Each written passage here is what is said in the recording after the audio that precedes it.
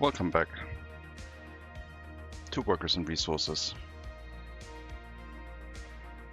We're back in our republic, trying to set up food production so that we may reduce the amount of food we have to import. It's going to be a very tiny amount of food produced, but that's the plan. That is the plan. Either I need to tell our distribution office to pick up from there, or I could assign a dedicated covered hull truck to do just that for us. We're also building towards a second settlement, which I have absolutely no confidence in that it will actually be able to function correctly. But we'll see. We'll have to try. It still needs water, sewage, and electricity. We might just draw a power line all the way over here, not set up like dedicated electric transformer and high voltage lines, because too expensive right now, I guess. We need to find a way to actually make money. Horse feeders can catch on fire apparently, so there's our proof. Horse feeders catch on fire. Gas stations, I don't think they can, but horse feeders can.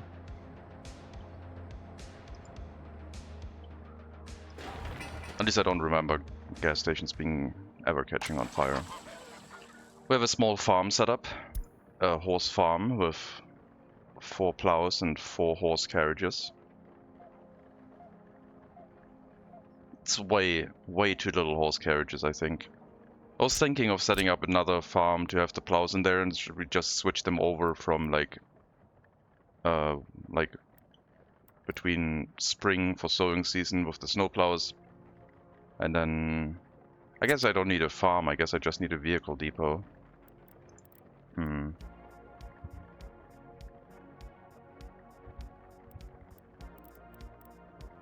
I could store them in a vehicle depot.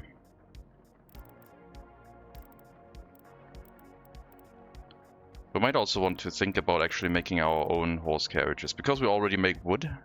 We don't make fabric. We can import some fabric. And we have to import steel. Hello, apparently potatoes. Welcome. Wood. Wood indeed. Because one thing I've learned is that these horses have different capabilities. So currently we have the light brown horses, or the brown horses. And there's 4 colors. We have the brown horses, which can go 32 kilometers an hour. These ones can go 33, 35, and 38 kilometers an hour. So if we were to breed different horses, we could make our vehicles faster. Not by much, but in general they could be a little bit faster. Carry capacity we can't really increase, and I think carry capacity would be more important. But it would be something. They also cost more to produce, I guess. So I think they take more food to produce. Their prices is also different. Horse breeding, yep. That would be a possibility. I don't know if it makes any sense. I was thinking maybe we could like breed horses to condense our crops down into like horses and then export the horses, but I don't think we have anything that can carry horses yet. We have 1 spare horse, a black horse, but I don't think anyone can carry that right now.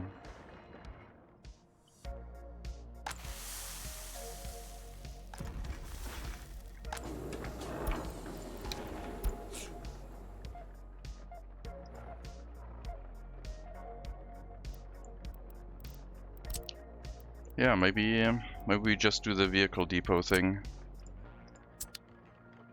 Maybe we just set up a vehicle depot that can hold vehicles, and we switch around between farming, like sowing and harvesting.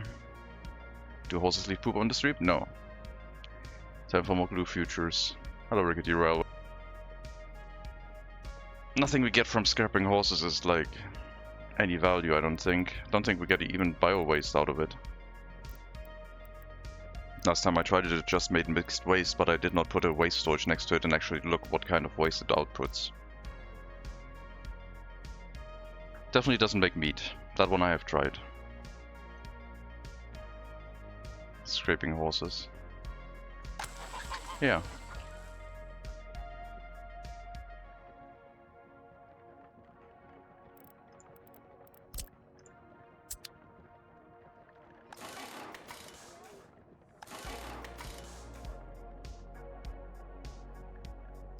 Man, I wish we could have multiple farms assigned to the fields. It would be easiest just to have another farm here, because then I can just select the farm, tell it to like sow, and then once it's done sowing, I select this farm and set it up for harvest for next season. For autumn.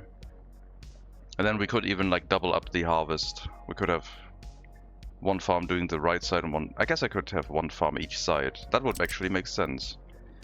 I don't know if we would be able to carry all of the crops into the silo in a reasonable amount of time, but I guess 2 might make sense.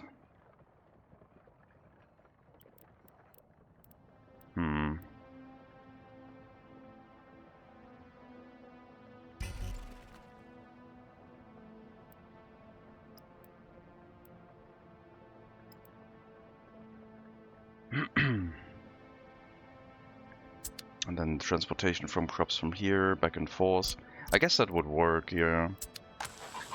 We could split up the horse plows, 2 each. They should get done in time. We don't need to bring workers to this. I wanted to set up proper farming over here, because then we could combine it with a factory setup, with the clothing factory.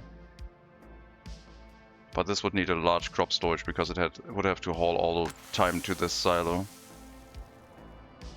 Don't tell me they waste perfectly fine glue. They do. Horse lasagna. Unfortunately not, no.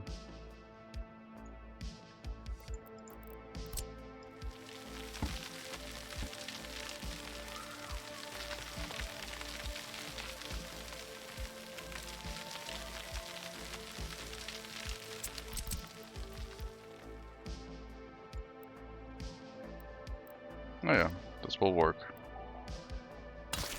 We'll do this. They are cheap, they're really cheap. Just some concrete, gravel and wood. I'll have to think about like how to set up like a large scale operation with multiple fields. But I think for this one we're gonna go 2 plows and 4 covered horse carts, I think. And we need 1 to wait until loaded, and this one. Wait until loaded for crops here and bring it to the silo. Wait until unloaded.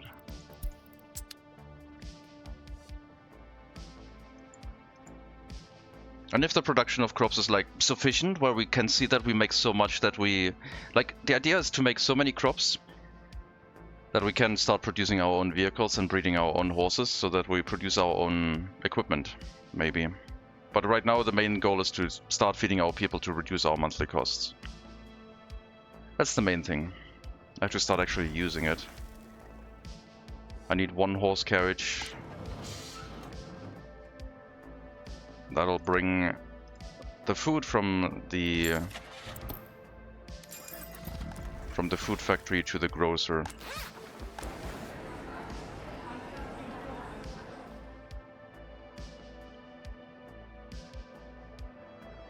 Still got plenty of time until we get trains, but trucks will become available before that, so we will be able to industrialize in 6 to 7 years, which is going to be nice. Maybe we'll have a second settlement up until then, maybe not. Maybe we'll have our loyalty finally sorted. That would be nice. Actually, really loyal people would be excellent. What is the amount of highly educated people looking like? So population, we had a nosedive because lots of 21-year-olds without their own flat. That is fine. What about the highly educated? Highly educated is looking good. So that's nice. That means the orphans are well taken care of. I don't think any orphan is waiting to move in anywhere. They should all have places here, at the very least. This is for very loyal people moving in to work in the school as teachers. There should always be a place for them here too, pushing the general population over 50%. And then the children of the very loyal orphans, the former orphans, start with very high loyalty too. Should be pretty good. Orphans are super important if you want to go for high loyalty early on. I think we might have a positive loyalty spiral now, if we can hold this together. We're still combating the 21-year-olds without their own flat, but right now we don't have a population issue. Like these 3 houses allow anyone to move in. If I need more, well, this one does only allow very disloyal, highly educated people, and I guess 25 to 50% is also fine. I just needed to make sure that we actually have enough. No, they need to move in here. This one's full. Okay. We need to make sure we have enough teachers in the party HQ to make sure that all orphans get a university education.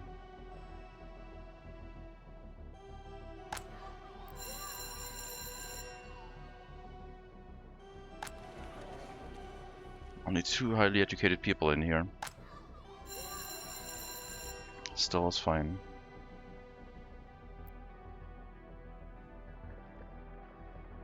I'll probably finish this farm quickly enough to get it set up for, well, this year's harvest and sowing.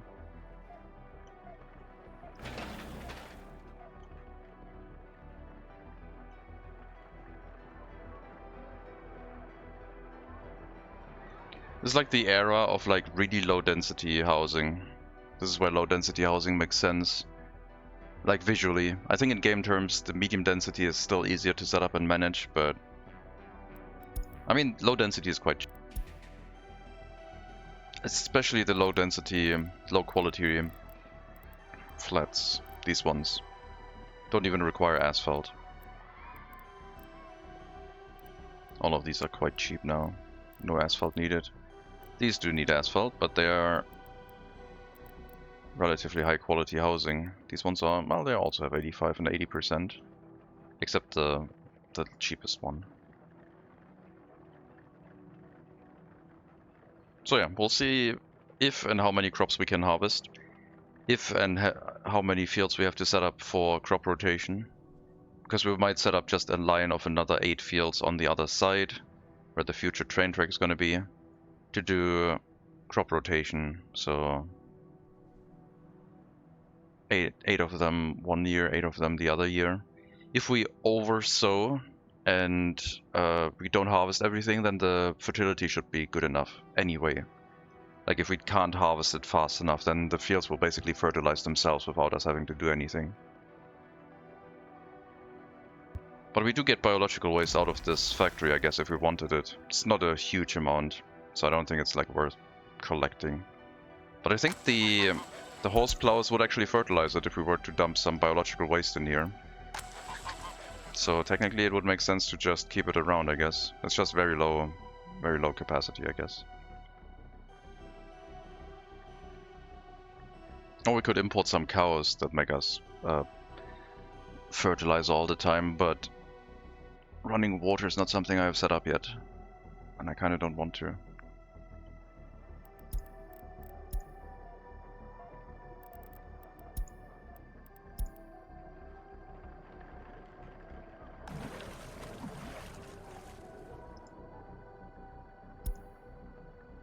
Water looks okay. We really can't have much more population here.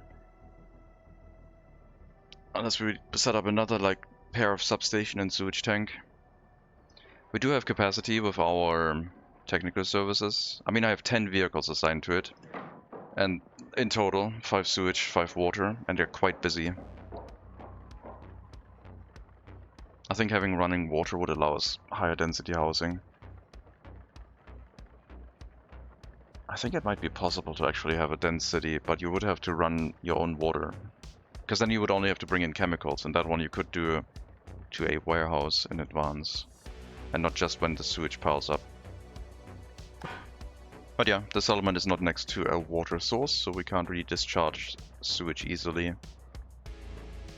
Maybe if we had another settlement next to Braniewo, then we could set up a sewage discharge here.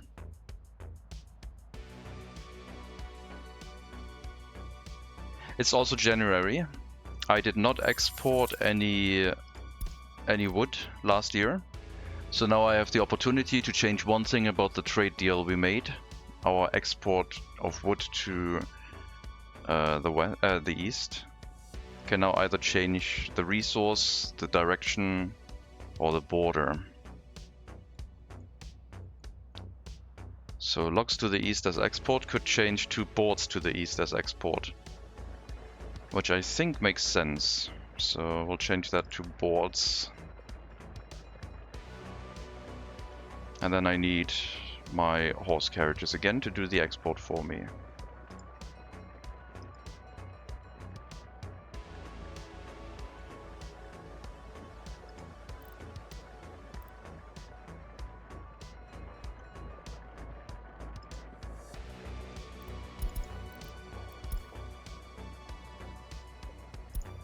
And I'll just pick up from the from the sawmill instead. They could pick up from the woodcutting post or the sawmill. They're both connected with a factory connection, and I think the wood would transfer through, but I'm not sure. We'll send out 4 vehicles for now. We made 5 rubles export of wood before per horse carriage. Let's see how much we make with boards, I guess. Maybe it's gonna be 8.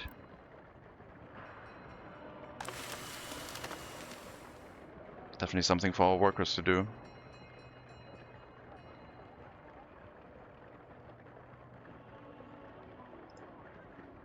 It's 7. That's good enough.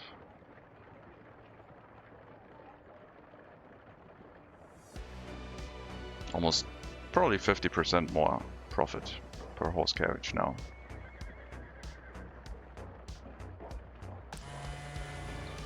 Definitely can assign more horse carriages to this if I want to. I was thinking maybe we should set up a storage. Then that way I could like let the horses line up in the back.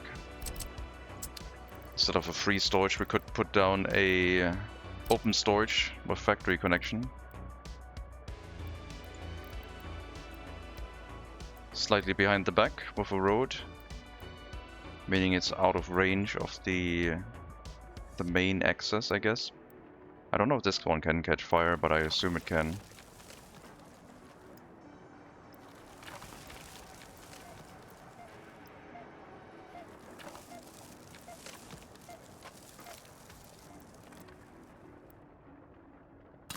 That'll do. And then, yeah, we'll just let them go here. And we'll set our export line for this pickup.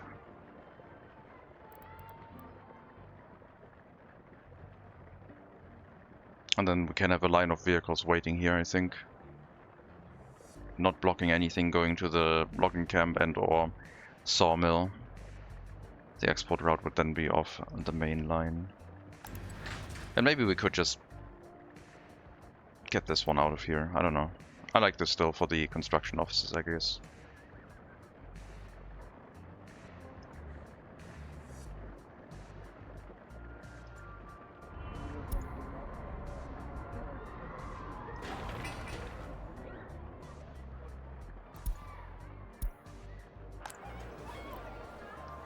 A short moment for not enough tutors, but I have a 2.4% loyalty gain, so they'll be fine, I think.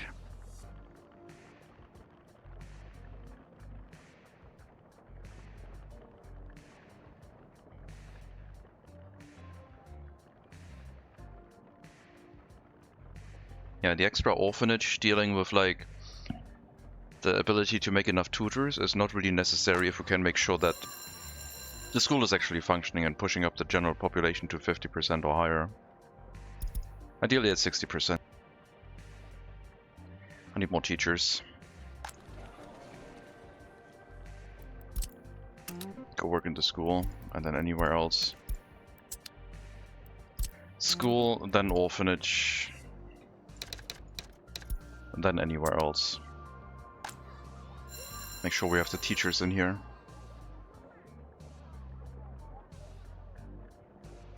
Need to push that loyalty up. We need people with regular education. You don't need kindergartens, you're down to 5 workers. Waiting. If I ever spend the research for loyalty for most educated, for education for most loyal citizens, which we can do at some point, then yeah, we'll open up the university for everyone. That should stabilize things even more. But right now this is okay.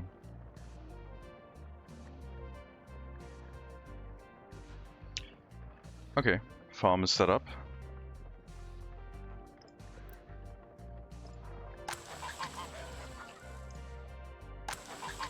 You are going... minimum fertility should be 100. Yeah. We want as many crops as possible harvested. 4 each side.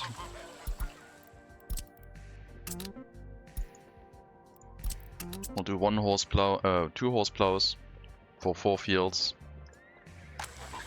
And then 6 wagons for 4 fields. Not sure if that's enough, but we'll see. Maybe it's gonna be 1 horse plow and 5 carts. I don't know yet. Or maybe we'll drop in 1 extra carriage dedicated per field. But these are cheap. It would not be a problem assigning 1 horse carriage to each field and then using this as a quasi-distribution office, bringing the excess resources in that the carriages can't handle, just helping with the harvest. And you were supposed to pick up the food and drive it to the grocer, please. Waiting until loaded and waiting until unloaded. Actually at the warehouse, I guess.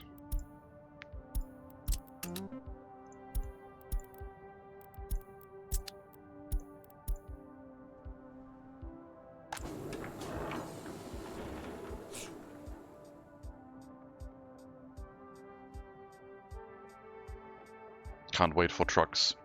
They're gonna help industrialize. It's gonna feel so weird actually having like... I mean, water sewage trucks and like covered hull trucks are gonna be like the main thing to like upgrade to. It's also gonna increase our cost, but it should increase our profits to where we're actually like making money, hopefully.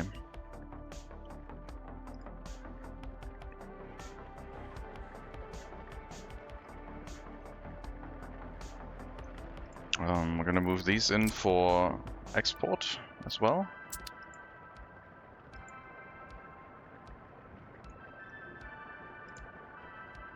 Oh. You should not go to the depot, you need to continuously export.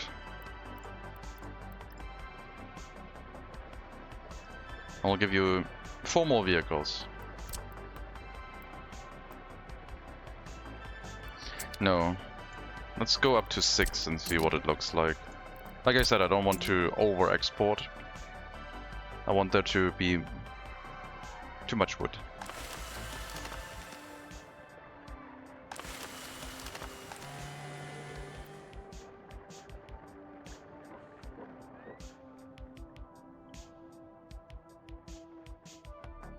One month until sowing season. Everything is set up now. You need the minimum fertility to 100, as do you. Both are set up correctly. I guess we don't really need you to auto search for fields. You have your fields and that's it.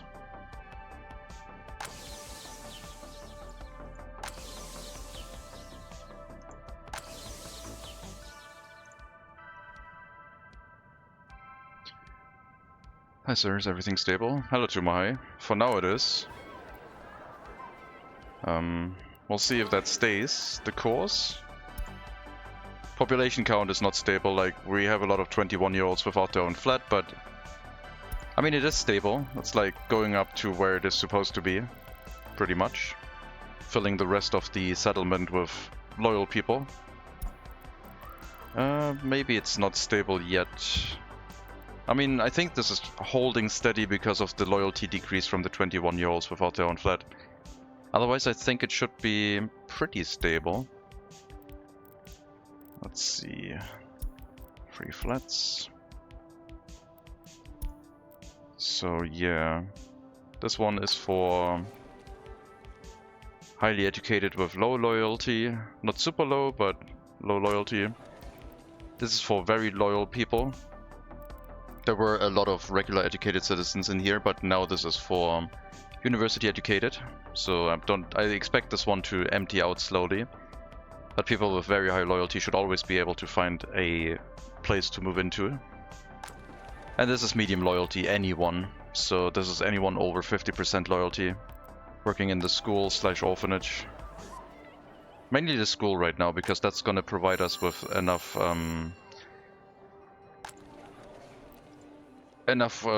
workers that have the loyalty required to run the orphanage at over 50%.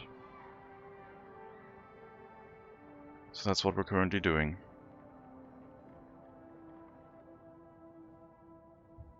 And high loyalty should mean high productivity. So I think the villages might function better, but we'll see. We've run out of crops.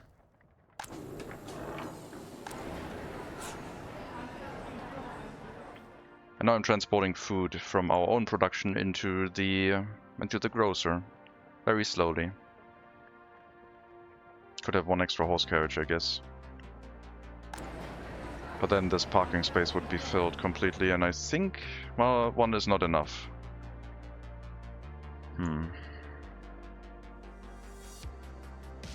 Not quite. Almost.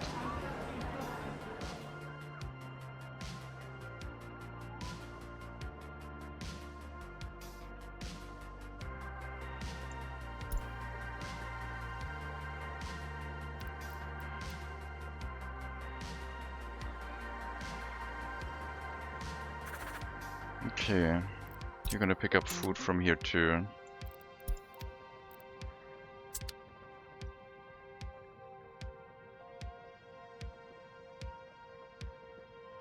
So yeah, we're still monitoring if things are stable or not.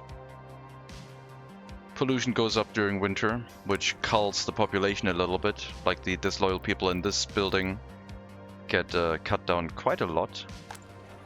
But that just allows people with like 21-year-olds without their own flat to move in here. I could even allow people with university education to move in, but this is mainly for just educated citizens. And then the disloyal, highly educated people go in here.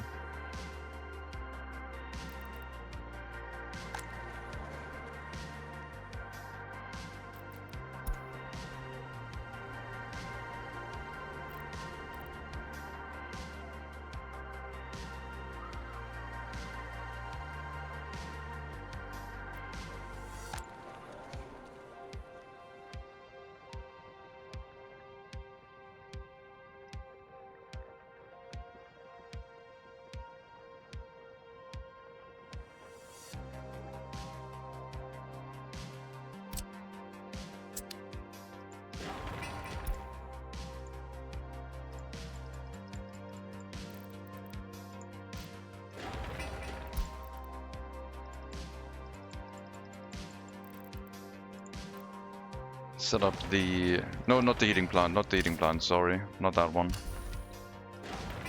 That one's incorrect. I did not build the fire station again, I guess.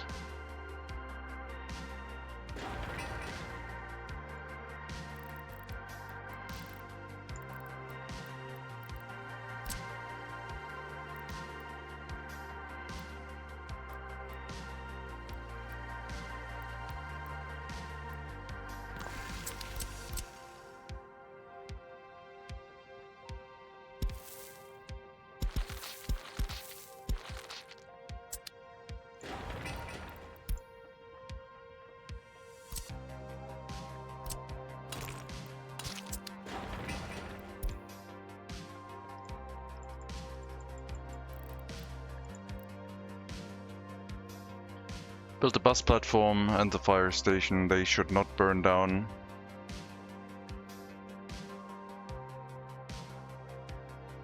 And then we'll have to see. Still need electricity. We'll draw a power line from the customs house directly over here. And I think two water tanks, maybe even 3.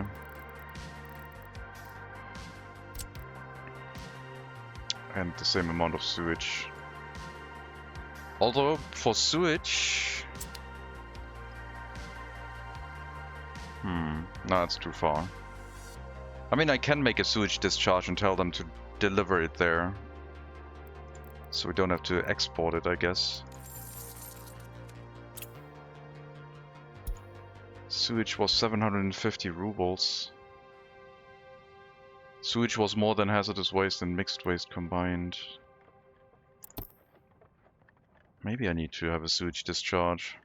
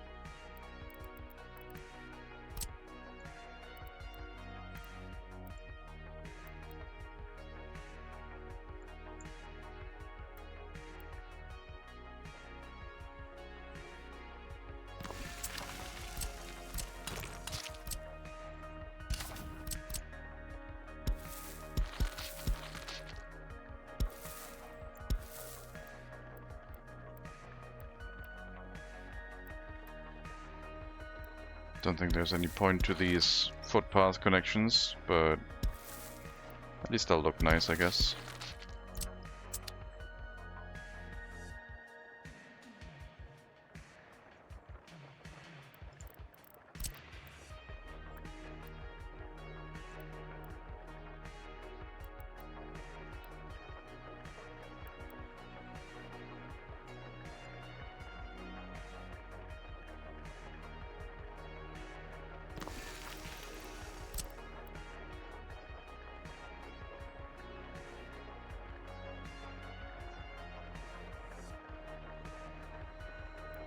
That means I need another technical service next to the customs house just for this settlement.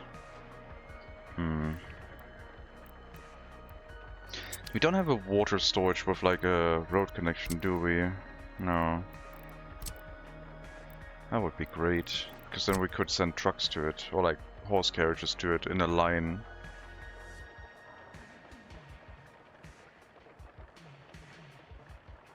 How is the Republic today? It's going well. Oh, I think I can actually do that. I have an idea. We might set up a water tower here. And a water loading unloading station next to it. And then the technical service can handle it from that water tower then.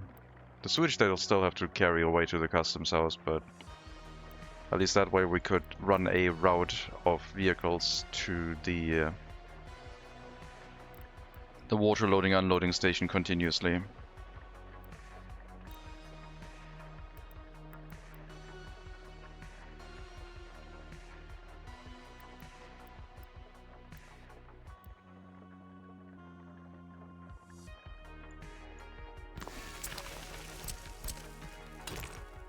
That should give us distance.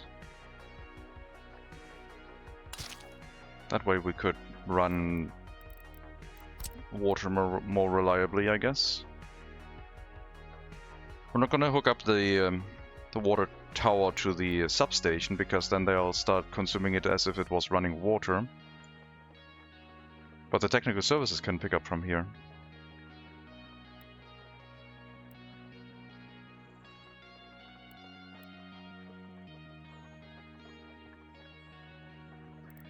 Okay, that's gonna be a bit weird.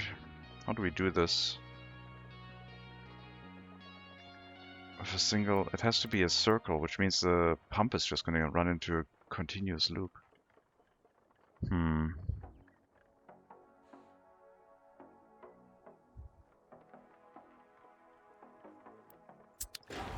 Or we just use the loading unloading station without a water tower. And then The technical service would just pick up from the vehicles that are unloading into the building. Wouldn't really be that great. Having 2 of these seems excessive.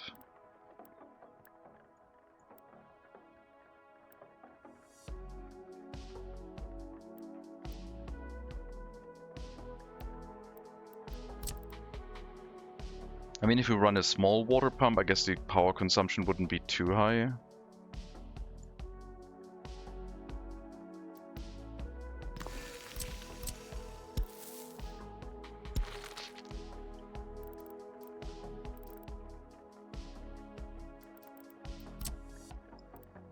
Plus, we only need the water pump pumping into the tower. Out of it, it just drips passively back into the loading-unloading station. But we might actually need a second one, because depending on how many water carriages we have... do we need more than 2 that are continuously running? Probably... I don't know.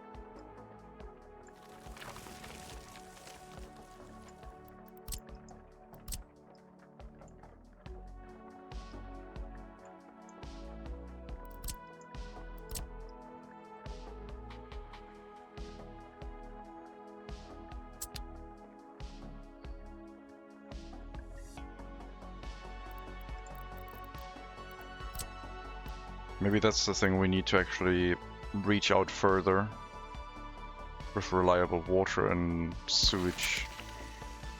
So it's gonna be 1 vehicle for water and 4 vehicles for sewage because of how far the customs house is.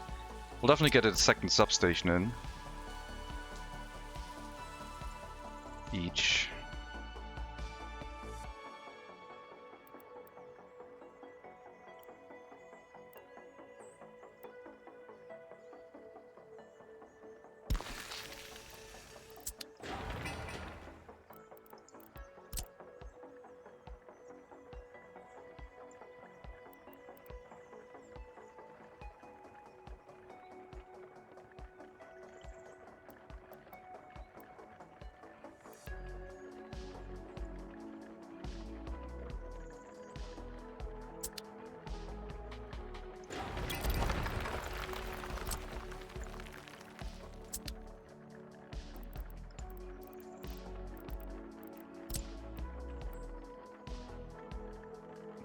Hello, Decipher.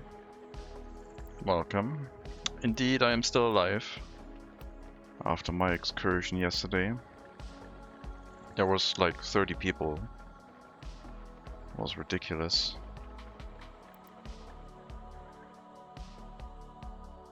Sunday was good. Wait. No. I had this on normal. Why are earthquakes all of a sudden on? We're not having earthquakes. I'm gonna turn that off. Screw that. No earthquakes.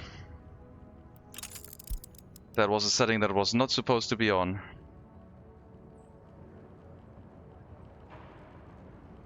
I might load if something burns down, if we can't put it out fast enough, but Jesus Christ. Come on, horse carriage, fire horse carriage. Do your thing. Good. Sheesh. No, not the silo. Okay, that's gonna burn down. I do not have that many fire stations.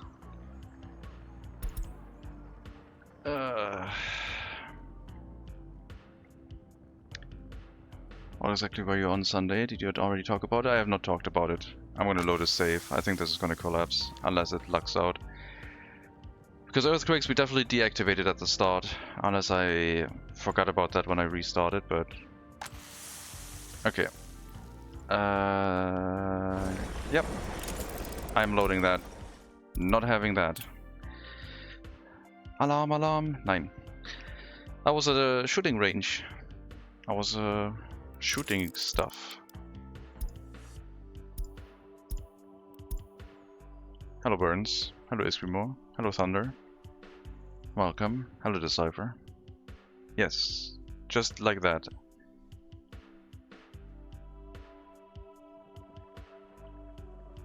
The last autosave was before I set up the water, I guess.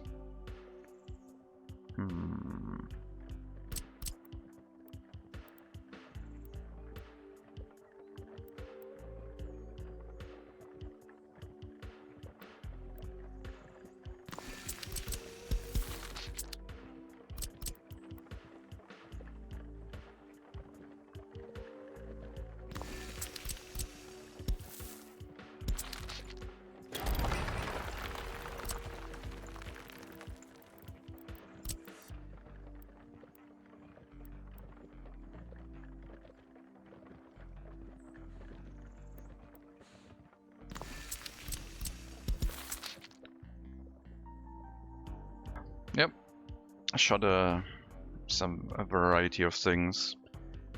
Revolver, 2 revolvers, a small 22 caliber revolver, then a 22 caliber pistol, then a...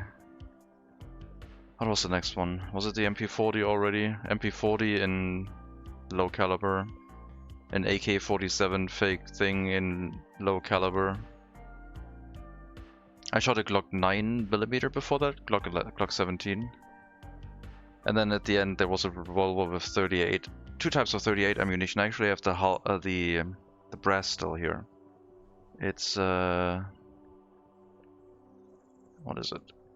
Let me take a look. This one's 38 special. It's S&B. Is that the big one? No, that's the smaller one, I think. And the big ones are 357 Magnum. So we shot 2 different calibers out of the same revolver, and the 357 was quite loud. Recoil of everything was okay. And I did quite a good group for my first shooting in 20 years, and before 20 years I was also just trying it out. I didn't really do any competitive shooting, but it was a nice group, I think. What did I just walk into? Talking about last Sunday. Yesterday. Was it fun? Something worthwhile? Yes, I think I will try to go there more often. If the amount of people is lower during the non-public sessions, because I don't like crowds, so that was too many people. But I was one of the first 8, and I finished after 2 hours, and there were still 16 people left, I think. Crazy.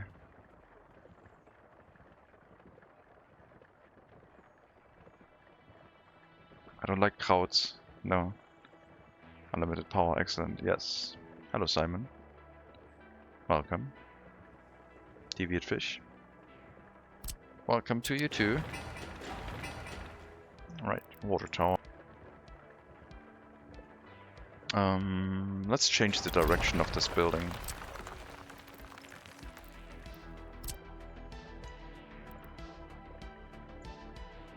No, we can't. Well, I guess I can put it that way.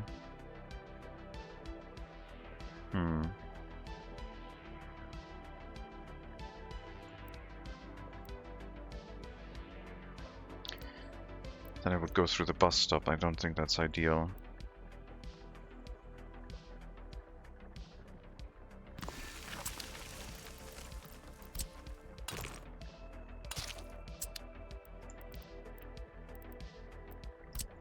But yeah, no earthquakes. Too much for this start. Too much in general. I don't like earthquakes in this game. Don't like them.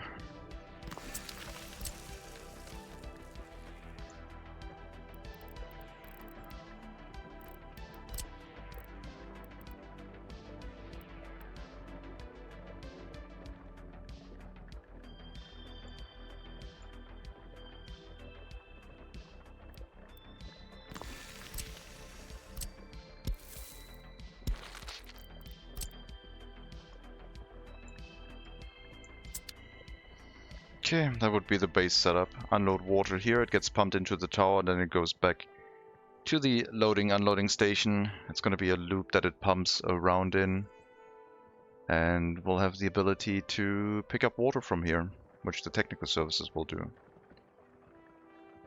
Did I build an electric substation already? I think I did. I don't remember. 20 years, eh? Were you one of the ones who escaped conscription? I was.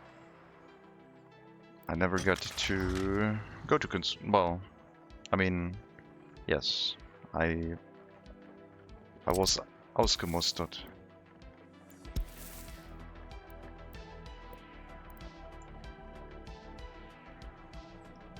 Don't like earthquakes? Well, too bad. There's no tornadoes, tsunamis, and volcanoes. Yeah, everything is kind of missing.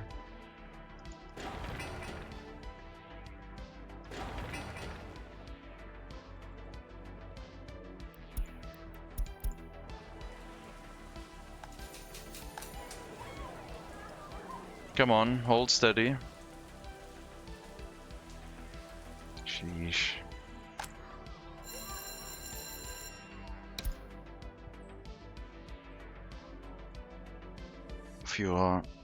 Fewer staff in the school, 3 should be enough. Allows more people to go to the orphanage.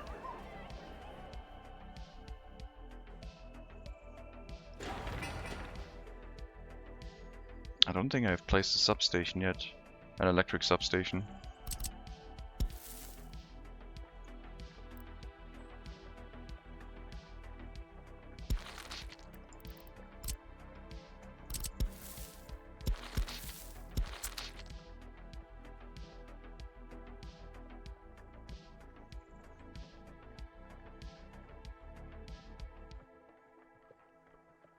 Hello, grass burgers. Why did I put... I don't think I placed one. No. Not yet.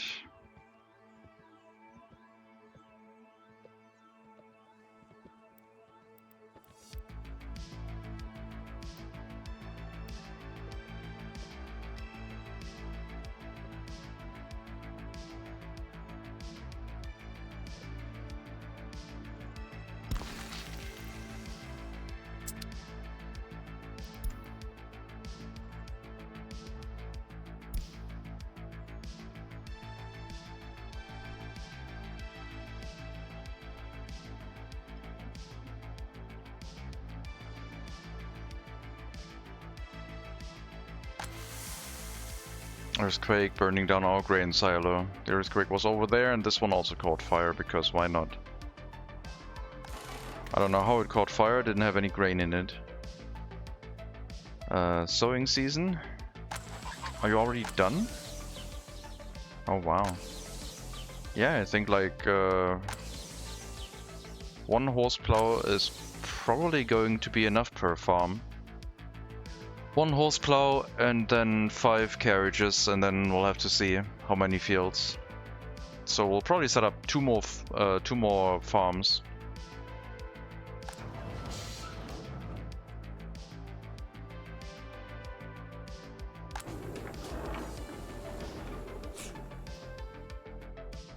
I heard air is very flammable. Yeah, it shook all the spider webs loose. But yeah, Sunday was fun. I will probably try and go there more often, like I said. I'll have to talk to them. Depends on... Well, first I would see what the costs are, because I don't think I want to own my own gun. I don't really particularly care about that right now. So it would be a loaner weapon. Did they have a minigun? It was a 22 caliber. It was a very small gun, yes. Get it? Anyway. So that, and then how many people there are, because if it's like...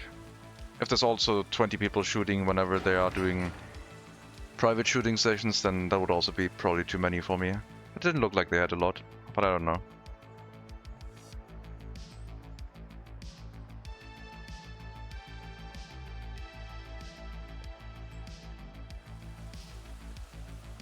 But yeah, for the indoor shooting, I think 9mm would be my limit. 38 Special and 357 Magnum was not bad to shoot. I enjoyed shooting it, but it was quite loud. The recoil didn't really... I didn't really feel the recoil. Oh, like, you obviously felt the recoil. I mean, the recoil was not terrible on me. As in, like, my hands didn't hurt after it or something. Because 357 is not a small round.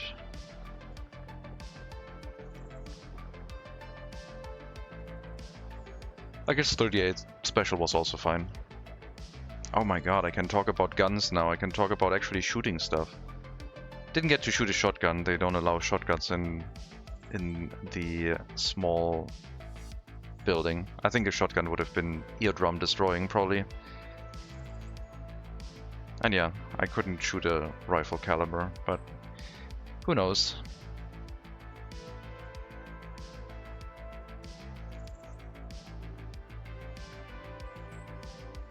If that is an interest I will pursue, then there will be gun ranges elsewhere too, I guess.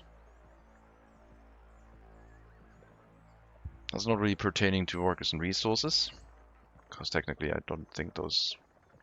I don't know, I don't think those exist yet. Only eardrum destroying if you didn't properly wear your safety equipment. Well, yes, but even, like, if you were not directly behind the weapon, I stood like off to the side behind it. It was quite loud already. So it was like an unpleasant noise. Not eardrum destroying, but... Okay, I need to be somewhat hyperbole. We're doing a Twitch stream after all.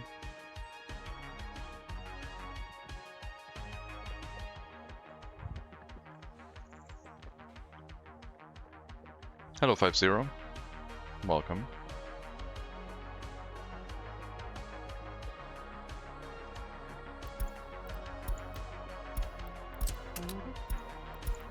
Looks like the storage has been built. Now they can wait until loaded here.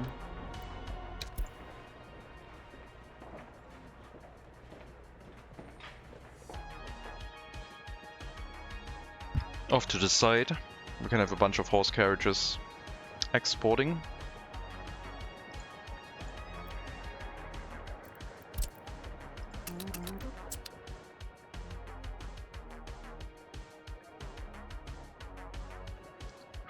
Before we know it, the next stream will be led by Hauptmann Breitschwert.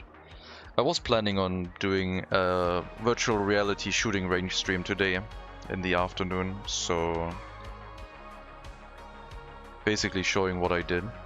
I don't know if they are in the game that I'm gonna load, but that game has a ridiculous amount of firearms. And it's a fun game. No, shooting range. It's called Hot Dogs, Horseshoes and Hand Grenades. It's virtual reality.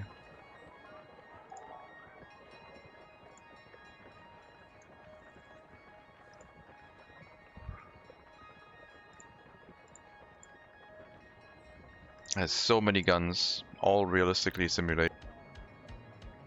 We are range streamer. Which game? Hot Dogs, Horseshoes and Hand Grenades. The days at the gun range were always fun, but then came the realization we had to clean the guns afterwards.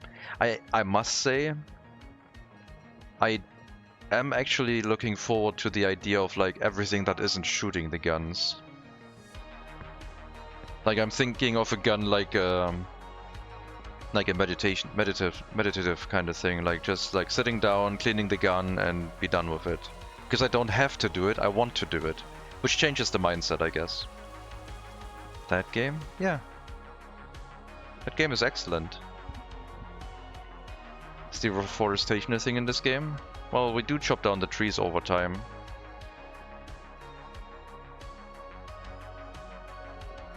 But you can always plant new ones. And they grow within like a year, so not really.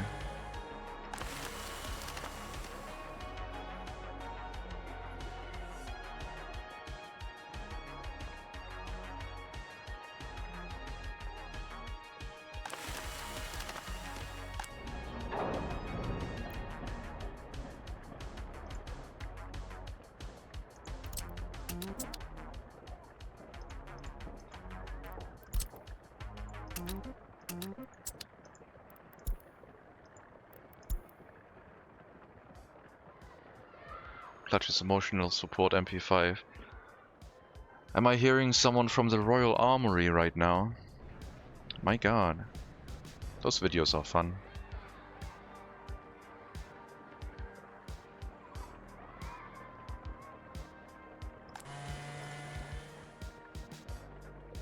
I think there are some cursed... Oh yeah, that game also has a cursed pump action MP5. I need to look that one up, like I haven't played with that yet. That's gonna be hilarious. So yeah, probably silly afternoon stream of something different.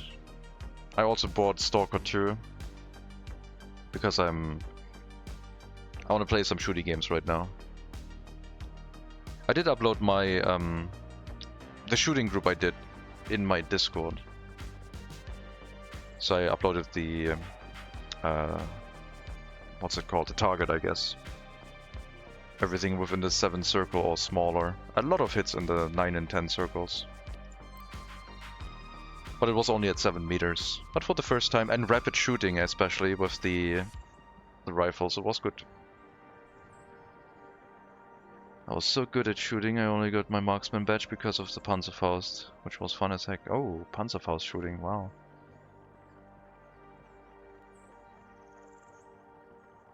If you aren't, it isn't me. Don't have access to thousands of firearms and artillery from across history housed at Leeds.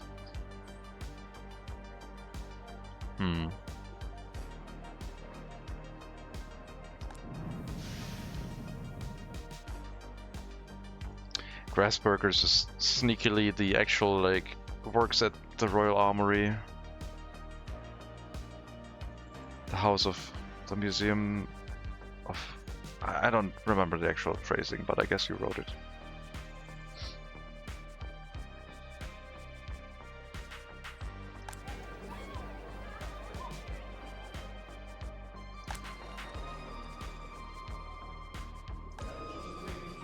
Okay, this looks very stable now. Loyalty is also not too bad. At some point we can maybe start boosting loyalty with the university as well. I assume that if I did work for the Royal Armory I would be humble bragging right now. Or maybe you're just being undercover. I don't know. Who knows? Maybe just trying to be stealthy and sneaky.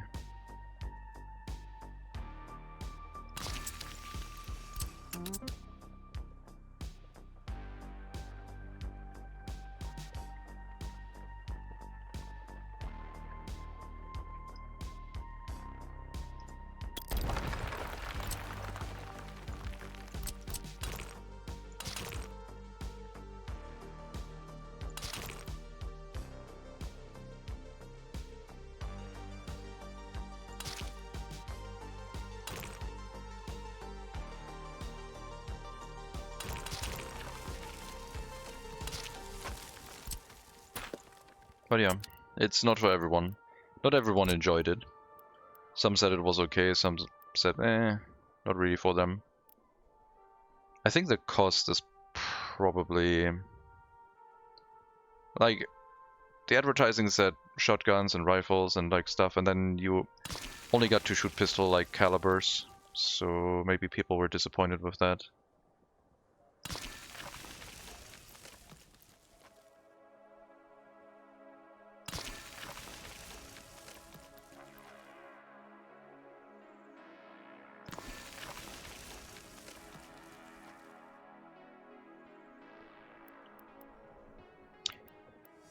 Did the Panzerfaust have like a spotting round? Like a rangefinder round, I mean, not a spotting round. You know what I mean, probably.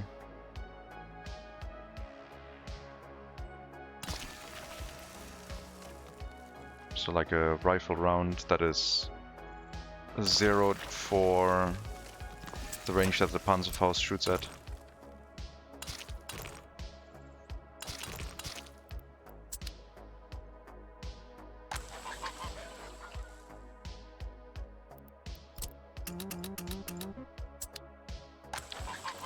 I'll try crop rotation, but maybe we'll set up 2 more farms for this side. Not like the American AT. Ah, okay. So curious because I can't imagine it'd be cheap. And if I say the training munition, it's money that's for sure. German army is stingy as heck with their ammo. Hello Doogie, welcome.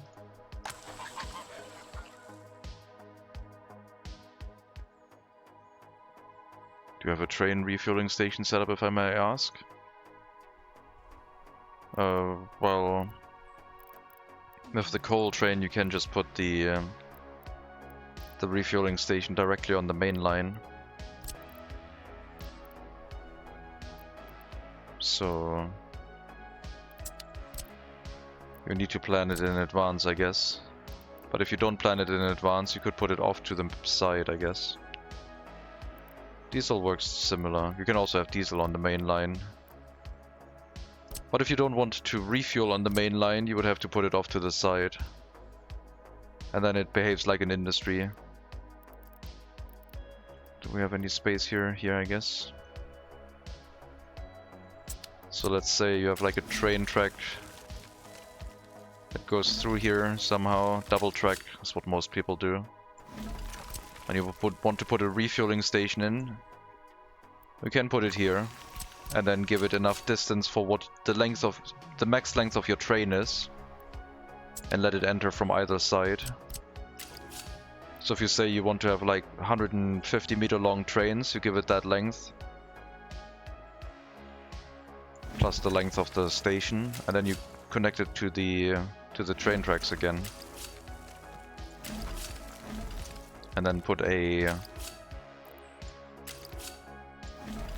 way for trains to change lane, basically. So a train can come in from either direction, go in here from this side, and you will also need to do this on this side, of course. Make sure you have 150 meters, and then connect it to the train track afterwards. And then you put a mixed signal down, which indicates that only one train may enter in this area, and then they can leave on either track. Like they can come in from this side, go onto either of these two tracks, and then either of these two tracks can leave this side. Or they can run out the other side. That's the only signals you need for this.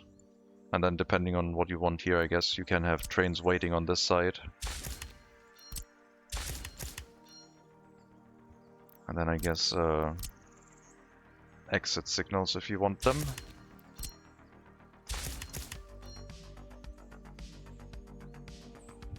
That would be train waits here until this block is clear, train waits here until this block is clear, or either of these two refueling stations is free.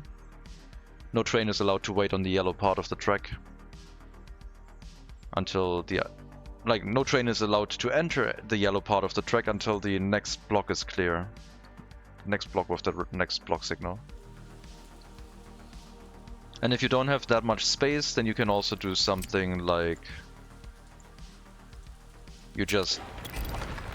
Like, if you don't have that much space for, like... I don't know, you have like a junction here, and you have a junction here. And you want to put a refueling station in this area. Between these two tracks. So it's really, really important that it like somehow fits in here. Then you would need to... You could do something that has more curve to it. So you can put the refueling station, for example, here. And then curve the train line just around it.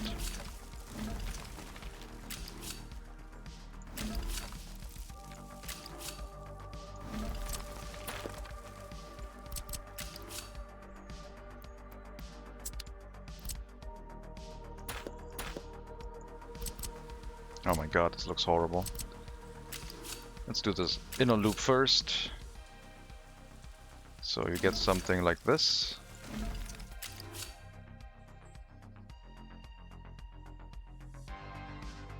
And then...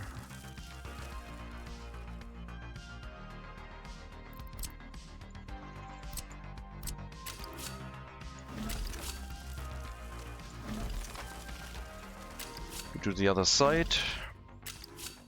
And you have a really narrow entryway to the refueling point, and they can just loop around and refuel here. If you build this a little bit further, you could have a road that doesn't go over a train track coming out the bottom, or you can let it go there.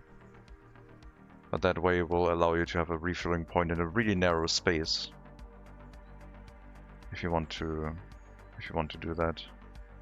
No, someone just asked a question about how to set up trains.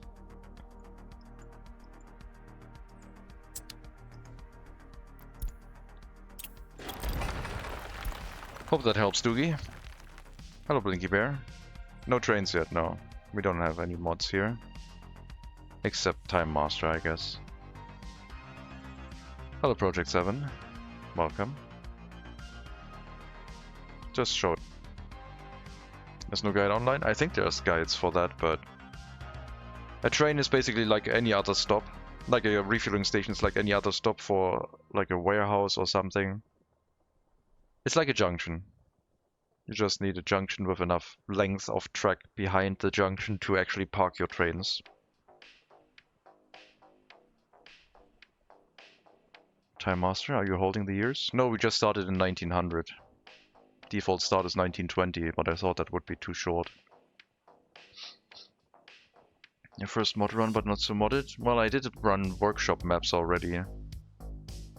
And I could have, I guess, updated the date with like hex editor in the save game, but this was a lot more convenient. And I also modified the stats file and updated the dates to 1900, I guess.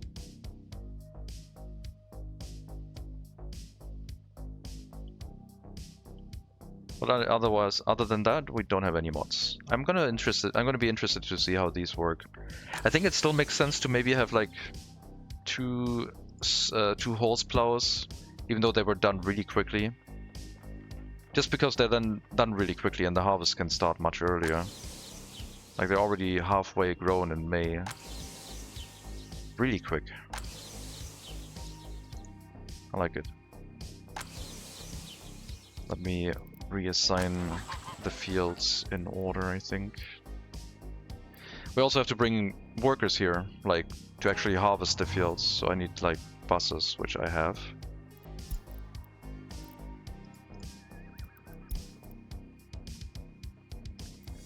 Horse carriages.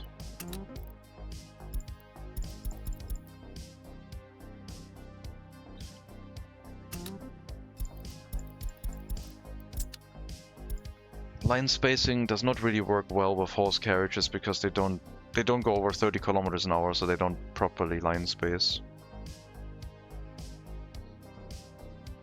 What's next? The mod that automatically resurrects your dead citizens? No. No. Why are people unhappy? Oh, it's probably the 21-year-olds, that's fine. Probably. I hope. I hope it's only them. The next settlement may not have anyone move in. Good. We could drop this one down to just 0 to 25% loyalty, and anyone disloyal moves into that settlement. They're not really supposed to survive over there. I mean, it's fine if they survive because they're supposed to make clothing and keep the fire station running, but other than that, it's like mainly an overflow settlement. Line spacing seems to break too much, end up moving to end stations instead. Yeah, end stations work well. But I think with our volume, it's like, even line spacing I don't think we're gonna really need. I'm really interested to see if the water setup's gonna work. Like, water supply to our current settlement was quite difficult. Hopefully 2 substations is gonna be enough. Might even be enough with 1 substation, to be honest, but I like the idea of having 2, just in case like the vehicles undergo maintenance and one of them runs out or something. So we'll do that. I will set up a power line.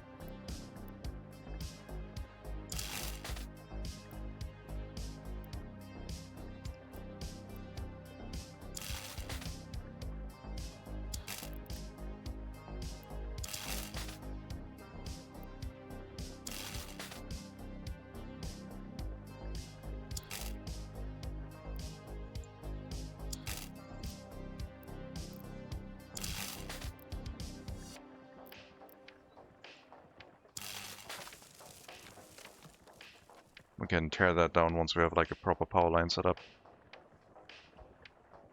I mean, I could set up a transformer, I guess.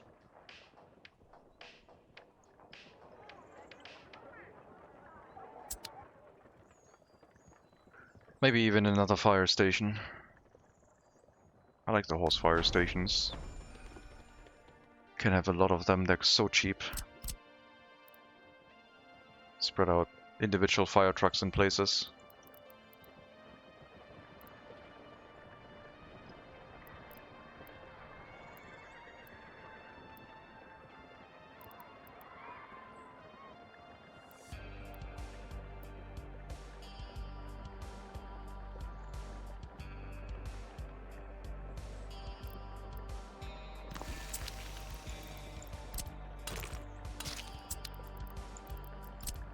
But yeah, once we move to trucks, then they're probably going to be obsolete. Quite. But we have 30 years, it's going to be a while. I mean, we have... fire trucks will become available soon, but I'm not sure if we're going to upgrade away from the horse fire carriages yet. But I don't know.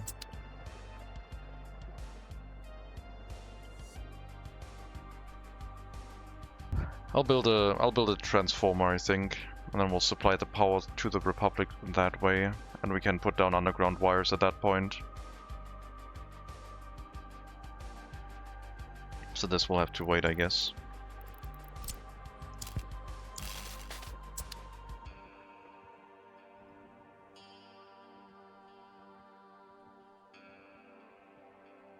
We'll have to manually pay attention to when harvest season starts. But if we... Like, I don't think I'll build the farms for this. I think I want to set up the farm here with the constant route to the clothing factory at that point.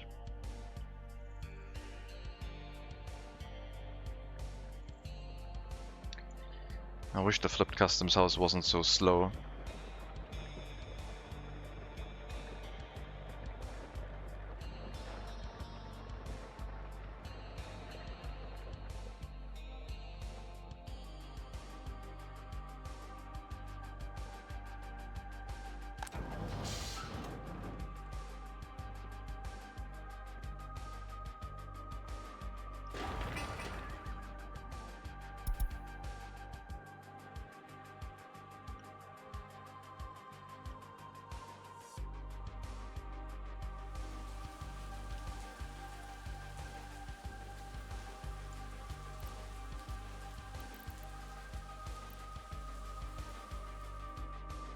I think 2 horse carriages should be enough. Maybe. We don't have that many people waiting inside the labor hall anyway.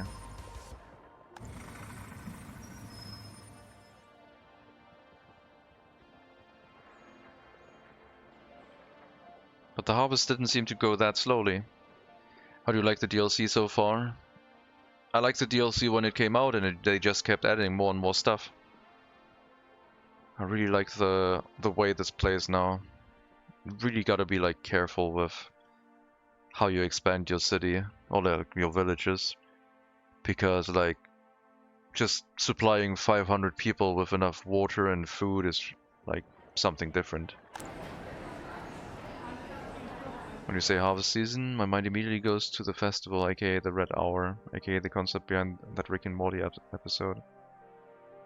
That is a weird leap of brain to have when someone says harvest season. Because harvest season is a regular term in English. You okay, Grassburgers? Rick and Morty. First, like... I never... Oh, we made 200 rubles last month. Excellent. Still need more money. I don't remember this season with harvest season. Was that the one with the... where they are allowed to like have 1 day off each year and they just run amok basically?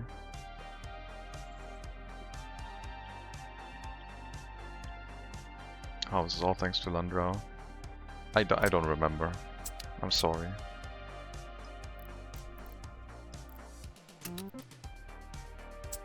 That's the one. Ah, okay. Alright then. I like that we have a light on the food factory already, as if we had airplanes. And we have no light on the silo, so that's not gonna help that much.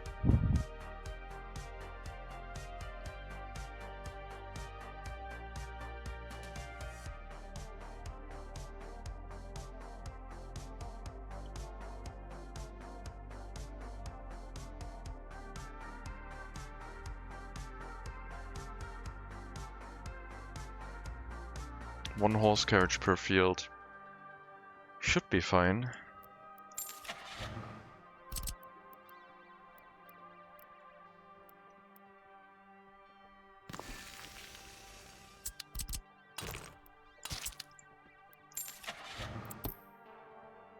I don't know if we need it, but I think so. I don't think 6 horse carriages are going to be enough for these fields.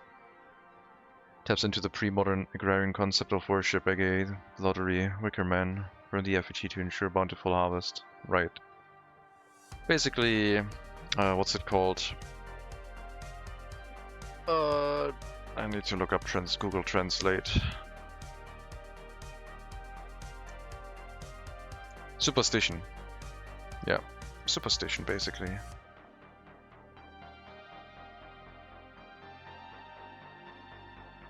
Someone did something, and something good happened right after it, so it must be obviously tied to it. Obviously.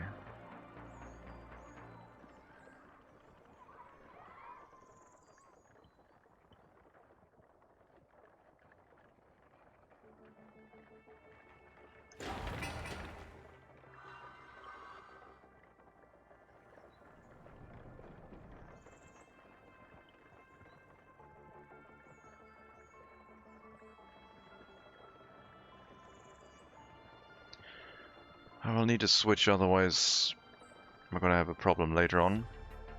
Do I want to build it on this side of the bridge? I guess so.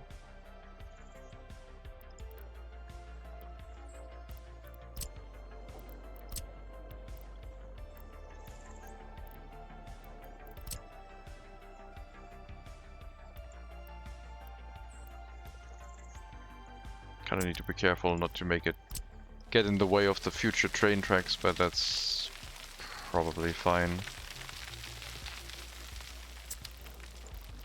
Don't want to plan ahead too much. We don't know what the future holds. Trains have not been invented yet.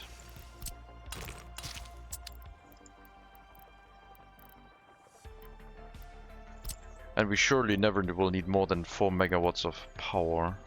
That will never happen.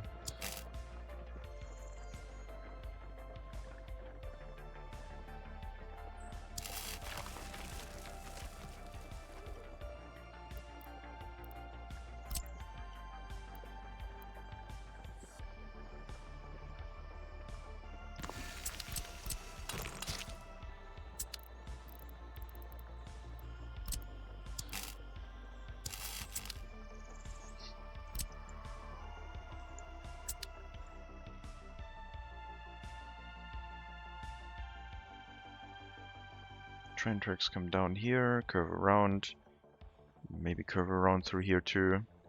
Surely the power line's not gonna get in the way. Maybe I should go more than 4 megawatts, but the idea was to maybe also have like a train that brings in coal to our own coal power plant and not rely on foreign power that much.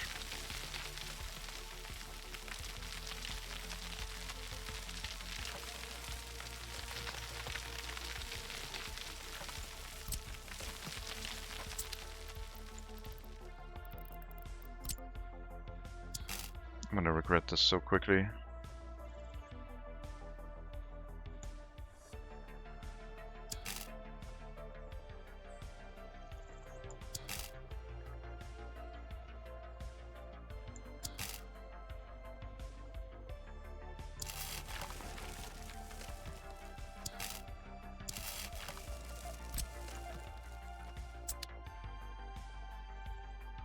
I mean, trains have existed for about 40 years at this point, but the rumors of steam-powered locomotives may as well be Spacious fantasy as far as our glorious republics of workers is concerned. Yep.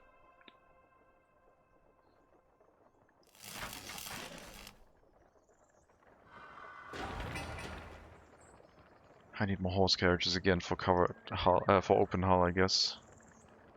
Now that they're all doing export of lumber. And making us like 7 rubles per cargo load. It's ridiculous. Progress. Oh, looks like we got enough horse carriages to export, I guess. Because our logging camp is empty. We'll have to wait until the board storage is full, or if it empties out. Look, right now it's okay.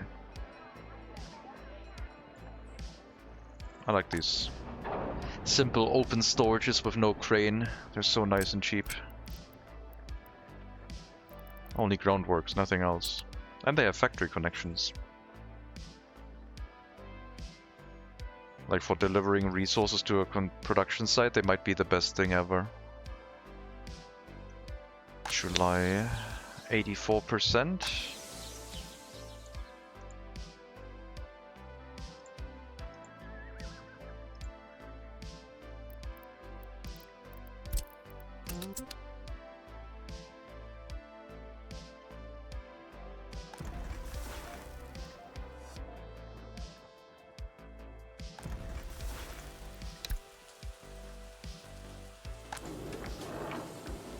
We still haven't transported all the food from the warehouse from last production.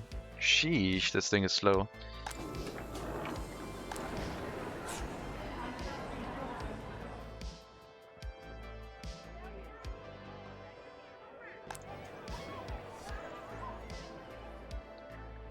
I wouldn't mind having a small prison, but the large prison right now would be too much, I think. Because the prison would also help us keep loyalty high for people who commit crimes. But right now it's okay. Plus a prison would also create more orphans. So both of them together would maybe be too much for our republic. Look forward to when you replace your horse-borne exports with a 1920 Deutsche Bahn locomotive or its equivalent and commence the 20+ carriage exports. Yes. Once I have trains, then the logging camp and sawmill will probably move to like a small village somewhere away from the border. And then we would also be able to like transport grain more efficiently from a farming setup like this to a silo with a food factory. And then the food away from that too. Like single lane tracks everywhere. Like a train track from a farm to a grain silo, then a train track from a warehouse like this to like a storage next to the town, and they could also be set to wait until loaded, wait until unloaded. Pleased with your border town. Aesthetically, it looks good. Thank you.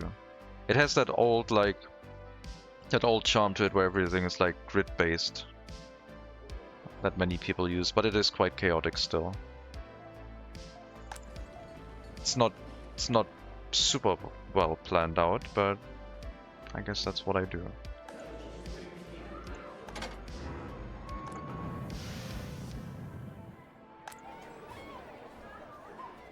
What's the situation on our population? So let's see. No education is holding steady. Basic education holding steady. Higher education is going up. At some point all the workplace is gonna be filled and this should also stop, but yeah, looks fine. Loyalty is still hovering around where it is, which probably relates to the 21-year-olds without their own flat that we're currently having. Because their loyalty will constantly go down, and we don't have any places for them to stay at right now.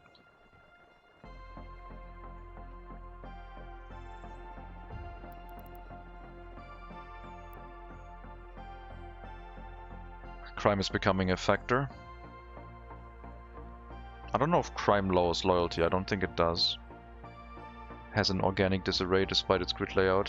Kinda it might exist in the real world. It mainly comes from like just building it piece by piece, depending on what we need.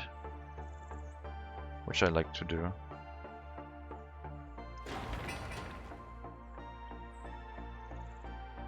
Okay, so this thing will have to hook up to the transformer.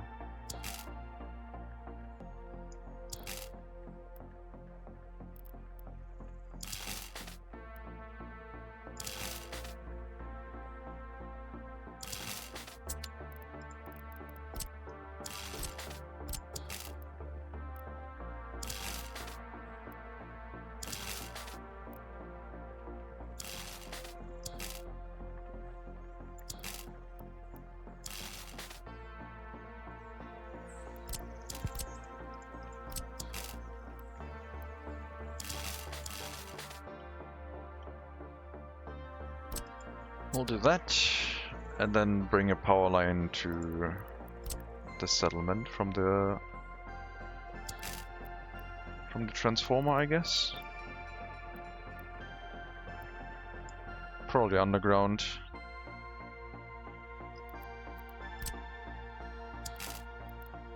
I just realized how small the 4 megawatt power line is actually going to be. We're not consuming that much power here though. But yeah, it'll encourage me to set up a power plant with a train importing coal, I guess.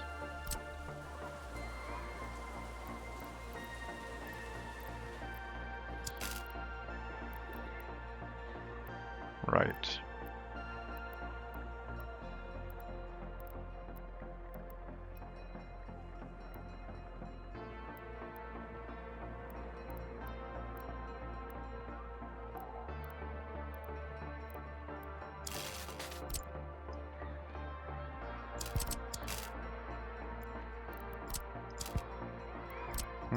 Game's not happy with the water substation being there. And the sewage tank.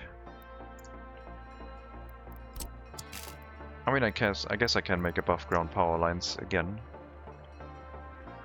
I'm not over that.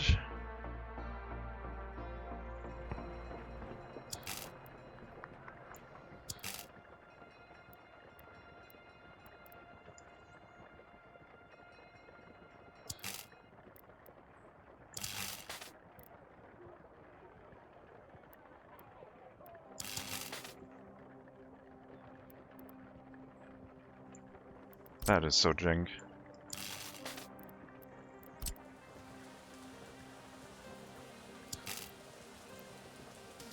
I guess that'll do. If we can get it placed here.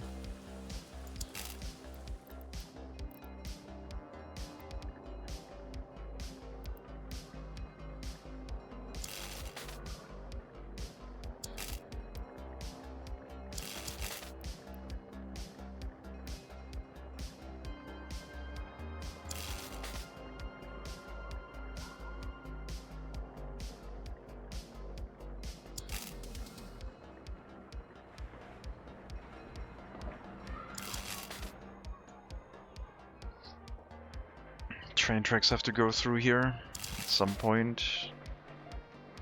Should be fine.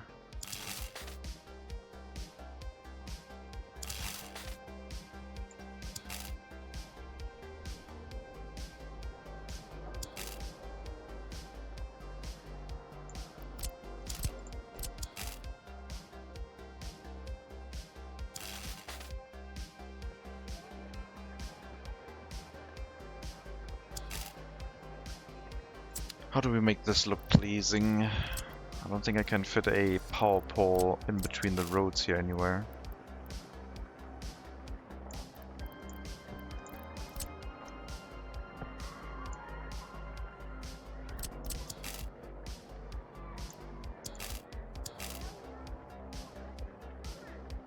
Nah, the road is too narrow.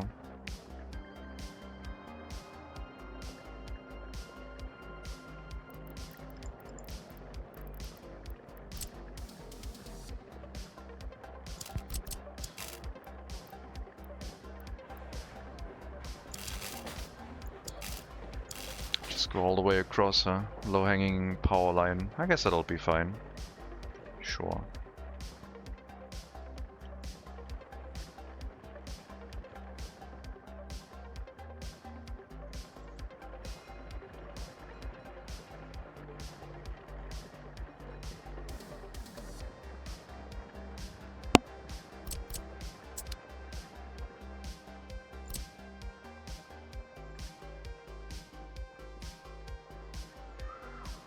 That's one we need to change still.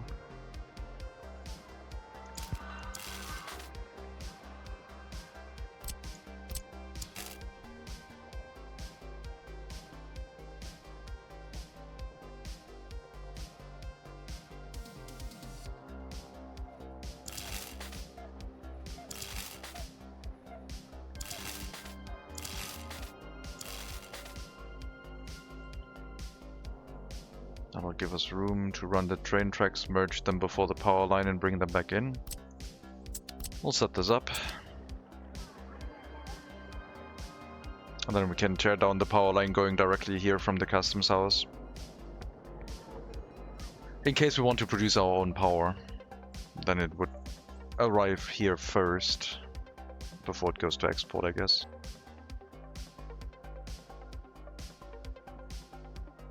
I guess a small settlement making power is not really out of the question. Pollution is the main issue with a power plant. 22 tons of pollution per year is quite a lot. 30 workers, not that many. Could be done by a village again.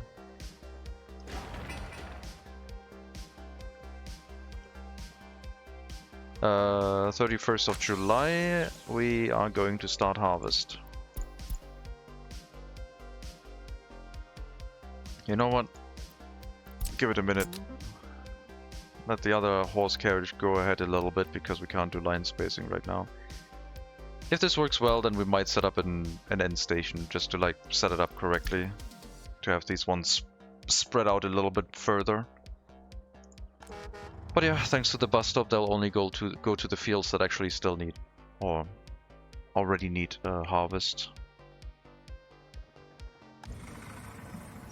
And once we pause all construction tasks so people can focus on like harvesting, then everything would go better as well. Maybe I should not do any construction right now.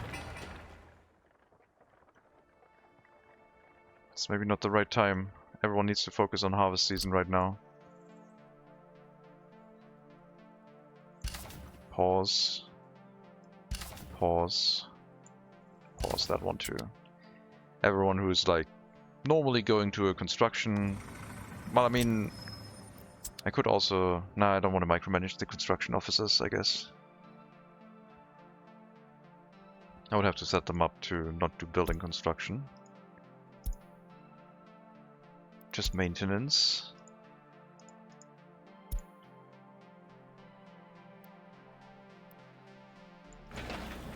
That one was not supposed to be built.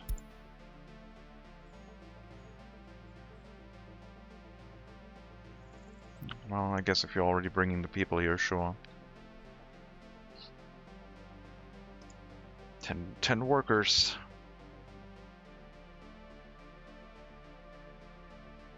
We'll see if we need extra horse carriages. That is like the main question right now. Got 3 months. 3.5 months.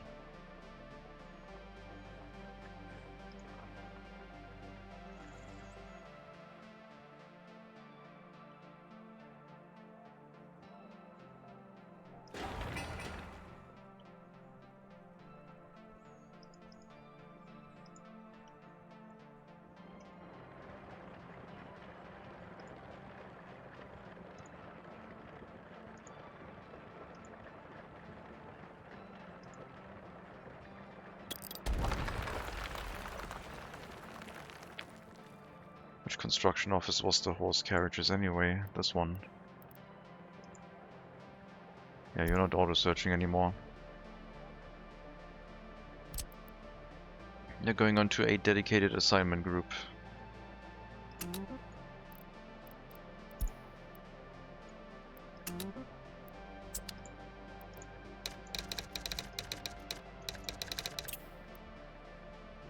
We'll probably just activate and deactivate you based on harvest season.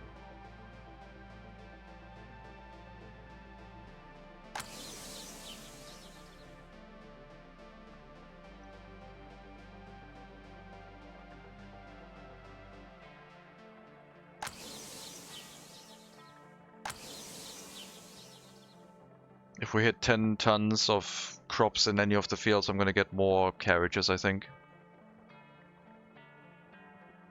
But But yeah, I'm not too concerned with like not gathering everything. We have to harvest everything. I don't know if not harvested crops count towards fertility if the field goes into winter. If, unharvested crops still on it. It should, but I don't know if it does.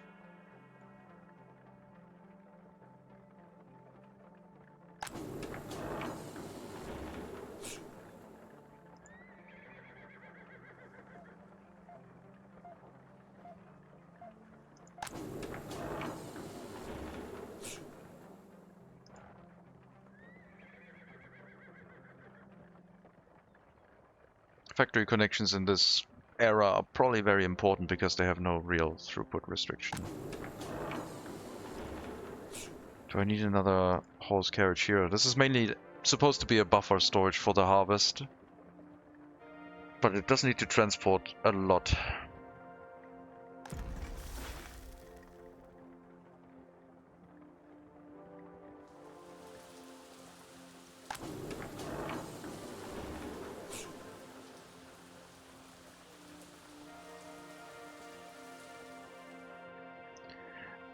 Now we need a sound alert whenever the crops are ready. It's almost harvest season for Mountain Blade. Okay. I think I can arrange that.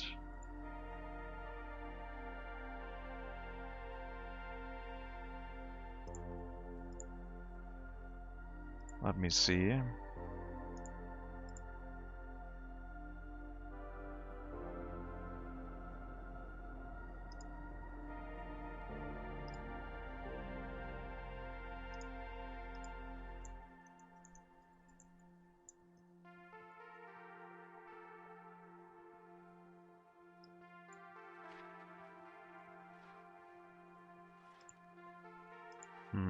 I don't see anyone.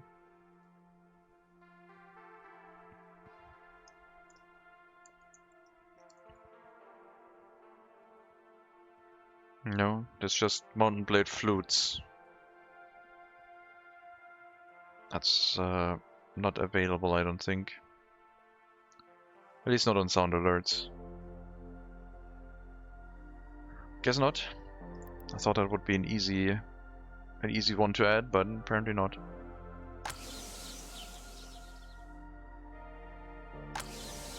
More workers. More workers. 13 now. 16. Let's get this horse carriage involved too.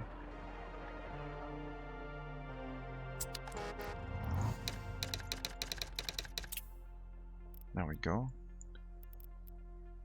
I need to be added to the harvest stop route.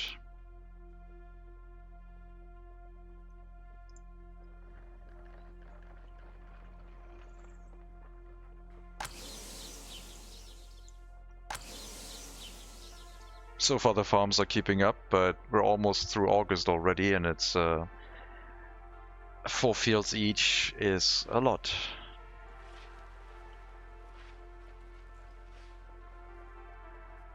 With such a small settlement. I could also build like some labor halls next to this and like people move in, I guess, living next to the farms in walking distance.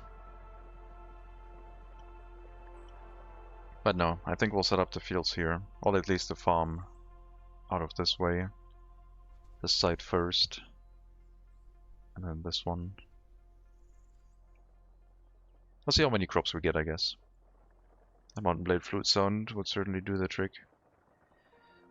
I don't remember the Mountain Blade flute, and I don't want to play it on stream right now, because if it's a really loud flute sound, I don't think people would appreciate that. That could be a bit too much.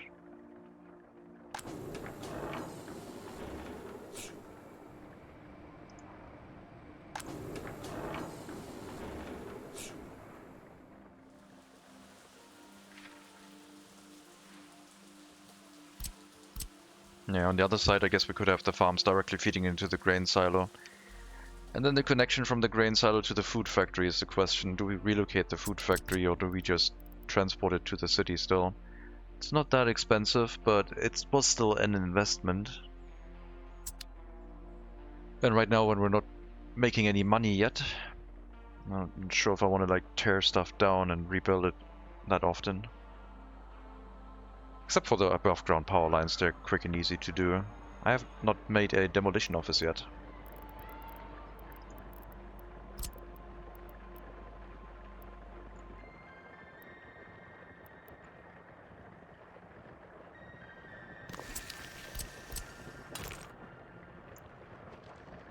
There's a traffic sign here.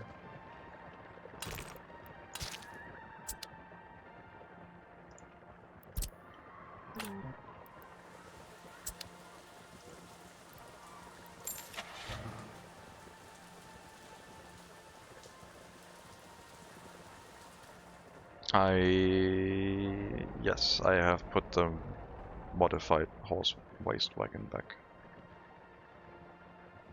The one that is in the base game is supposed to be able to haul small and medium large containers, but currently it doesn't do that. Maybe it'll be fixed at some point.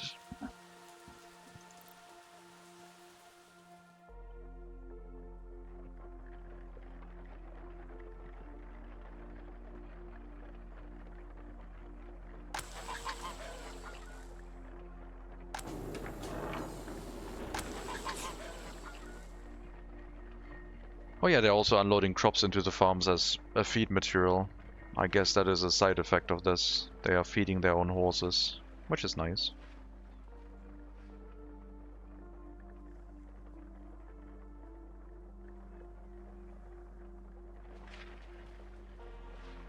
But my god, the harvest is not keeping up.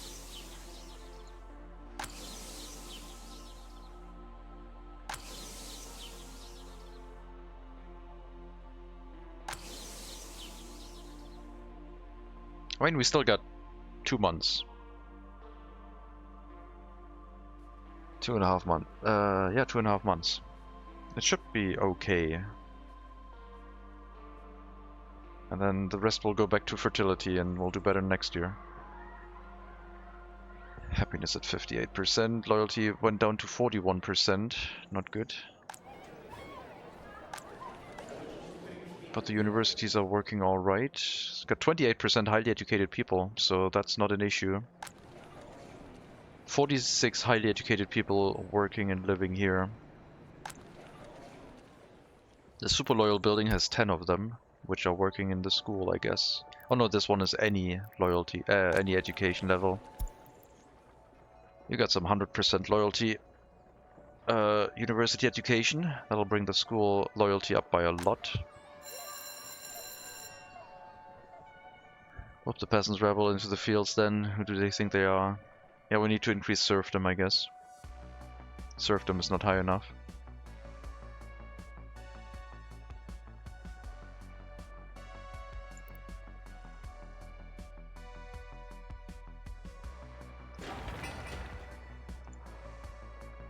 I need to tell the carriages to wait at the labor hall until there's actually someone there.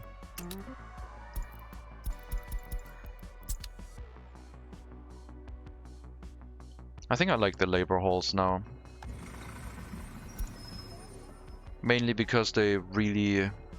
They work like a regular job. Now we also know that they do attract highly educated people as well. But yeah, for supplying workers to like a heating plant and any industry outside the settlement that needs to always have workers and you don't want to micromanage the houses, it's quite nice.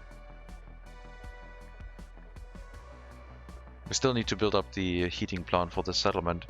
Maybe we'll have like a shared heating plant at the farm location. Because when the harvest season is up on us, we don't need workers in the heating plant, so they would also unload for the fields. And yes, they can help with sowing season, that's fine too. So have like the large heating plant for the early start, supplying heating to Besledi and Pruskov with heating pipes.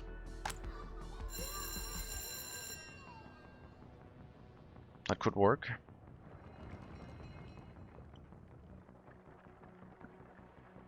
and then pollution would be reduced. It's basically like rolling up to a Home Depot yelling, Trabayo, take with you whoever jumps into your pickup truck. Yeah, it's like a... I mean, it's like a bus stop, except they go here even when not all of the local buildings have been filled. So it works like a bus stop where you can always pick up workers from, no matter what the state of the settlement is in. Which will be useful for people who have like their heating plant outside the settlement and they don't want to micromanage the bus stops and the houses. Normally I always assign like one house to send workers to a bus stop, but then if something goes wrong with that building, suddenly your outside heating plant might also not receive any workers anymore. And the labor hall kind of changes that.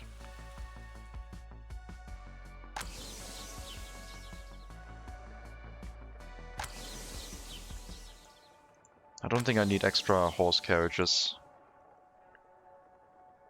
for the harvest. Bringing in the harvest. Maybe I need an extra horse carriage or two to transport workers to the fields.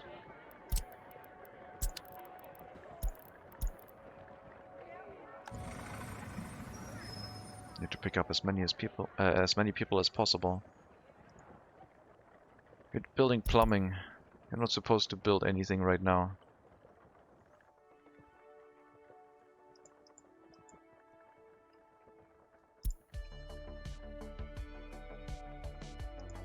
Ah well.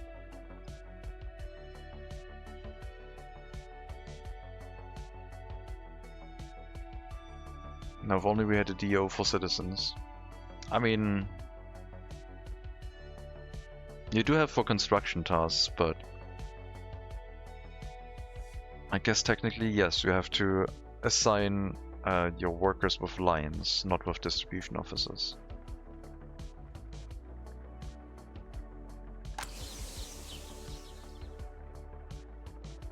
Harvest progress is very slow.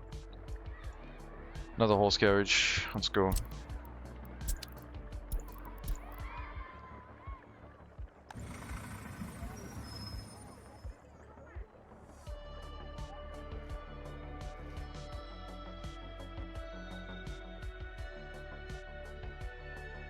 And yeah, once the harvest is like in an area where we always ship people through, then they would just get off the bus route when the fields need sowing and or harvesting.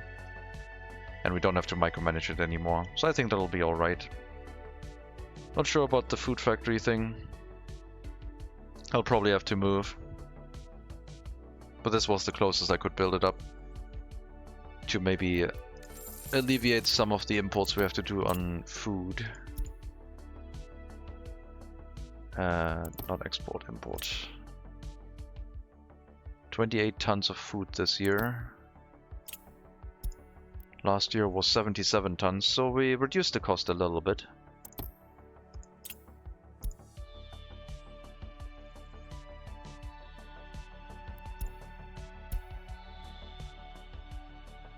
And we're producing again.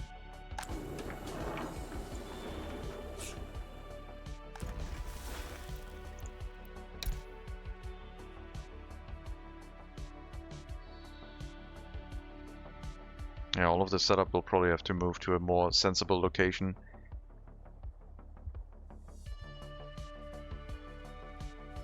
We might even set up the food factory right next to the fields on the path between the two settlements. And then the clothing factory would slow down whenever there's harvesting season, I guess. The food factory is only for domestic consumption, not for export.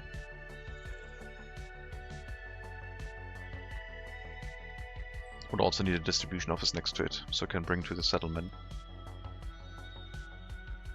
A distribution office dedicated for horse carriage distribution of food throughout our republic. It makes sense.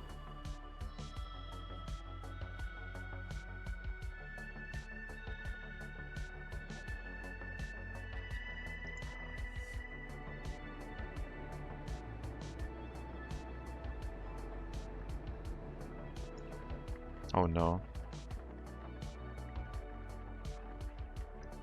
Oh my god. Okay.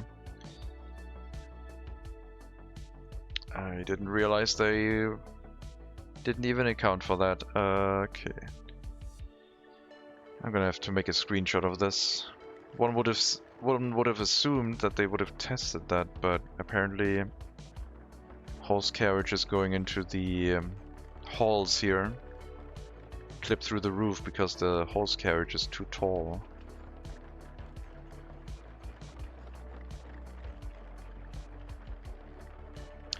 Let me make a picture of that.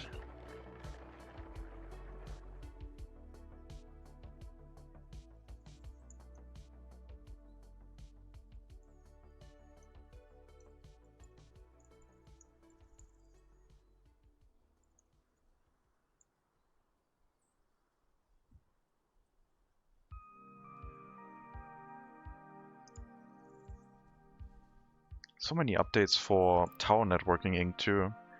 The last couple days, or like, yeah, weeks maybe. So much stuff to check out. I went grocery shopping today. I think I'm good until next year now. And thankfully after New Year's there's not going to be another 2 holidays, so shopping again should not be too difficult.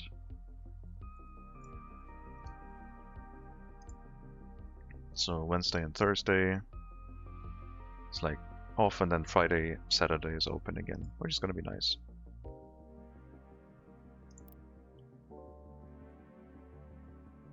I think we'll have more of a harvest of crops. I mean, we have 8 times the fields we had previously.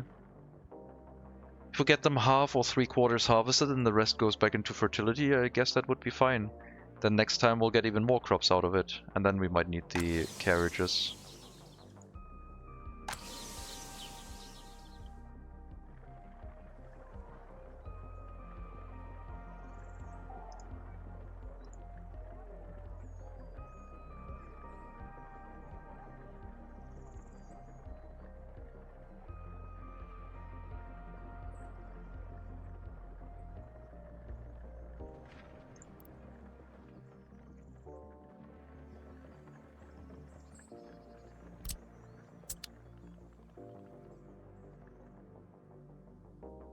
Okay, I was gonna stop this too. Like, stop building this. No more workers. Stop it. Go back home.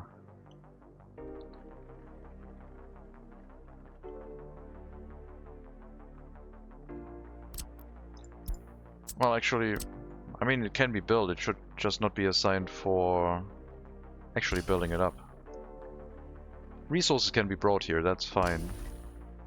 But we may only build it up once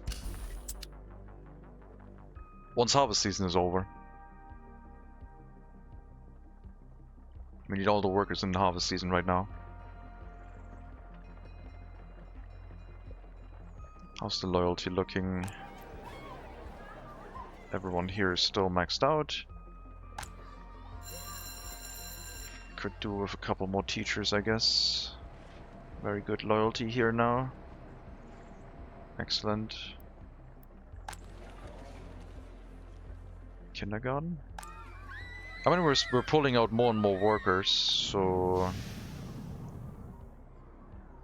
I guess since they're always sending workers to the labor pickup hall, and we're driving so many to the farms, I guess that kind of means that we're slowly draining the regular worker pool in the settlement right now. I think we'll have to set up the clothing factory first, before we build the next farming area. This we'll have to do. Next year it's going to be the other side. That means we're going to have like 150% fertility fields just from crop rotation. Oh, if this is already at 100, we'll just stick with these fields for next year. And maybe add try to add more workers to the harvest.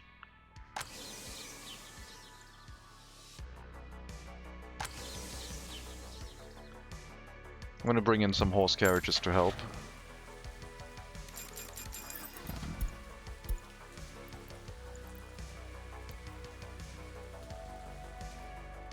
Just woke up. Do you have 2 farms there? Yeah, I split it up now. I said Each farm has 4 fields, and we have... Oh, I can have more horse carriages in here. Right, because I moved the... Oh my god, I moved the plows out, but I never put covered hull wagons in there. Okay, that might actually be enough. But yeah, I said like 4 fields might be doable per small farm. I just didn't have enough horse carriages yet. This might be a good enough setup.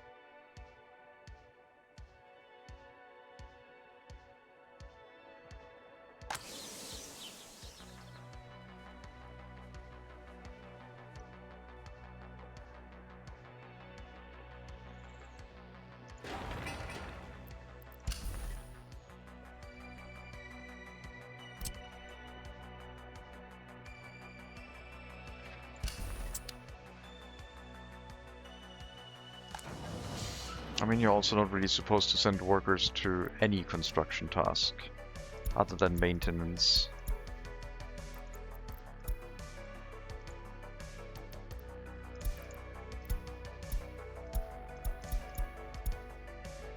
Just do maintenance for now.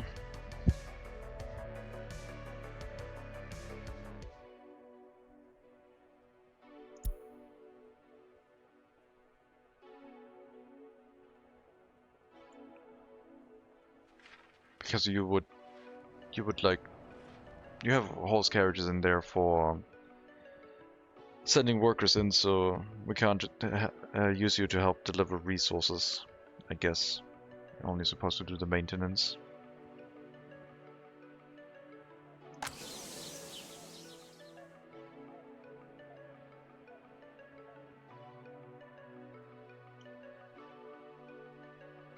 Hopefully that'll increase the amount of workers we can carry here by horses.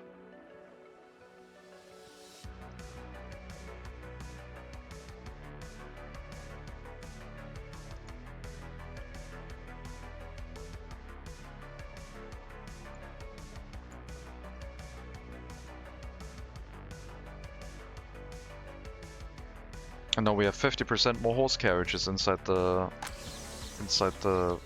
farm buildings.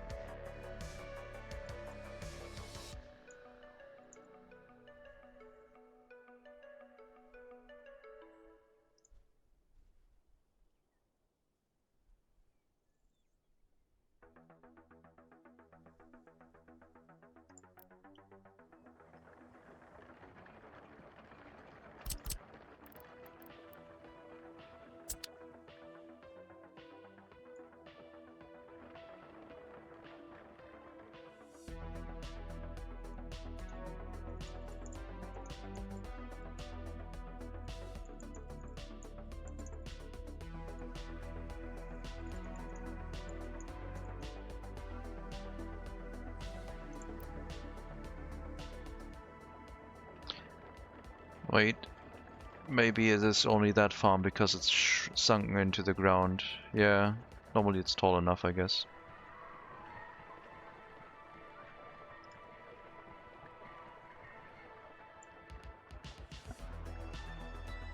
Okay, so it's not a generic issue, it's just something with placement.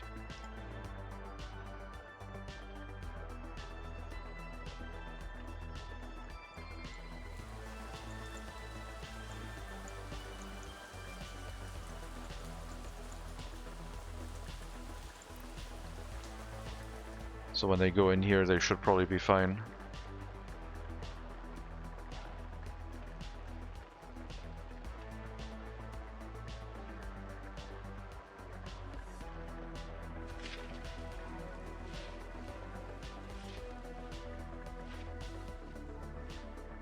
If we see one going in here, I guess.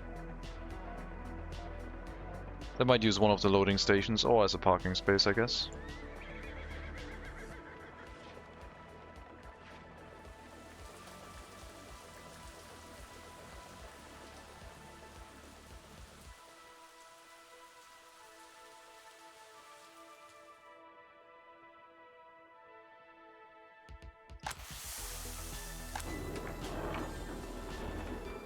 I need another horse carriage for moving the crops over.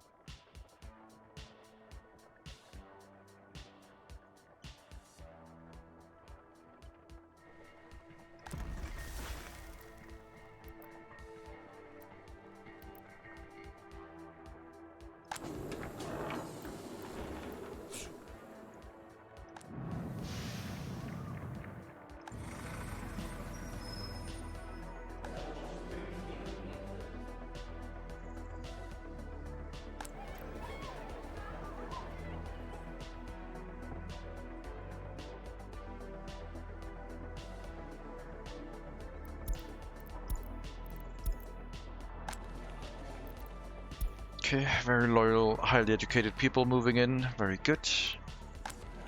Any education, really, is allowed here.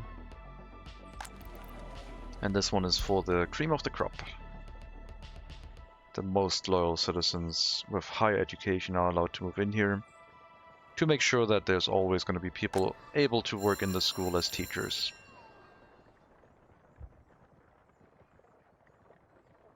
Because if we have teachers with 100% loyalty or close to, that should have a good effect on our school education and buffing the loyalty of anyone in. And if people come out of the school with 50% loyalty, they should find a place to live in. And they can live here or in one of the highly educated buildings. Should be plenty space available. We got a month left until snowfall.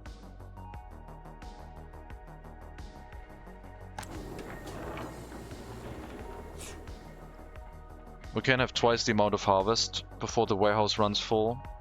And now even more because I added another horse carriage, but yeah, the capacity of the small warehouse is definitely sufficient. What did you invest your first research point in? Secret police. Because we're going for maximum loyalty. I'm going for high loyalty this game. Getting a positive loyalty loop going with just the secret police. We're hopefully starting to trend up now.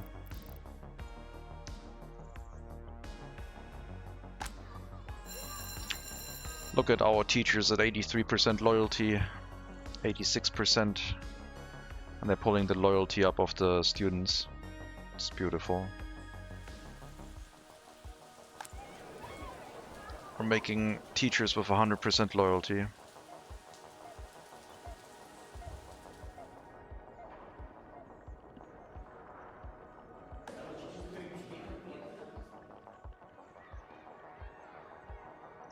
Only the orphans and anyone living in this section can go to the university.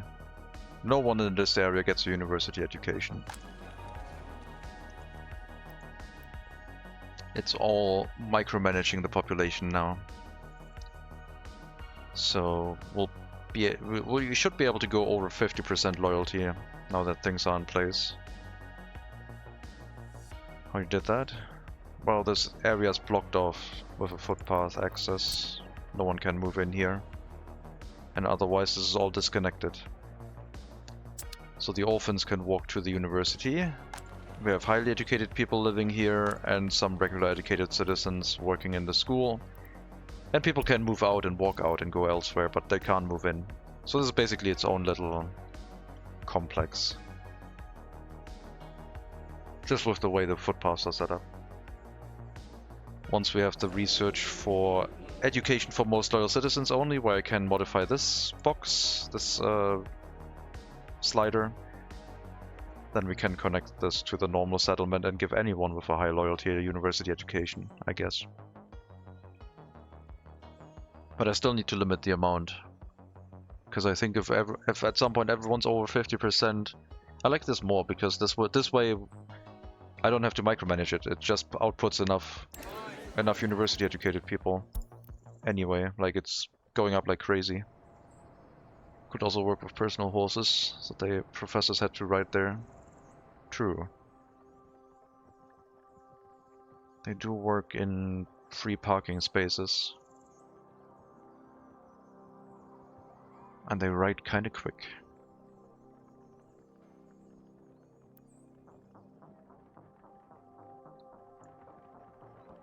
But yeah, with only one research point it should be possible to get a positive loyalty spiral going.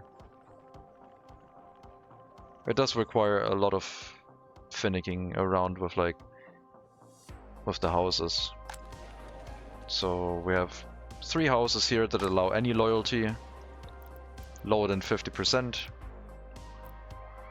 for regular education, and then any loyalty for higher education, just to make sure we have some workers in the area for the clinic and other facilities. And then over here we micromanage the loyalty. Maximum loyalty for the professors, so the orphans that get educated up to 100% loyalty and get a university education must always have a room to move into, which is this building. And then people with normal or higher education over 50% move in next to the orphanage, because we need minimum loyalty of 50% to work in the orphanage, otherwise we don't get a loyalty boost. And that way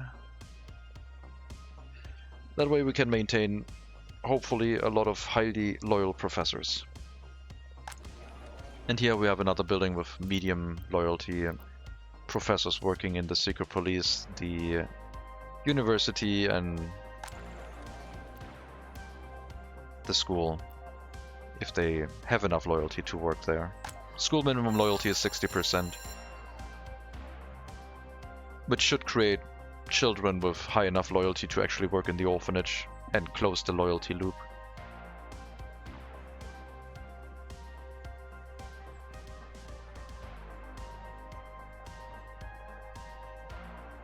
But yeah, if we send in students from Pruskov, we would only send regular educated citizens here, so just students going to the school, not university education.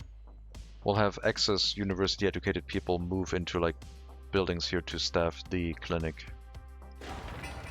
So they'll move into this building with low loyalty is allowed, and then they can just work here until the end of the time.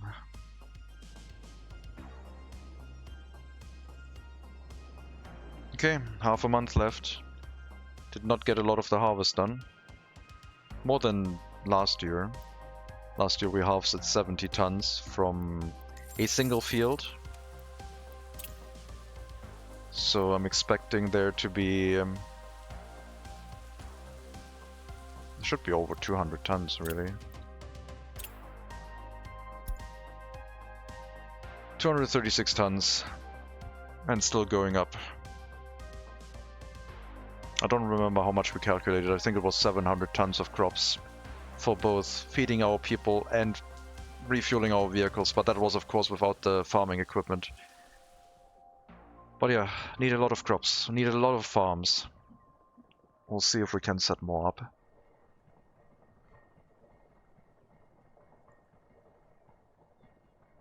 And I'm interested to see if the nutrient level is going to go up or not. Or if it'll stay there.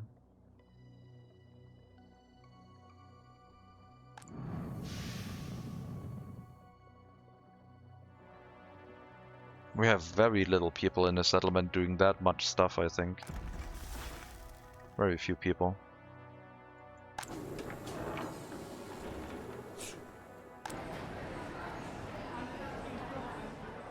So much crime.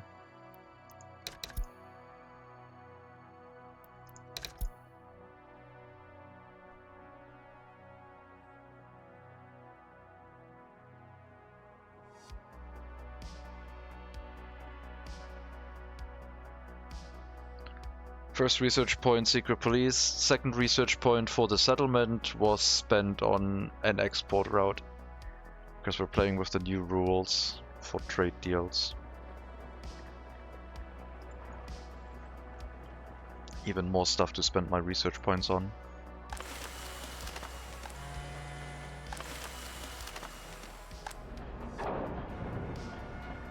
Port storage is almost full. Still 7 rubles.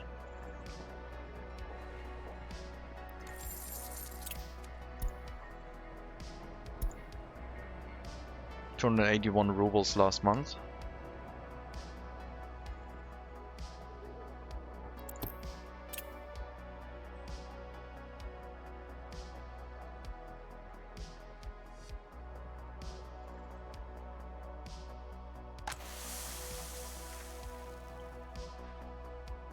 Just making enough crops with the low capacity settlements is going to be a challenge, I think, but an interesting one.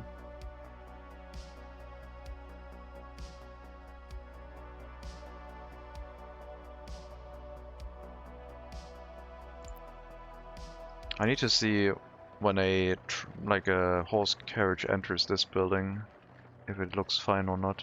I think it does.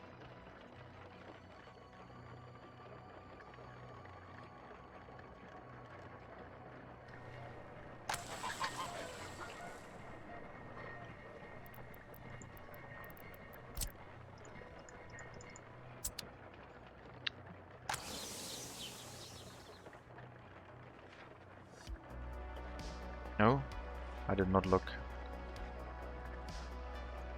Okay. That one also has a slight clipping.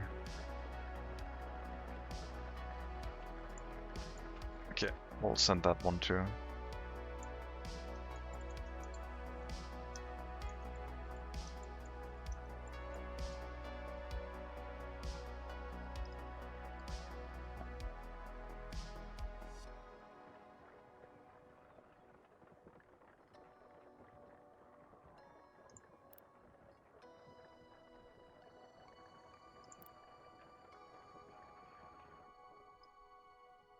So snow's gonna come in, I think, tomorrow. And then we have another week, but yeah. It's gonna slow everything down and we'll stop the personal car routes, and the rest is gonna go into like fertility of the fields, hopefully. I hope it adds to the nutrition of the fields, but I'm not sure. Maybe I'll just set up some residential buildings nearby that can walk and work directly in the fields. With like some low quality rural flats with like population that we don't really necessarily care about.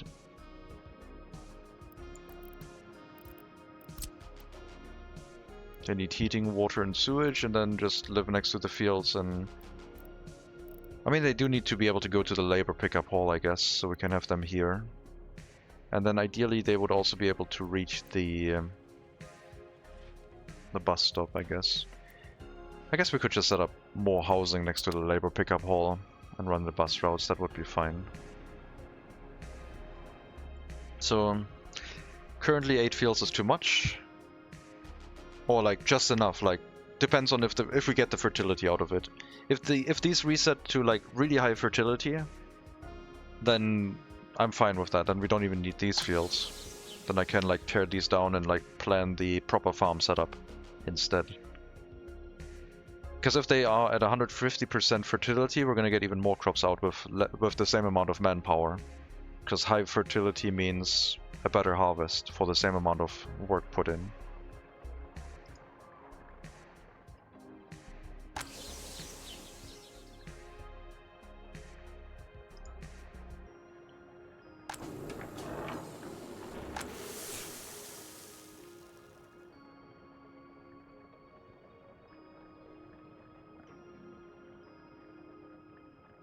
Probably need a distribution office handling this.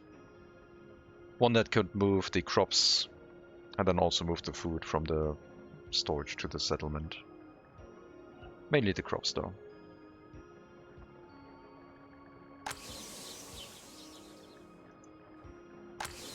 So we'll get a 50% harvest and a 50% directly to fertility. I hope it works. Like I said, I don't know if it adds it to fertility or not if it isn't fully harvested. 265 tons We had 70 tons. 140, so let's say 280, so yeah, 4 fields. We probably have capacity for 4 fields with those 2 farms. I mean, the farms can probably do more. After I added the horse carriages, they seem to be doing alright. It's just the worker pool is a little bit insufficient. Could add another residential building for people with any loyalty. Or we bring up the loyalty of everyone, and then hopefully they can just harvest faster if they have high loyalty. I assume they do that, I don't know. We also need to provide them with places to move into, so maybe some of these buildings are going to switch over to high loyalty as well. I mean, technically they should allow any loyalty to move in here. But the issue we had was that we didn't have enough workers for the orphanage. We need the building with the orphanage workers to fill up first. That has the priority.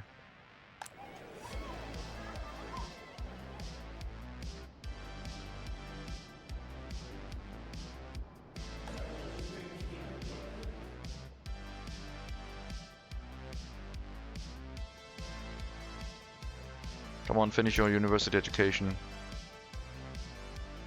Don't grow up without.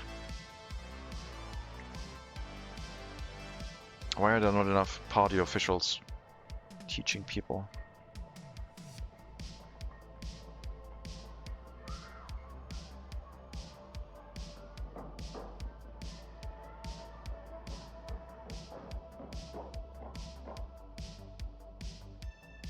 Should be able to get it into your next lecture. Good. Excellent.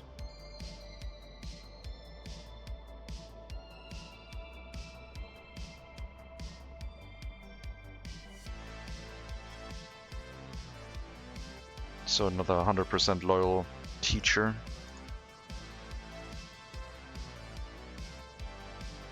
Several, in fact.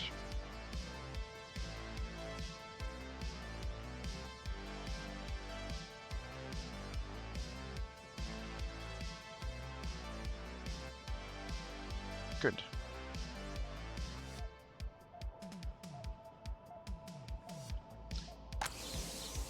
I don't think...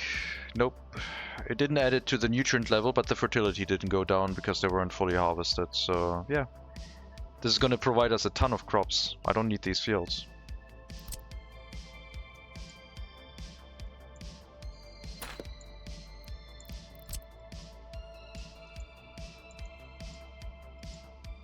It's gonna be a better harvest next year. With how this will work.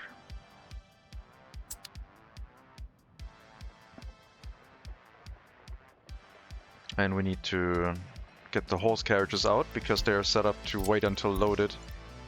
And if there's no one going to the fields, then no one will be loaded.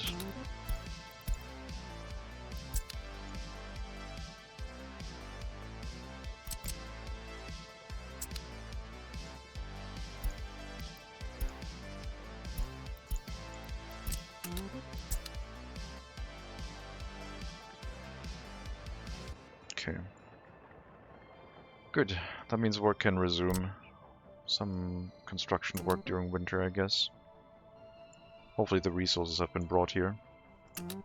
Get the fire station up so we can protect the settlement. We'll need a bus route for workers in the fire station once it's up. And then we can start building the settlement and see if we can get it to run. We'll set up the water first.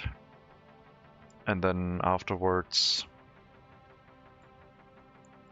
we'll move people in. Can build anything that can't burn down right now. Substations also can't burn down.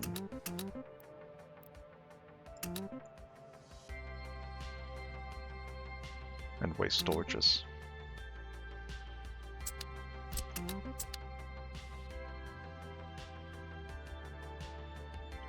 I also need a waste storage here.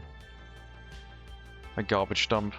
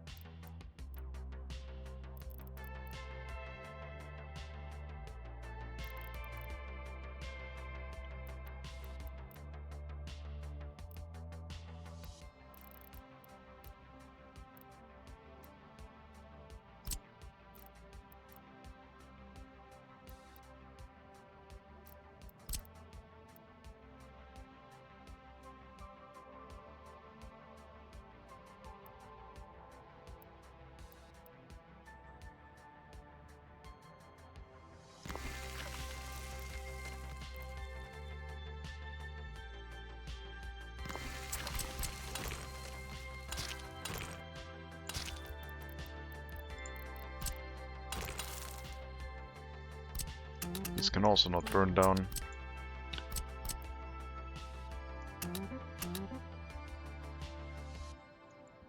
But the workers don't need to go here yet because need to make sure all the resources are there, I guess. I mean, the underground pipes, etc., they have to dig out. Lack of cranes and bulldozers. And the water sewage substations, same thing. Okay, I guess these assignments were fine. And these ones too. Once the resources are present, they can start building them. I don't think the water pump can burn, but I don't remember that one.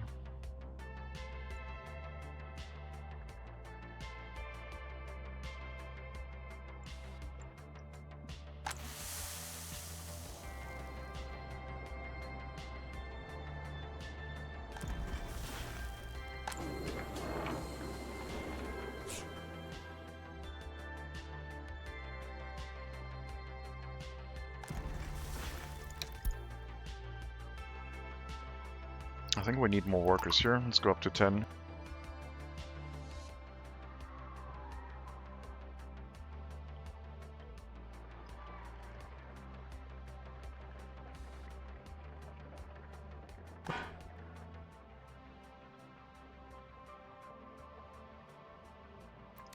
I'm considering selling, like stopping the selling of sewage.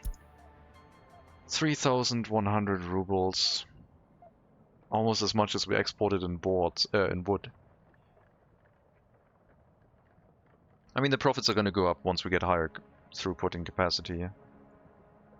Right now, the goal is to survive until we get some trucks going.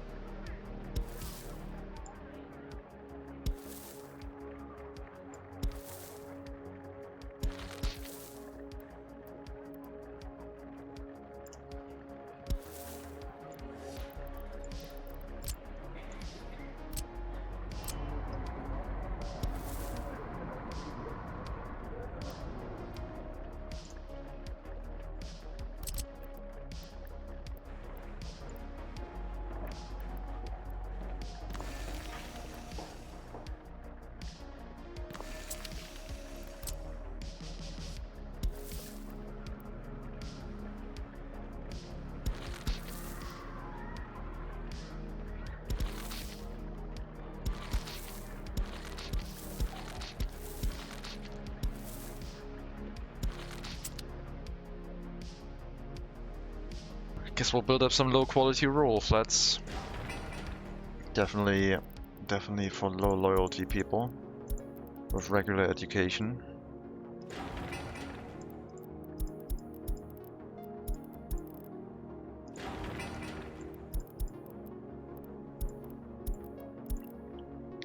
It's quite close to the heating plant. So that could lower our 21-year-olds without flat amount a little bit, balancing our population count, while still providing some extra workforce.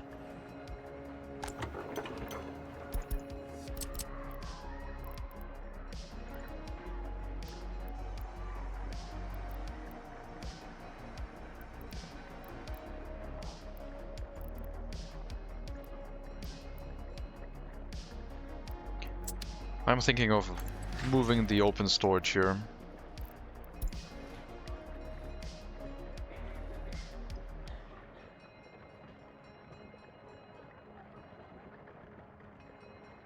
Yeah, let's export from that open storage and get it emptied out.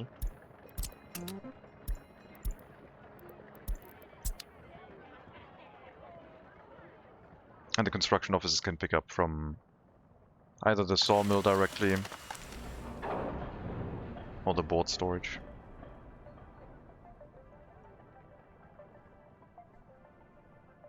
Probably the sawmill since it loads a little bit faster.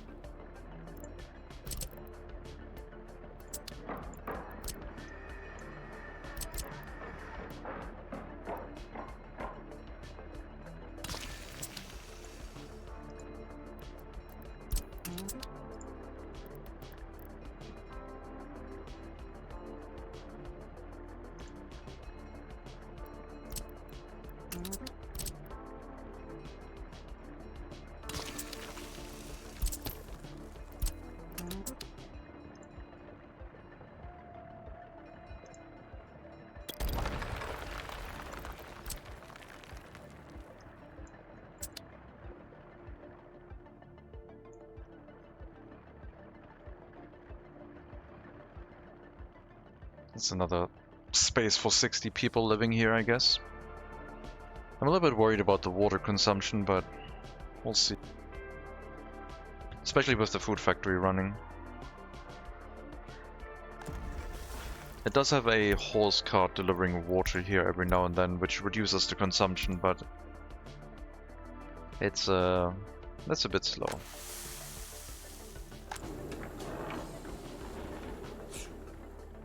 Oh, I just realized. No, that's fine. We're not producing for export. Then I can import water, yeah. As long as I don't export the food. Hi, here for my daily dose of horses. Hello Zubzi, you've come to the right place. We got horses galore. Horses and resources.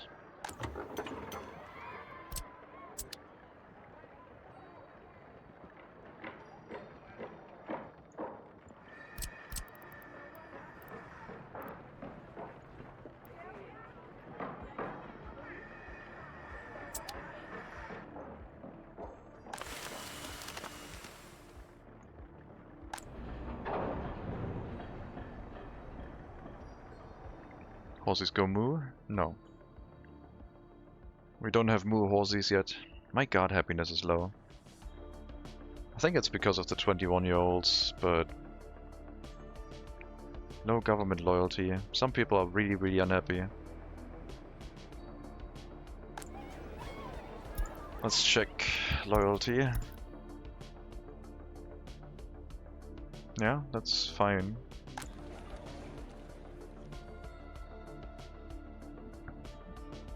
No sport during winter, who cares?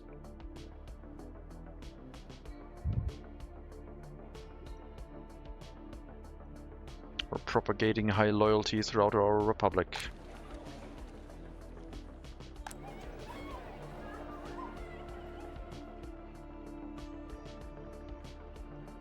I could start giving out some other things like increased sports enjoyment, and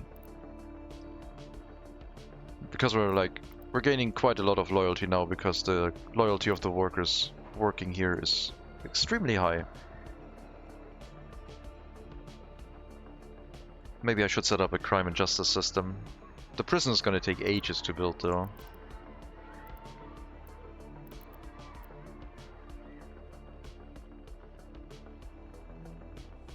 I wouldn't mind brutalism. How much is that? How far is that away? It definitely requires functionalism, I think.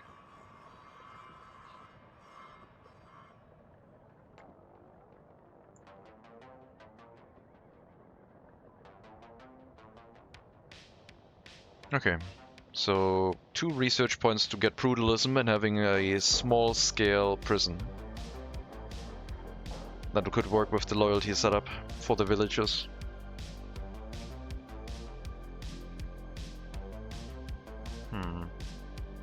It's 2 points on that, or 2 points on our import fabric, export clothing route.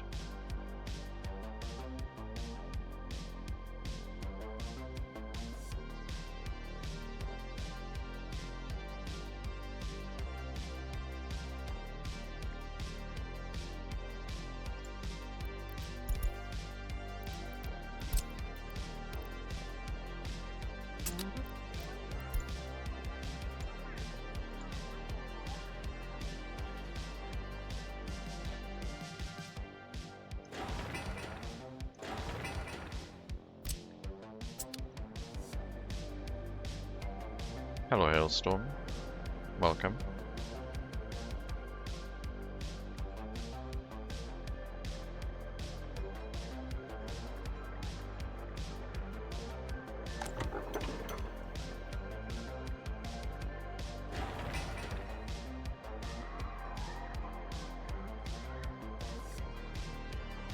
I mean, I kind of need workers everywhere, because they also need to do the groundworks, so...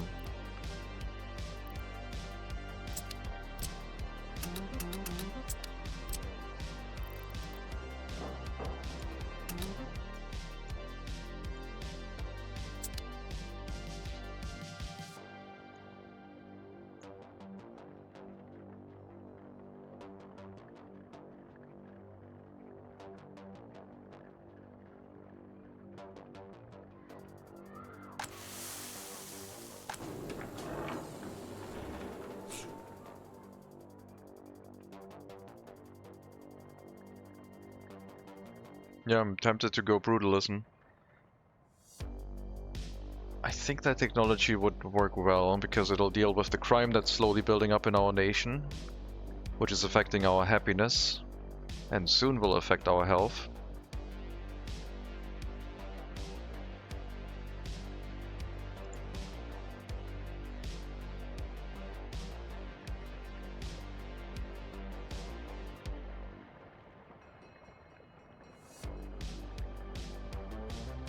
But it's 2 research points, so would be quite of an investment.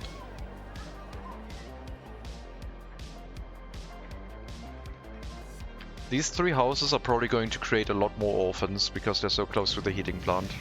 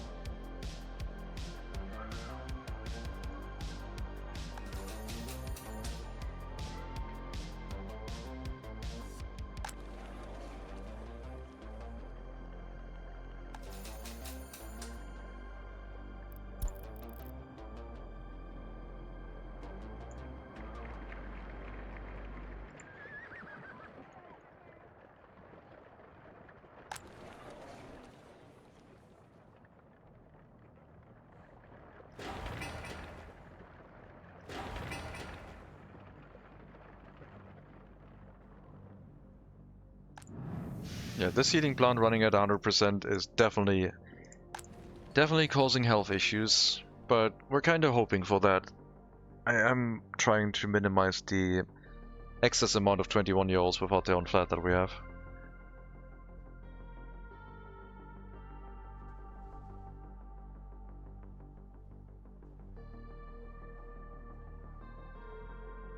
Plus create a couple more orphans can't hurt.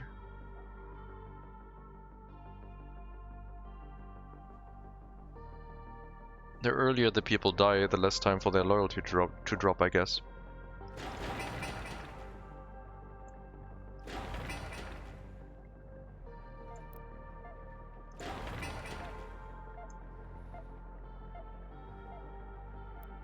Yeah. 0 to 25% loyalty. They can move in there, that's fine. At least they'll create some orphans, and then they go through the school, and then we basically flip 0 to 25% loyalty to 100% loyalty in a generation.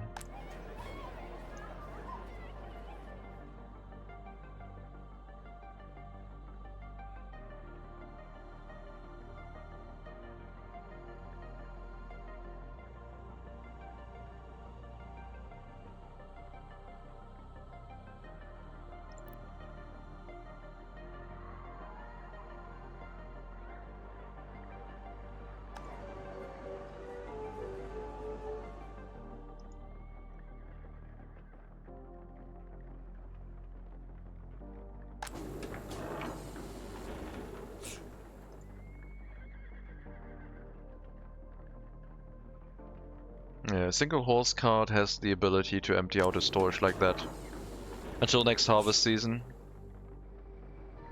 But I built a small one, so it can't really hold the whole harvest, I don't think. So I have 2 horse carriages instead.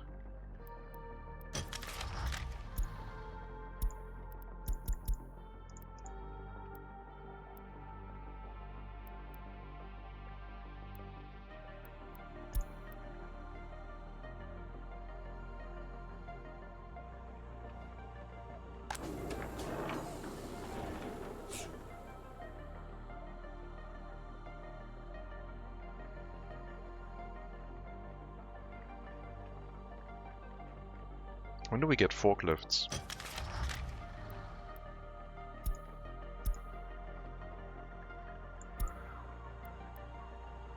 (1924) AMO 15 industrial carrier. Okay. So that thing is like a 1.5 ton kind of vehicle. That would actually work, I guess, for the low quantity of crops we're making in these things.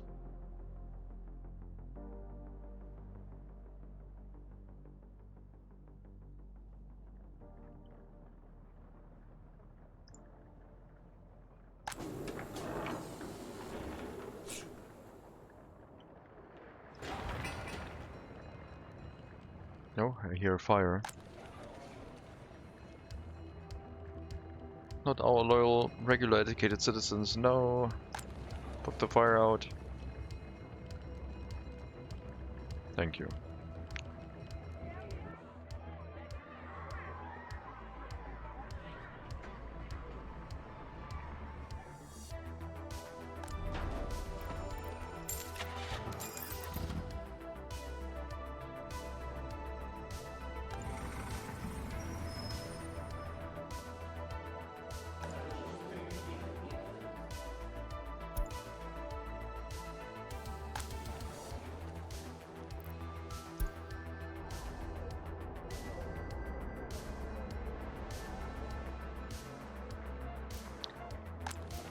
Let's untick this checkbox and only take the... Actually, no.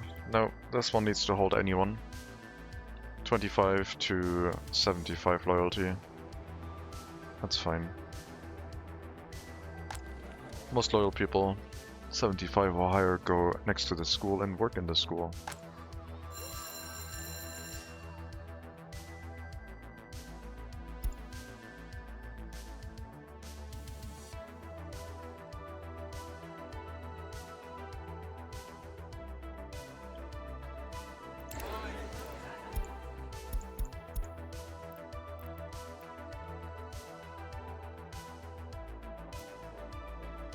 Health is going down because pollution during winter, as it does every year.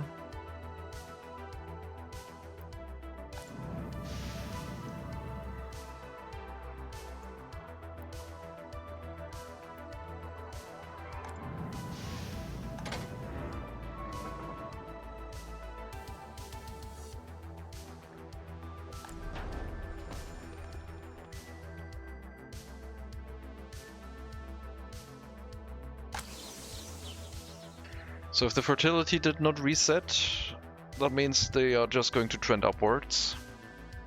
We're not over-harvesting them.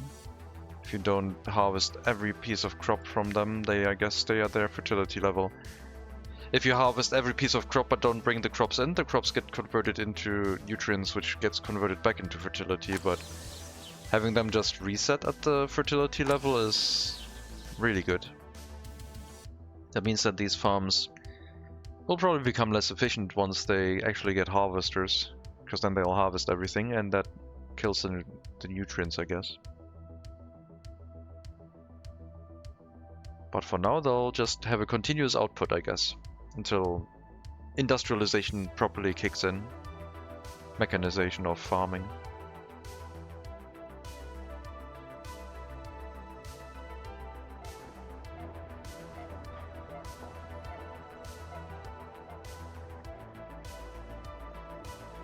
Tried running a food factory, 6 of them, and my farms couldn't keep up with the food. 6 food factories would be able to feed, I think, over 250,000 people. If you're building 6 large food factories,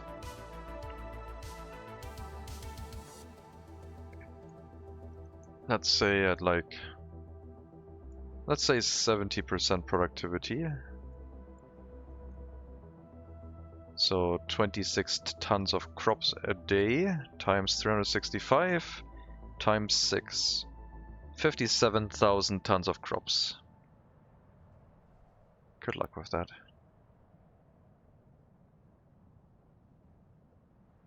I was selling most of it for money, but I was also importing grain. Ah, okay. Well, importing grain then it is, I guess, doable. You need very many trains or very long trains to do that.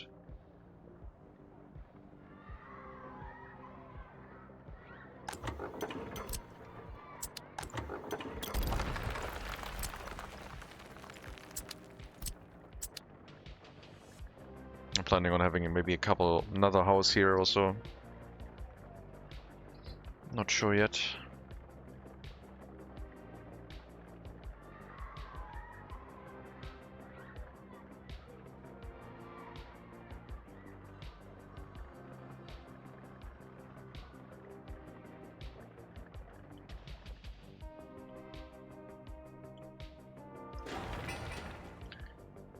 Is Coward Hall not assigned?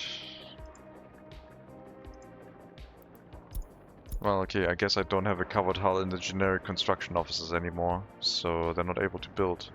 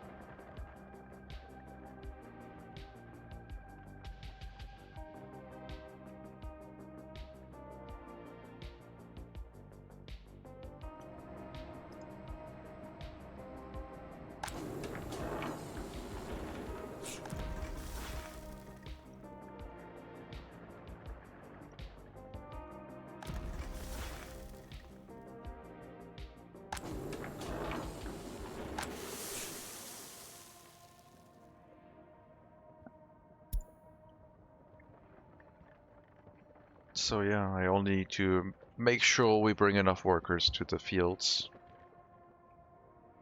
If we do mechanized harvesting, it might kill the fertility.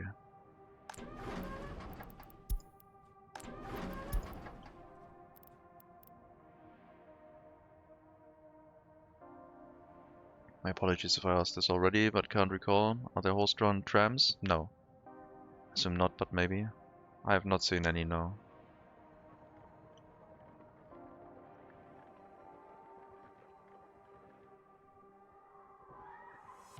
Winter is over.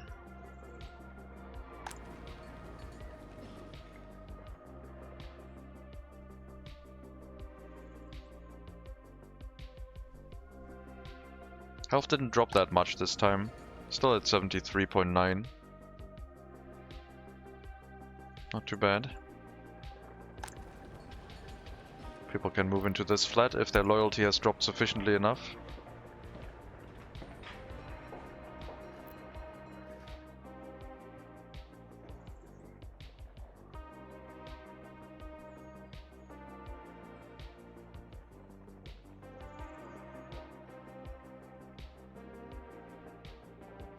I guess we can let 50% or lower move in.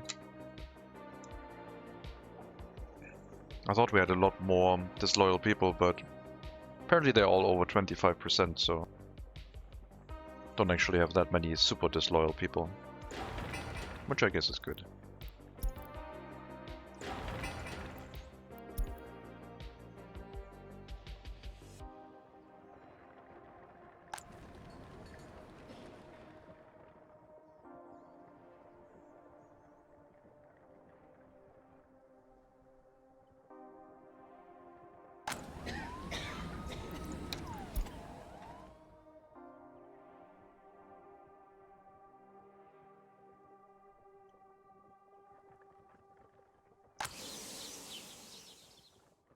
So the 2 horse plows are gonna prepare the fields. Don't need to send workers there during that time. But if the farm would be on a bus route, then I guess during that time the workers would also unload. I wouldn't micromanage it at that point.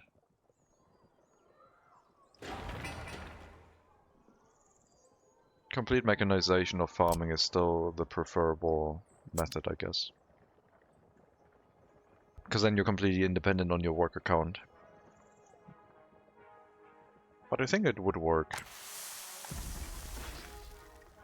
I might have to do like another farming run where instead of trade deals we do the whole like research points on farming equipment.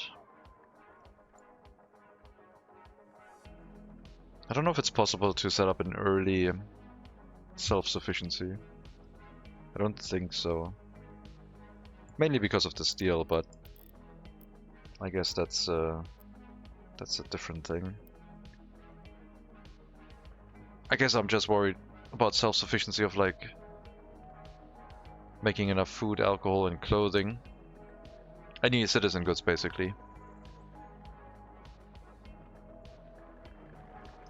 The rest is not really a regular occurrence.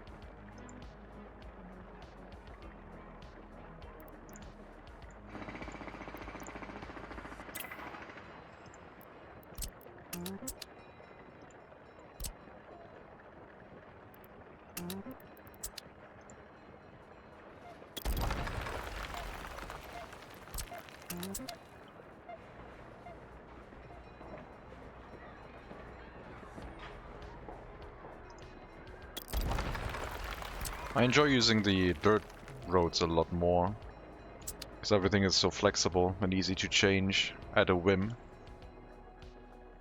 Until we find something that works and then we can lock it in. But even the buildings just hooked up with dirt roads is fine, I guess. Once we have like a, I don't know, brick road or like prefab panel or tarmac road, then maybe the side entrances to the buildings off of the main road could be changed. But it's not really that urgent.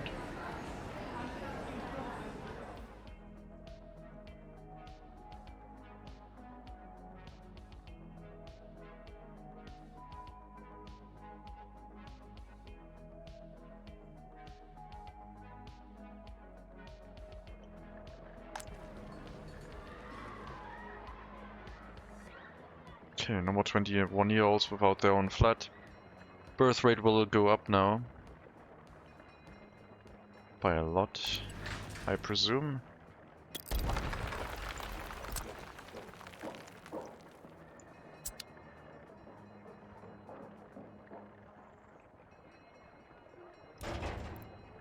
I like that this shows now also the path to buildings under construction. Very handy.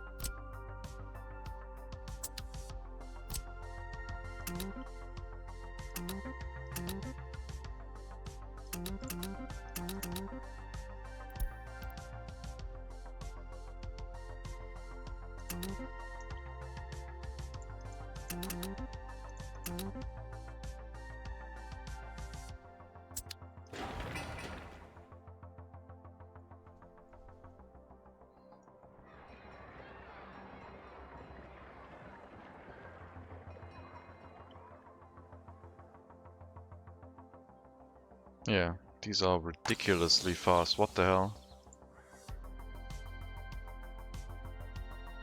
I feel like they're faster than they should be. Sowing speed level 11, but my god. Okay.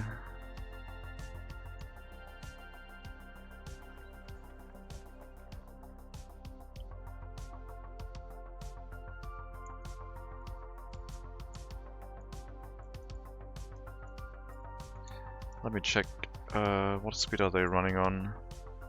Oh, we don't see the speed, but... Yeah, that's quite good. Too good, I think.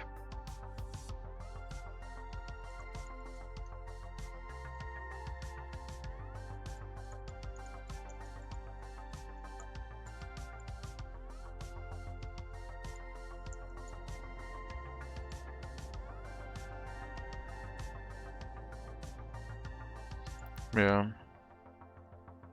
I think maybe it's doubling up the horses, so it's like saying because there's 2 horses, maybe it says 22. But even at 22, it would be ridiculous.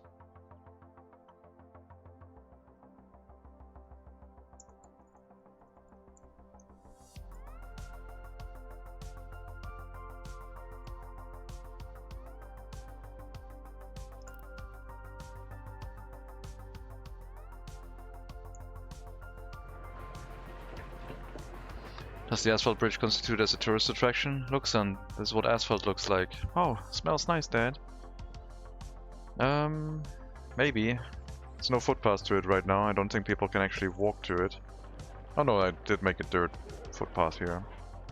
I guess it is. The fields have no workers on them right now, no. There's no bus route running. Not a thing for the time being.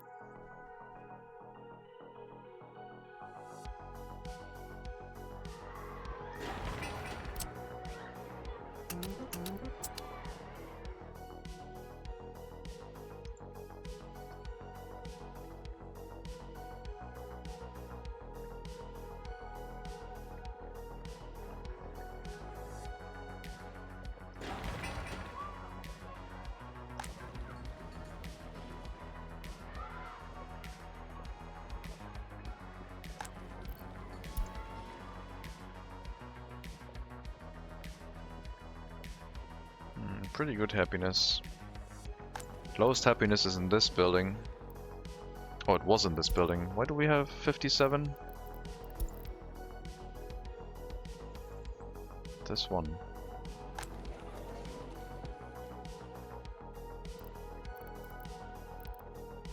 Okay.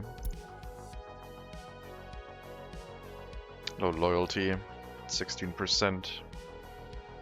I mean, they're allowed to move in. I guess that's how it is set up. We let them move in next to the heating plant, they create some children, they die too early, and the children go into the orphanage.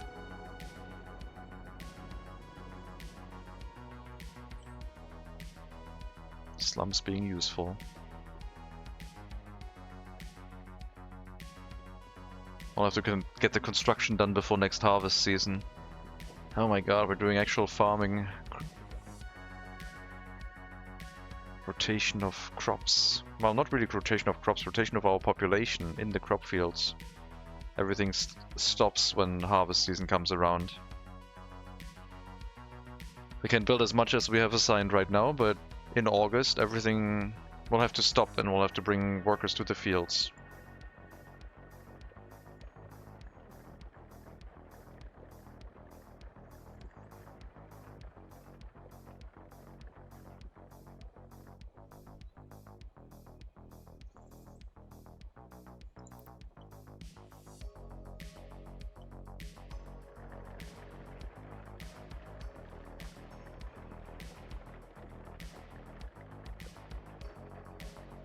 Except the resource deliveries.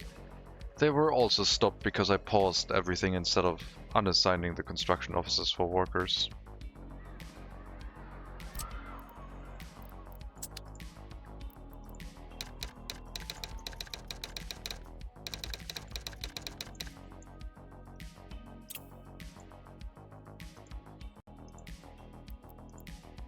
I'll have our 2 maintenance construction officers. So if we want to stop a building, we can then unassign it, I guess.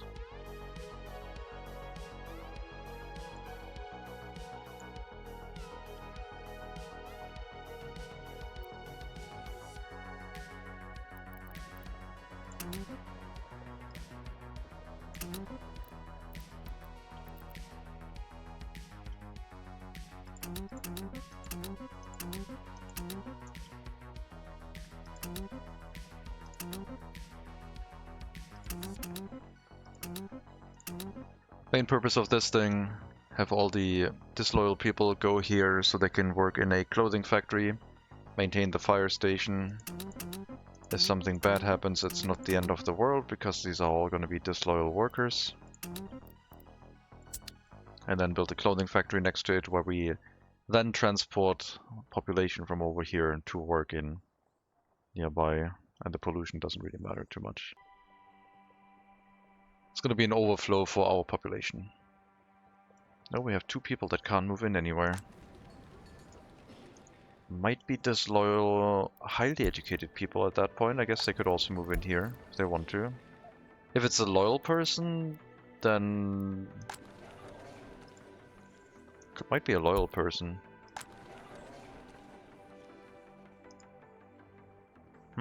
Might be 75%, 50 to 75% university educated.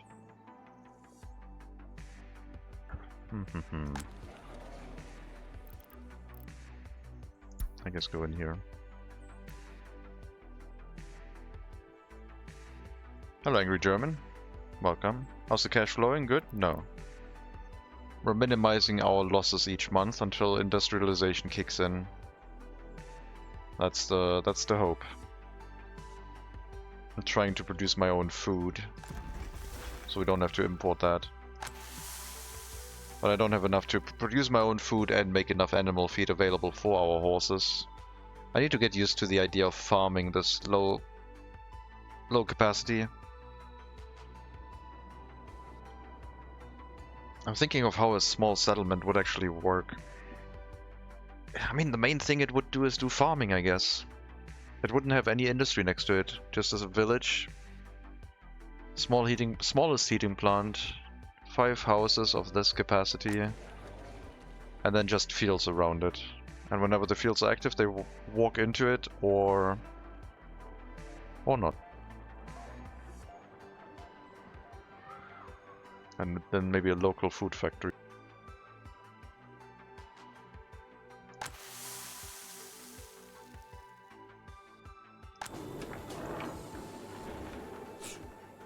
And this we're making some food.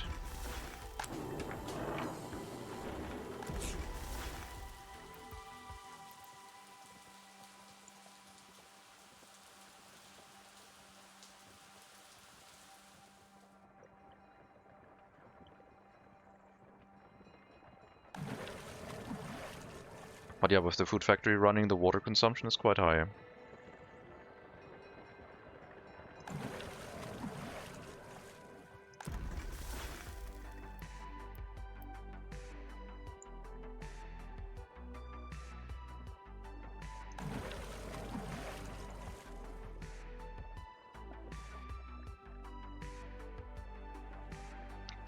The single horse carriage for water does not really help with that.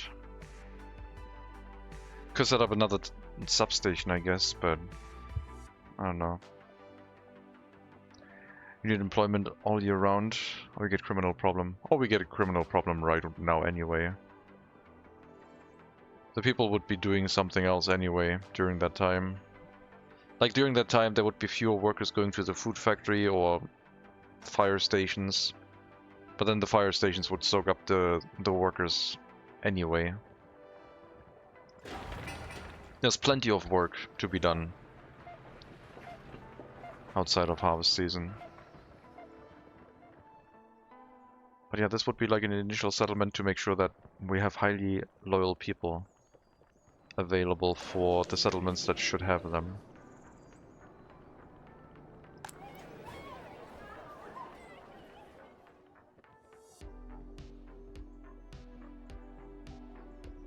We need at least some houses with disloyal people so we can convert them to loyal children again. Which is what these houses are going to be for. But then I need to also make sure that we have houses for loyal people.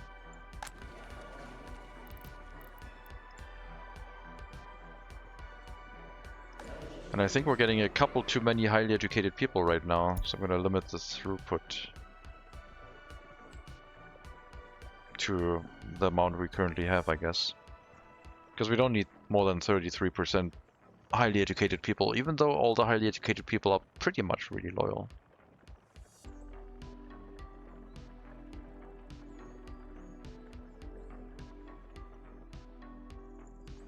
Looks like this is connected now.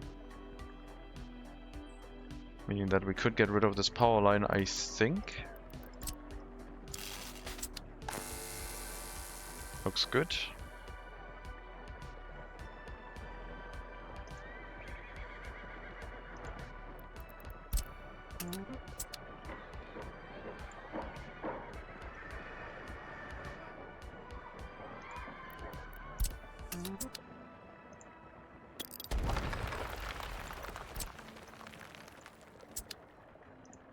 Guess we'll run the demolition on that power line. It's gonna be a quick one. Hello, Mike. Thank you very much for the follow.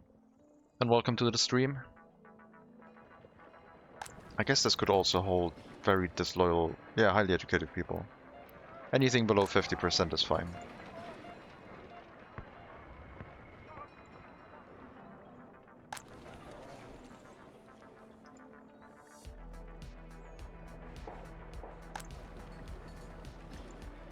Okay, a little bit more of overflow housing.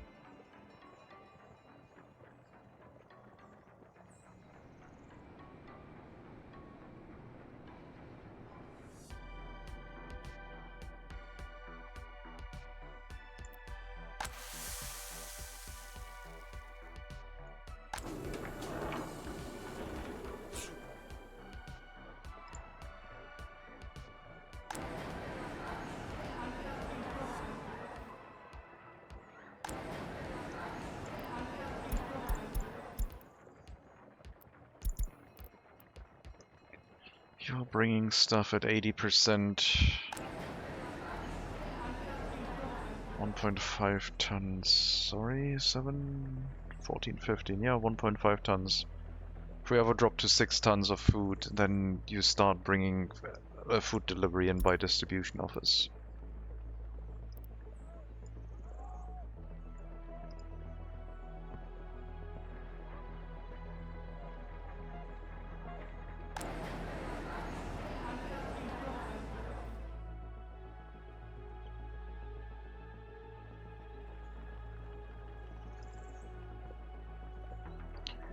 Anyone has used the slower calendar flow mod and can tell me if it impacts growth time for crops? Well, winter takes twice as long, so I think it just resets the date every day to the day before it. Once, twice, or 4 times. So I don't think it impacts the... I mean, I think you can harvest twice then per year, but you also have a twice as long winter.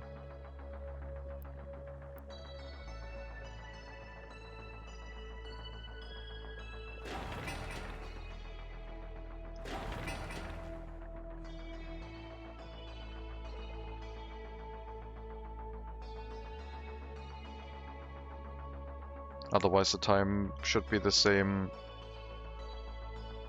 Like, per day the time is the same, except you have twice, 4 times as many days per year. So you can harvest twice or 4 times per year, or however much you set it. I think it had a customizing option. Maybe it was fixed to twice only. 143%. It's gonna be more crops this year.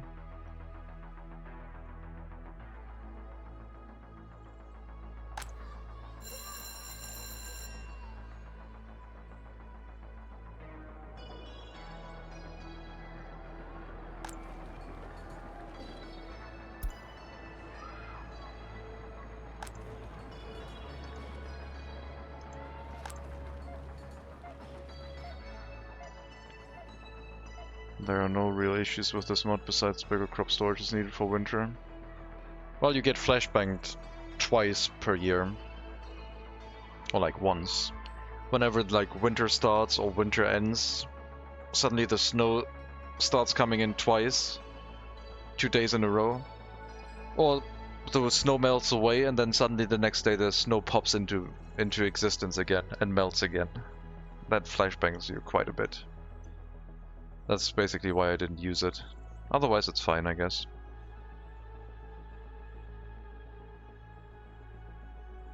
I think with the Time Master mod you might be able to just say, okay, I want another 10 years, and then just reset everything 10 years earlier again. Maybe they fixed it, I'm not sure. Maybe they can skip those 2 days so the winter start and winter end, or the seasonal changes only happen once. I don't know if they modified that behavior, but I don't think so.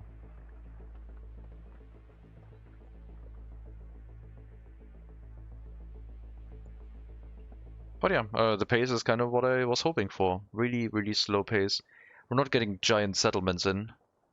Maintaining 500 people with the water and sewage deliveries requiring 3 substations already. That's quite a thing. Maybe I need a water loading unloading station and do this thing I'm planning to have in this settlement over here.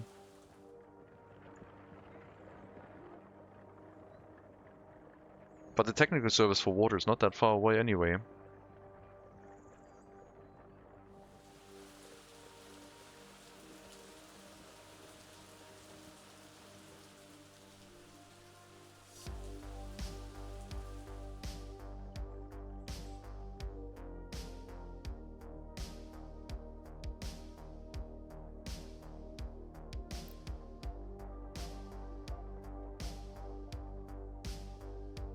Always disable the script during winter. I see. So you have twice as long summers and then half as long of a winter. Yeah. I see. Why not?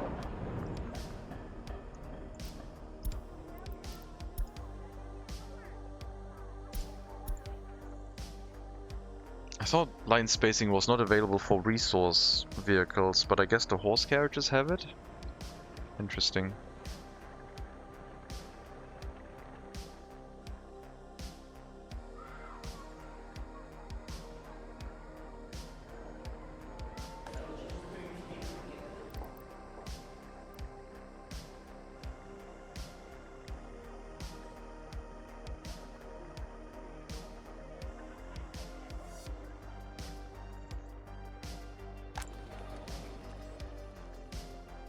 Yeah, if I really wanted to make sure that only the orphans would get a university education, I would have to change things around. No residential buildings in this area. And deliver the workers via bus stop. Or maybe just a worker hall would do. I don't know.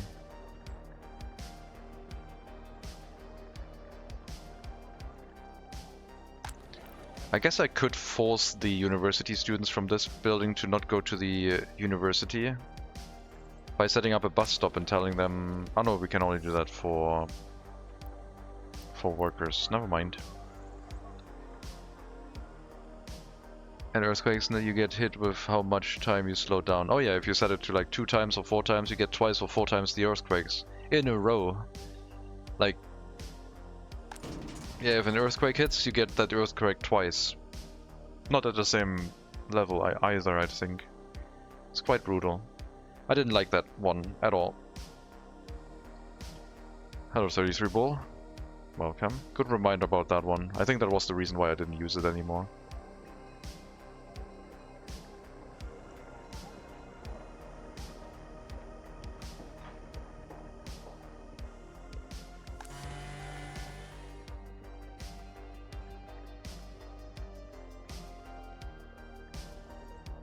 We brought some foreign manpower in. Oh, wait. Passenger carriages, labor pickup hall. I don't know why we brought foreign manpower in. Something is still assigned to that, apparently.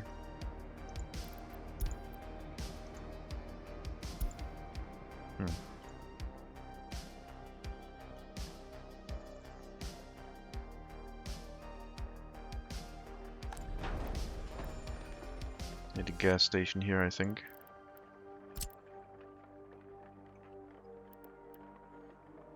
We could bring the animal feed directly into the fire station, I guess, but if we have more vehicles here, just gonna be a good idea to have its own food source instead of trying to fill the buildings up. That does mean that the construction vehicles are probably going to drain that supply quite quickly.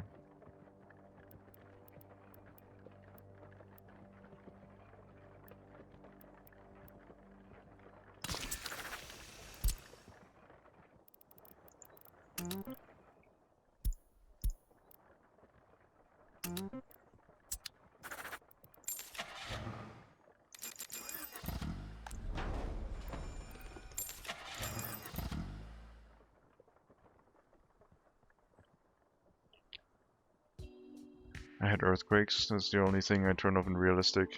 Yeah, me too. Me too. Don't think they're implemented well. But I have talked about them ad nauseum, so I'm not going to start again now. At least I think I am not. Who knows?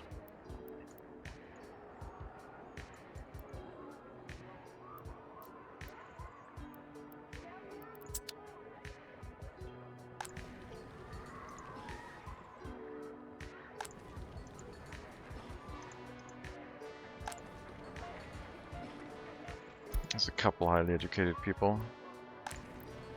I mean, loyalty, any education is fine, I guess. Get some really, really bad quality housing for you if you want it.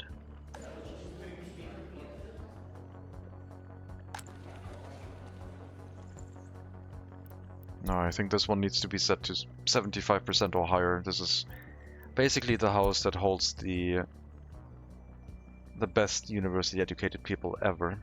75% or higher. Guaranteed orphans.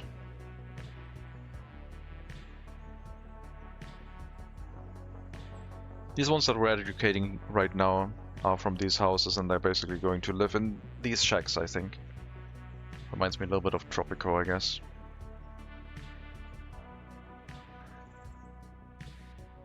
We're like 4 years away until we unlock trucks. And then we'll have to modernize. That's gonna be a thing. And also use fuel. I don't even know how the fuel price is looking. Not too bad, I guess. Wood is also looking okay-ish. Oil price is very low down. That is good to see.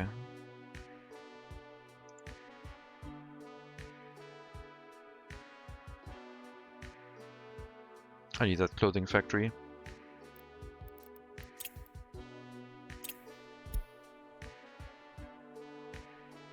Meat, second highest now, then alcohol, then food. Clothing quite far down, but clothing would give us a little bit of profit. Would be very easy to produce and would actually work in favor with our setup plan. along this road. But this settlement has to come online first. I guess we'll get a... like maybe 4 horse carriages and start bringing workers over there.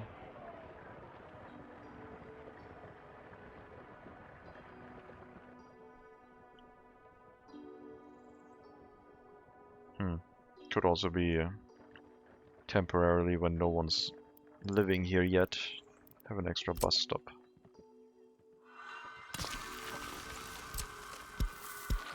In case the fire station... like, we can split it 50-50. The fire station doesn't need a full complement of workers right now.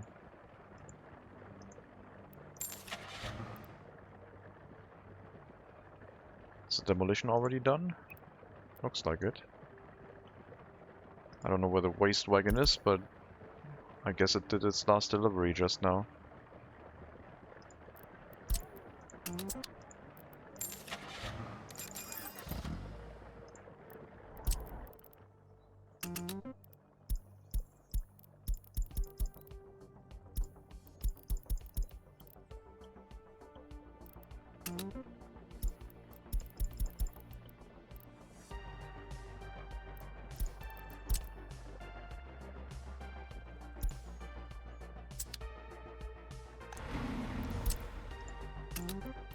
So go here, not other buildings, fire station, bus stop, and then from here go back to the bus platform, I guess. That'll slowly feed people working into the fire station.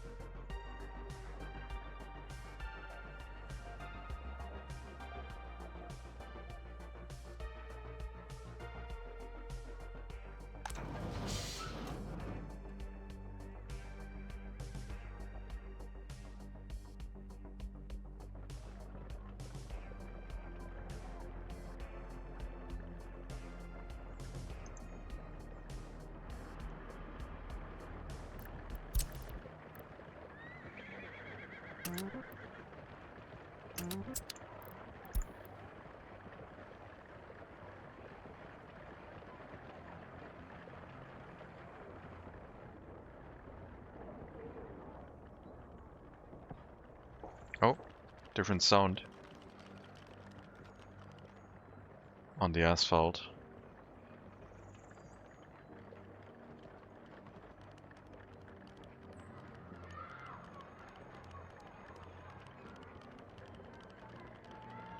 Neat.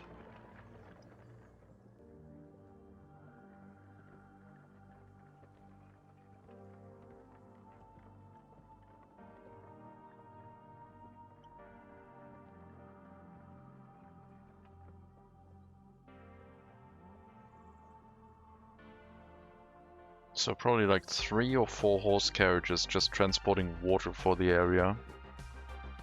Continuously into the water tower.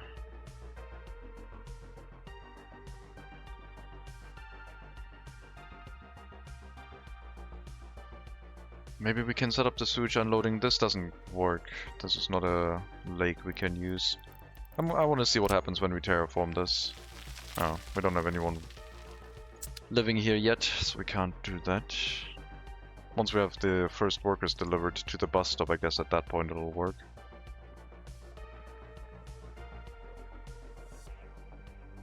Oh yeah, we are... Are we on point? Are we too far away for the worker deliveries? Oh boy, we might be.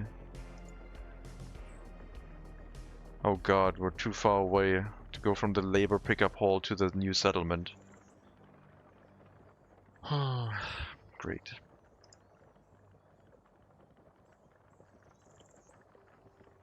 That means I need another bus stop in between, I guess.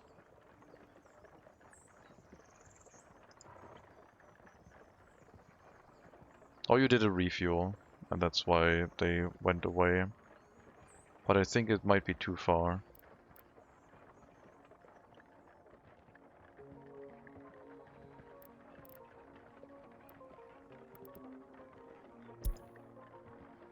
Got another hour. Probably too far. Can we set up another bus stop on this side, I guess? A bus platform, I guess. I mean, that could be the one for the farming, right? We could already set that up. Could be in here.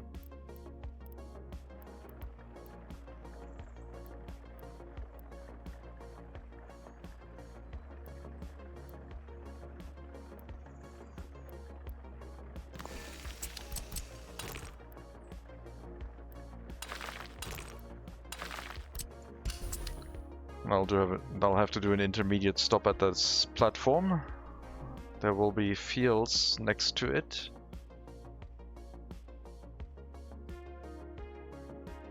And the bus route, I guess, that we're setting up right now is gonna stay.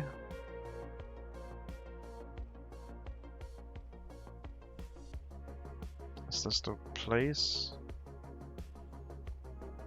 I guess.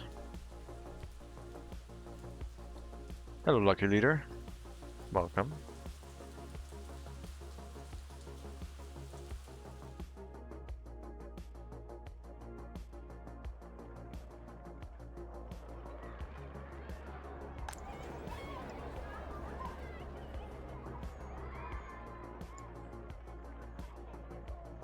I'm going to increase the minimum loyalty requirement for working in the orphanage up to 60.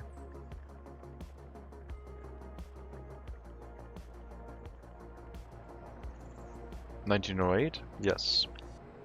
I started 20 years earlier than the earliest starting date because horse carriages need more time. And we don't have any trucks available. In 4 years the first trucks will become available. I have no mods otherwise. It's not a default start date. Hello, Oprah. Welcome.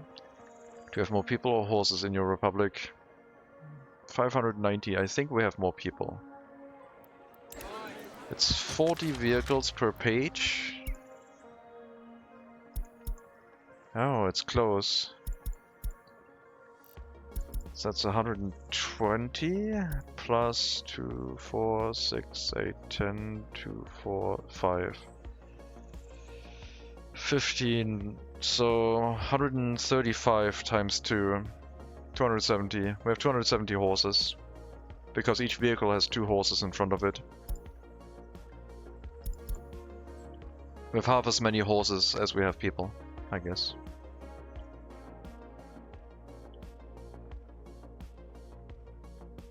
The door's open though.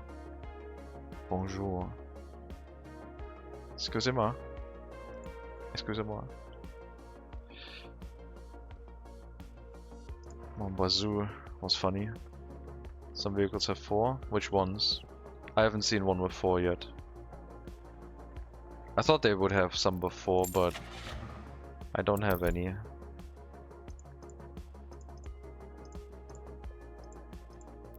We have no Roman chariot or... Oh, this one. The large horse carriage. Ah, okay. Cool. A large horse passenger carriage. Maybe we need to do that then, and then we can deliver them faster to the other settlement. Huh. Is that the only one? Yeah. Oh, and the fire wagon can have 4 too. Interesting. Cool. So 2 vehicles, apparently 2 horse carriages can have 4.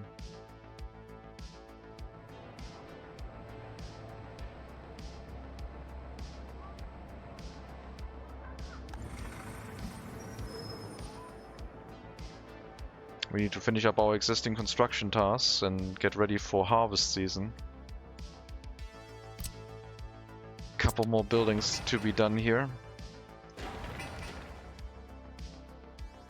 Is there a horse harvester now? No. First harvester is gonna be in like a decade.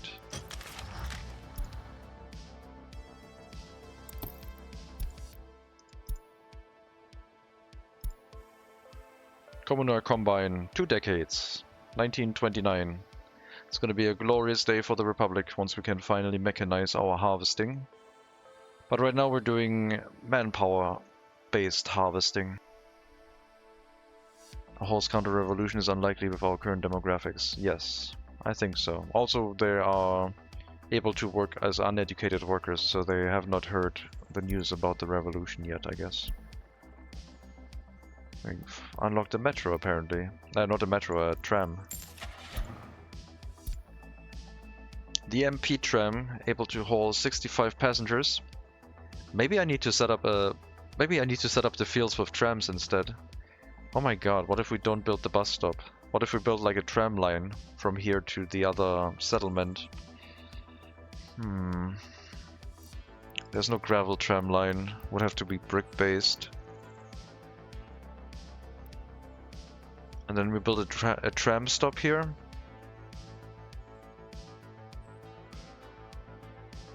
How fast is that tram?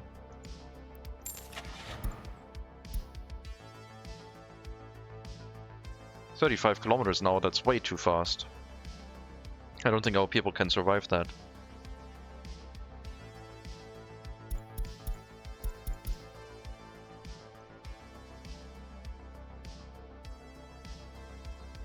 Yeah, I guess with a tram we could already do stuff. Don't think trolley buses are a thing yet.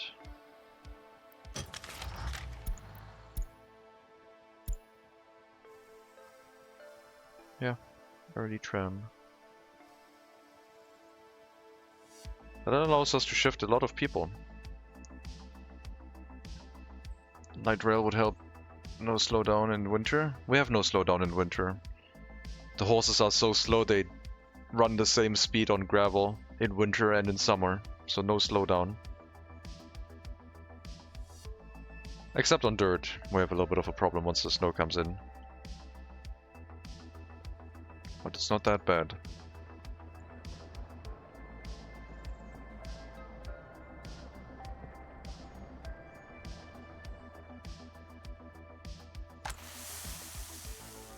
It's almost harvest season again and we haven't run through the crops yet. Did we have to import any food this year? Like after April? Yes, we had to make up a little bit of a shortfall every now and then.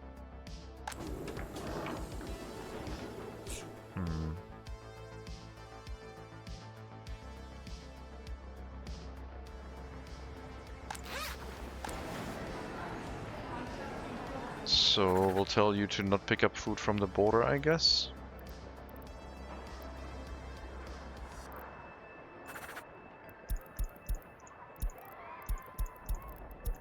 Everything else is fine for now.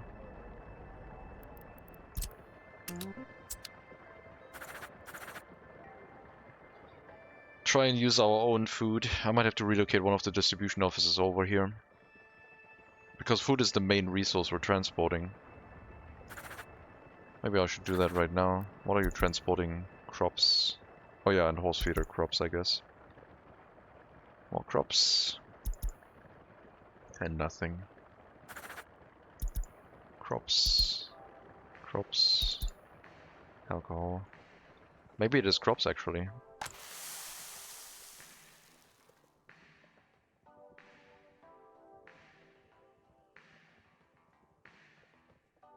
I want to assign one cowed hull wagon to each field to bring in more crops, because I think the harvest is going to be a lot better now.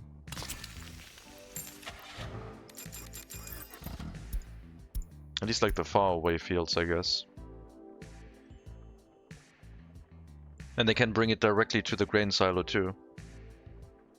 They don't have to bring it to the farm first.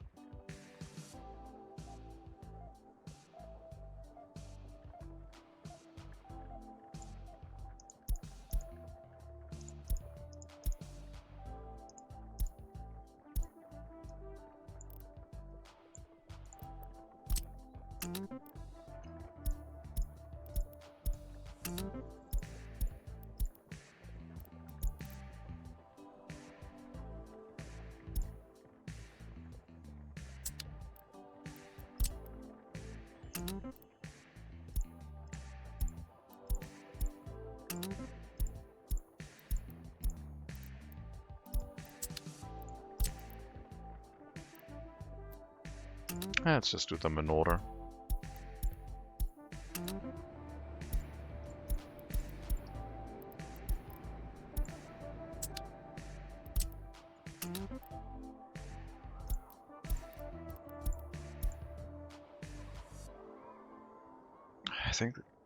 I don't know.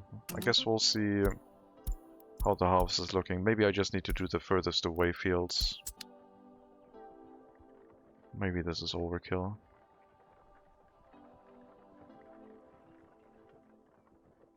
Because the farming implement didn't really seem to have any issues once we upped them from 4 to 6. So yeah, maybe I'll just do the furthest away fields so they have a little bit of assistance.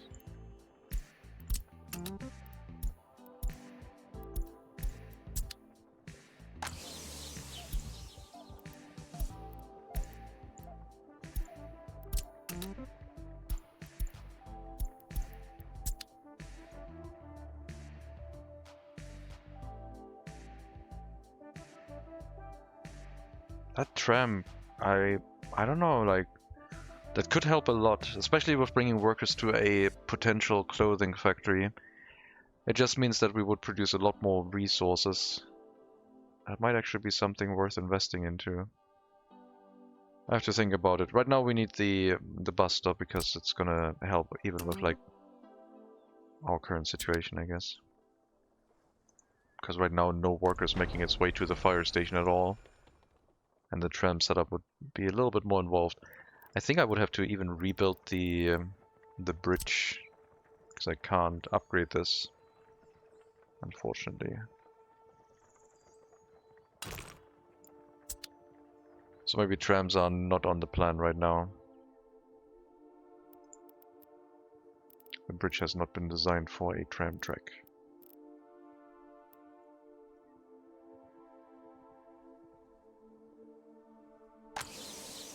Wow, it's almost harvest season already.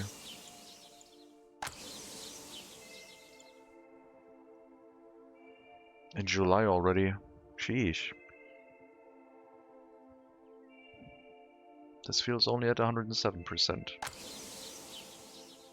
We still shouldn't be able to get all of the harvest done, hopefully. I want the fertility of the fields to remain the same. These houses are slowly filling up. Don't have any 21-year-olds without their own flat.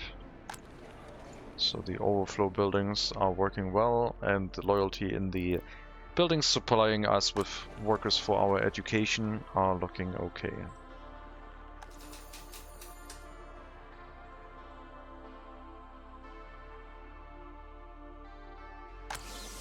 I guess we'll start the buses.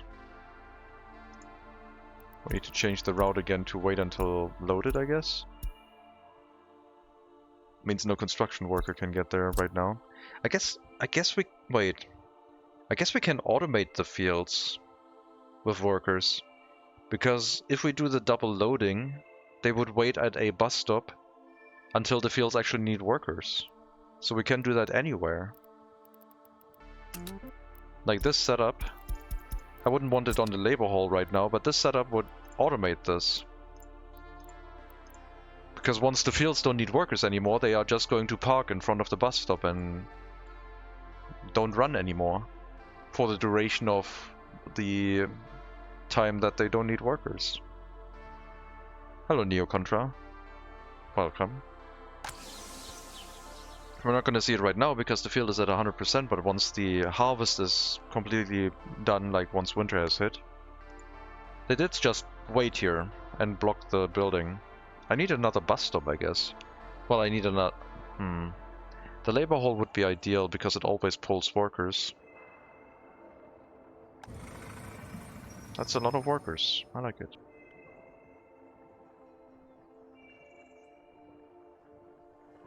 I mean, the main issue if we use this labor hall right now is that we're also bringing some excess workers to the heating plant. And I guess that one has the same issue. It should also wait until it has workers. Doesn't seem to be doing that right now.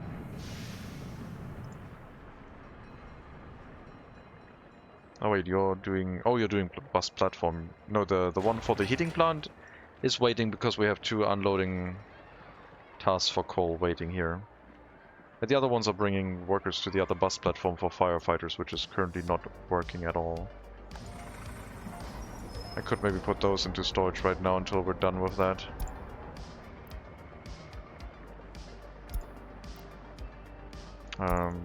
After that attempt, go to the vehicle depot, please. Hello, Frontum. Welcome.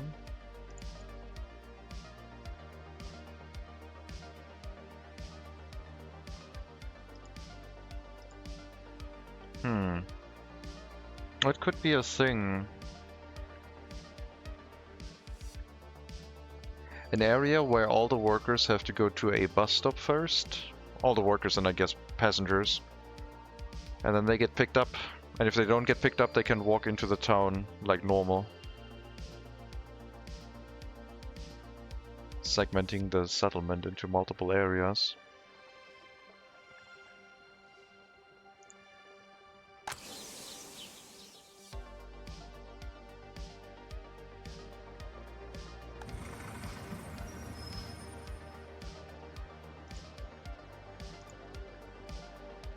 Construction office. Unfinished road, sure.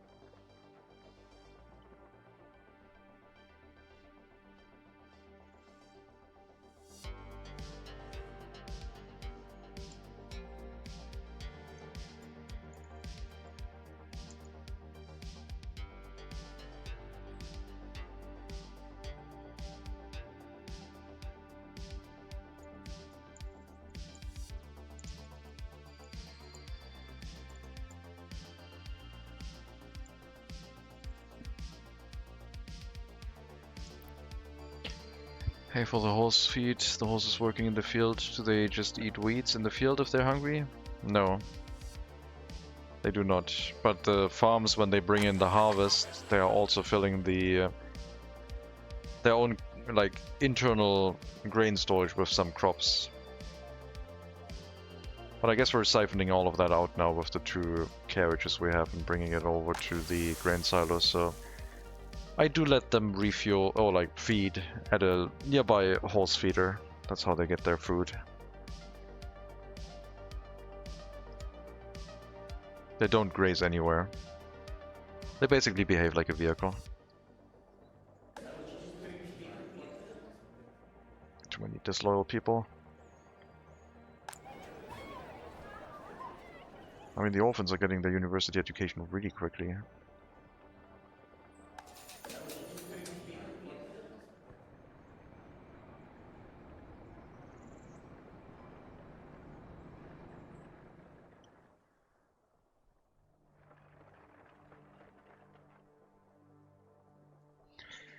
If I want this to work better, I need line spacing on the horse carriages for the delivery of workers to the fields, because they're just arriving way too tight to the labor hall.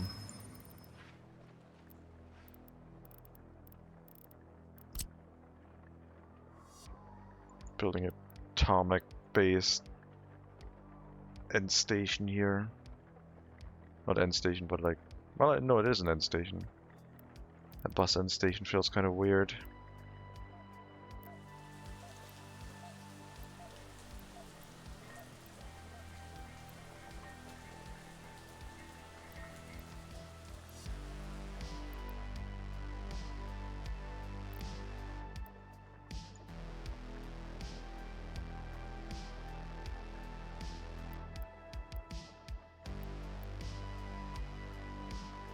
Hopefully this is not going to demolish the field too much if I place it. Okay, that's fine. Too sharp of a turn though. We'll build the end station. That'll make the harvest a little bit more efficient.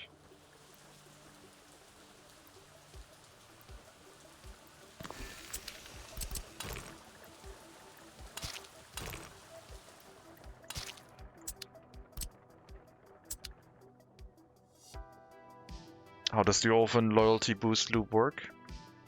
So you gain loyalty inside a school for the students based on the loyalty of the teachers.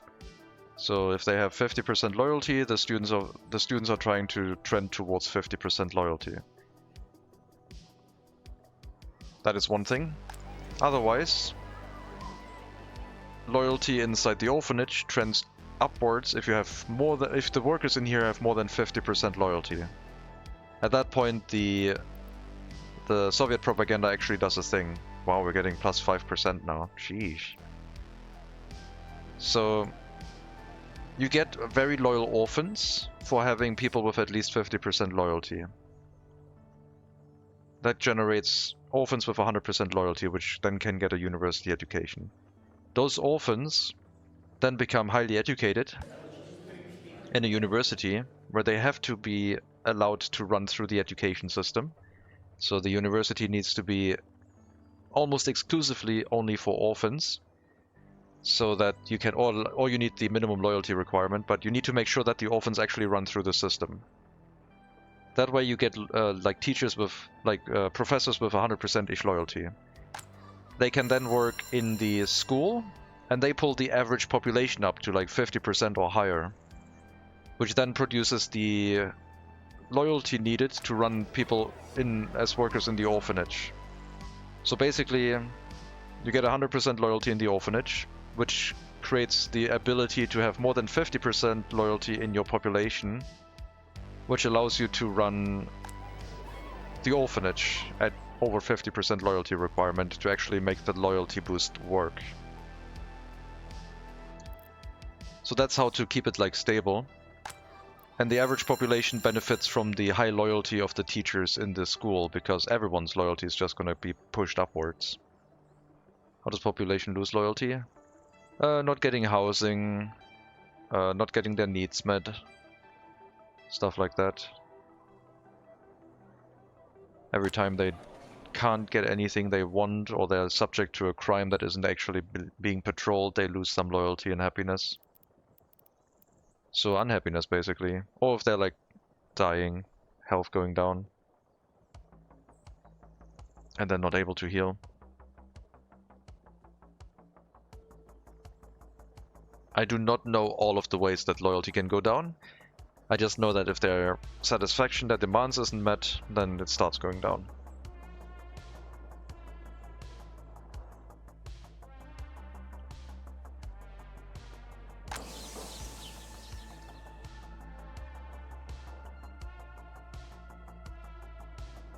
So you need to have, like, the important thing is you need to make sure that all of the orphans can go through the school. The orphans don't really care too much about the loyalty setting inside the school or university, because the orphanage itself will make sure that the orphans get boosted back up. Like, I can run my university at 10% loyalty for the workers and it's fine. They drop from like 100% down to 95% or some equivalent, and then get boosted back up in the orphanage.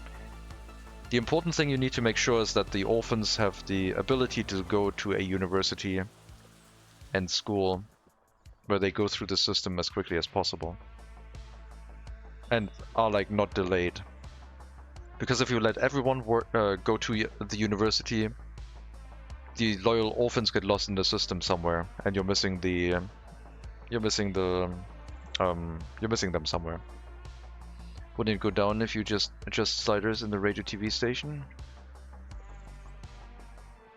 What would go down? I mean, yes, I maxed out the loyalty boost.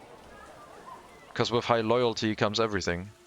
with high loyalty, after they've grown up, they can visit other buildings and deal with the happiness of like good sports enjoyment and good happiness and culture enjoyment, but you can't really get loyalty after the fact anymore. That's why we're maxing out loyalty for our population, because everything else can come afterwards.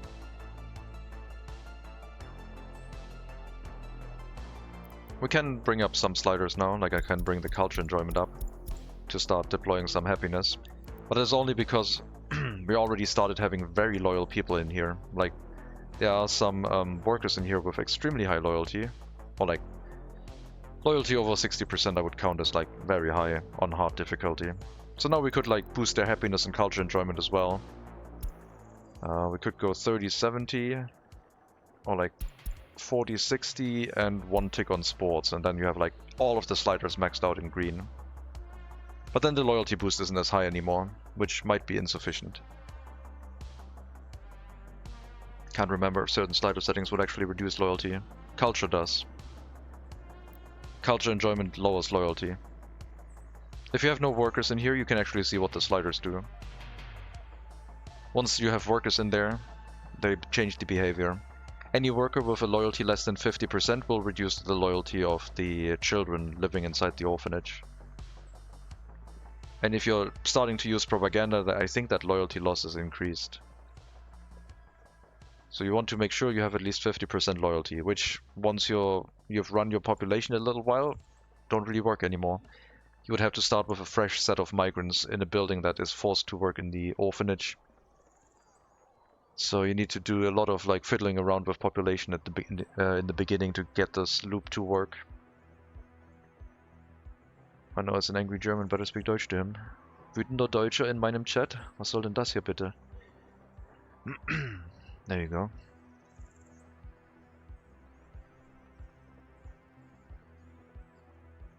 I think we're gonna minimize culture loss a little bit, but otherwise, yeah. I want more loyalty than I want to reduce the culture loss.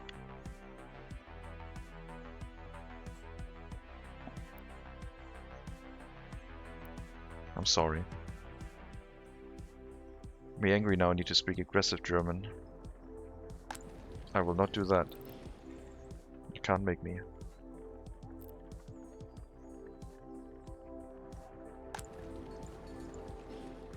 So we pushed up general population count a little bit. I'm a little bit worried about the water. Maybe not really for a reason, but like all of our water trucks are currently busy. Sewage trucks are all busy. Okay, one water truck is not busy, I guess. We're probably fine. 999. 9 what? It's 1908, not 9.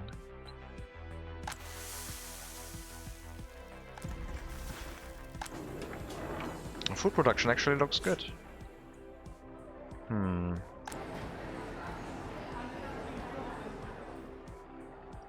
Yeah, I'm really wondering about the other settlement. I mean, they did good work. It's like neat. We need the technical service. We need the population actually to go here. We need to build up that bus stop, I guess.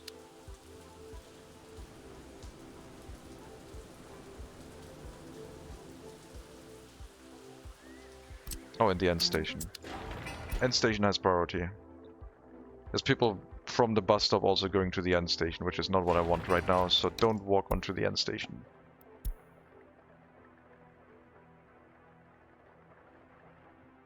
Again, we're taking construction workers away during harvest season.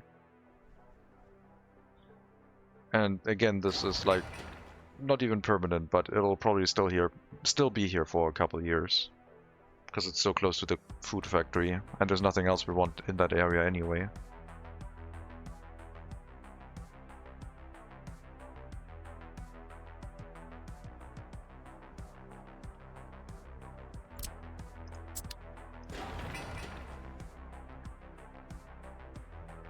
End station would help a lot.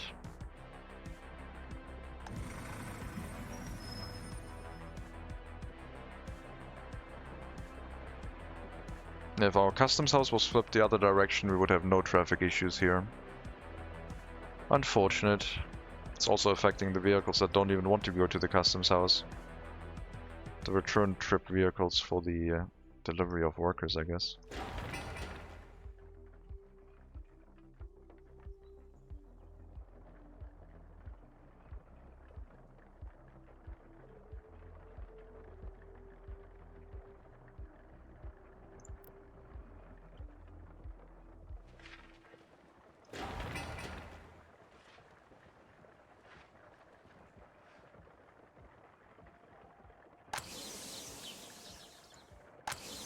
%24 harvest, okay.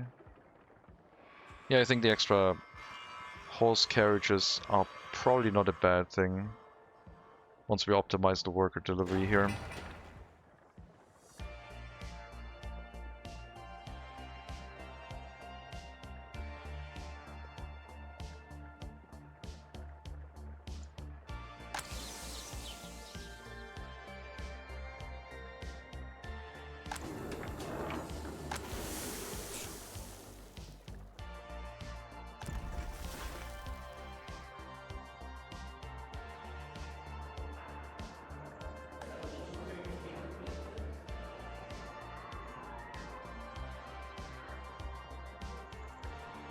I think next time I would build the university in its own little compound with a bus stop instead of what I've been doing right now.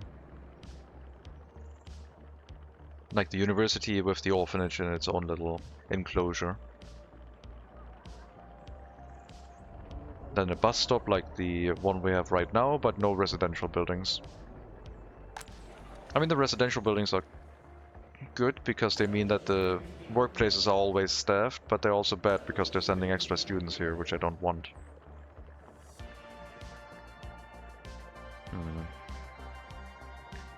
Maybe I need the tech for the minimum loyalty, and then that would also stop being an issue.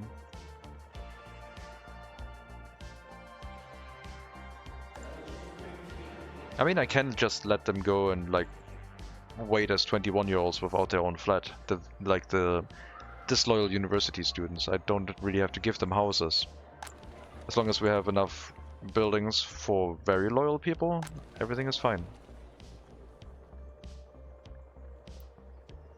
Like 50 to 75% could be a thing now, since this building is pretty much full. Let's do that.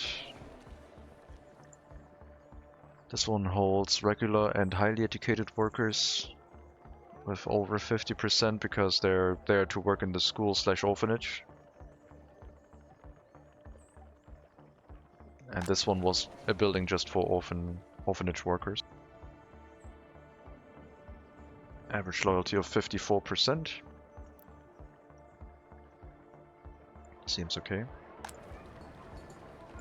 Pollution here is not too bad yet, but that might change during winter.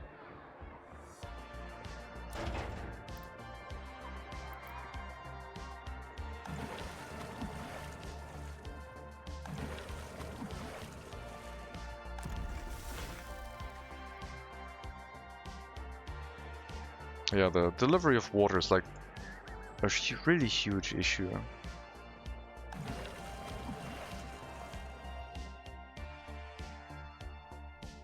It might actually be better to set up running water and sewage with the cheap resources in the beginning, rather than relying on technical services. But hey, didn't know that, so the problem for us would be where to bring the sewage to. Probably just build the road continuously all the way over to the other side and set up a sewage discharge. I guess it wouldn't be that difficult to do.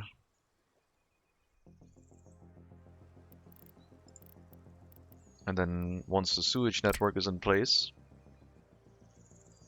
we could think about hooking up the water to. I need to raise the terrain or lower the one inside the water a little bit. But there's no workers nearby.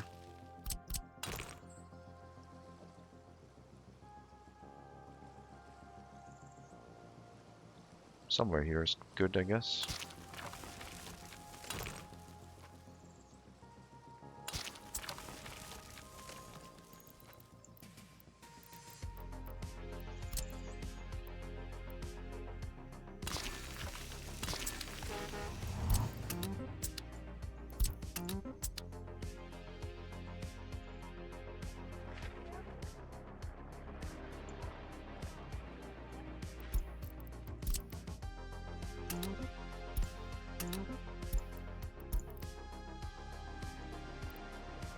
Bring me a couple foreign workers that I can use for terraforming, and then we'll set up a sewage discharge. And I might have to build a very deep sewage pipe, but I think this will do. And hopefully the maintenance officers can maintain it. It's okay to start in 1920 without any horses at all, using only cars. I think you need some horses. I think in 1920 you don't have fire trucks, for example. I think you're missing a couple vehicles. Ambulances. You have the horse ambulance. Okay, Roosevelt 1912. Maybe they are available. Let me check fire truck.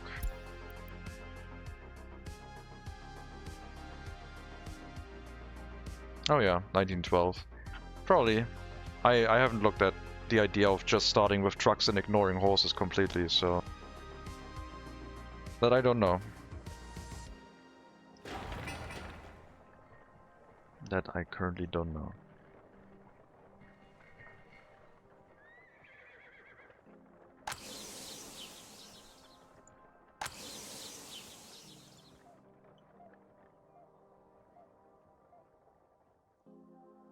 I'll get one delivery of horses here.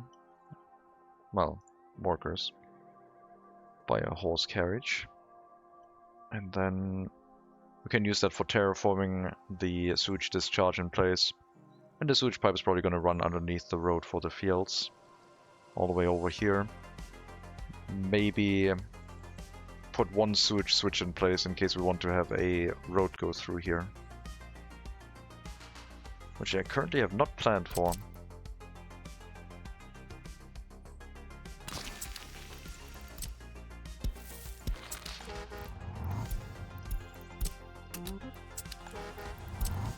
Alright. They go from here to here, and then they walk back and forth between those two. No. No, you ran out of food. So close. Oh well. I guess that's fine. Do your delivery to this bus stop instead.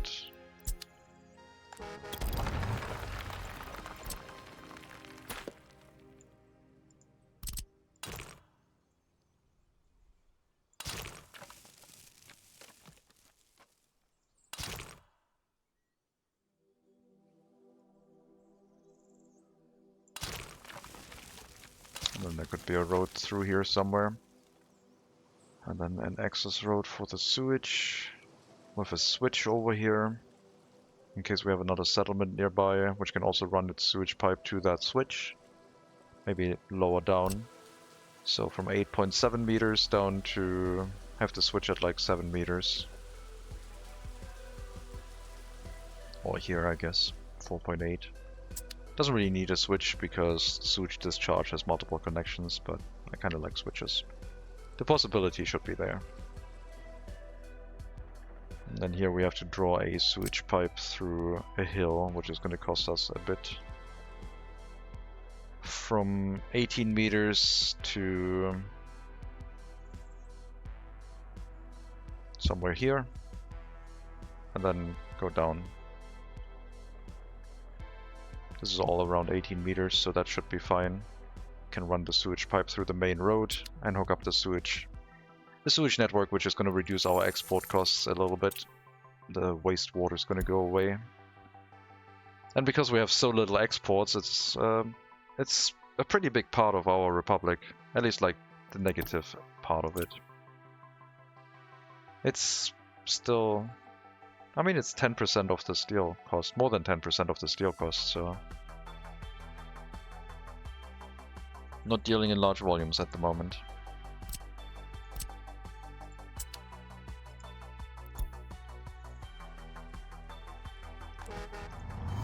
Hopefully you can do that one worker delivery.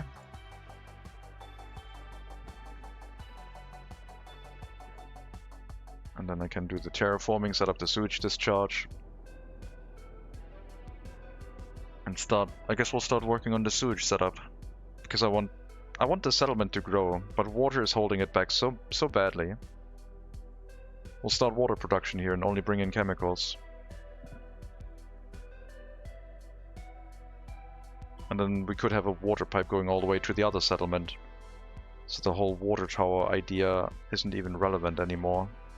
But I still want to try it.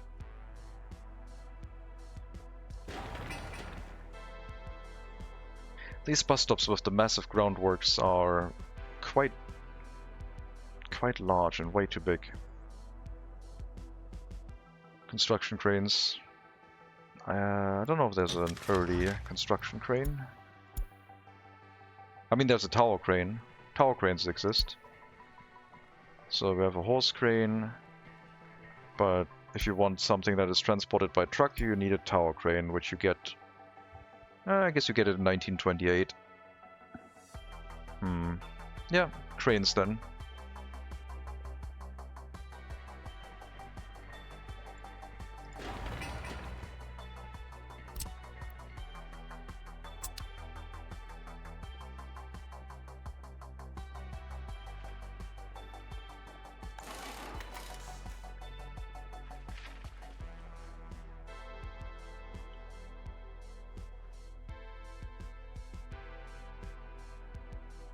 If we can deal with water and sewage domestically by just importing chemicals, then that also means we have like 10 fewer horse carriages going to the customs house, optimizing traffic a little bit more.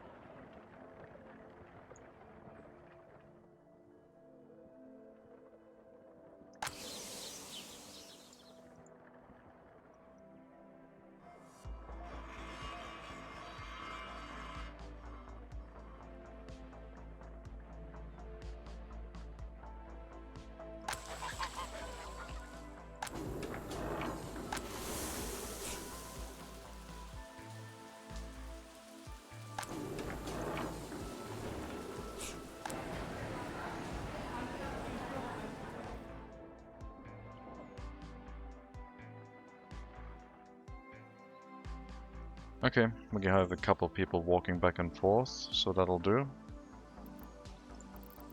We'll raise the terrain up a little bit and then bring the one in the water down.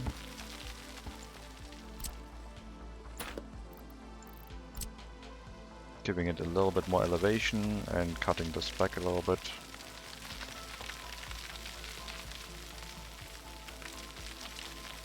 And that should be enough.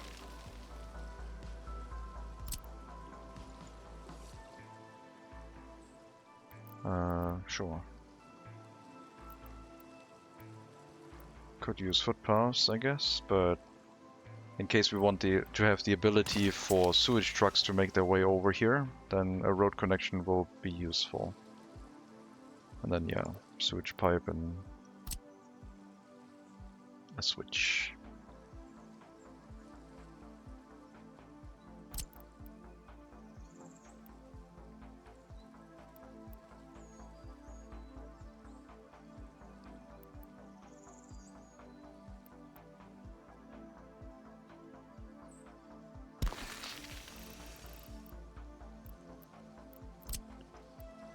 How much is that? 50 meters, 5.5 versus a small one. 3.2. I think we'll build a medium sewage pipe. I still believe that our initial settlement will grow in size.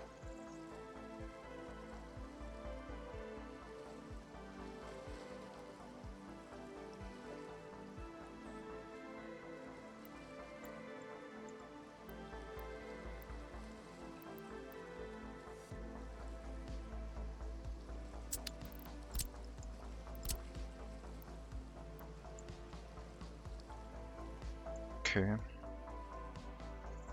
And then over here, we'll need a sewage switch. somewhere in the area. It's gonna go along the road.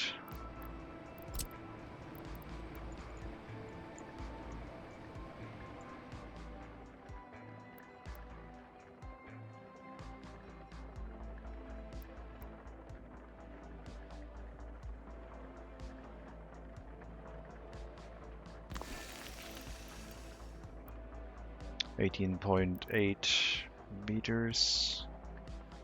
I don't think I need a sewage switch here. It has to go almost all the way to the bus stop.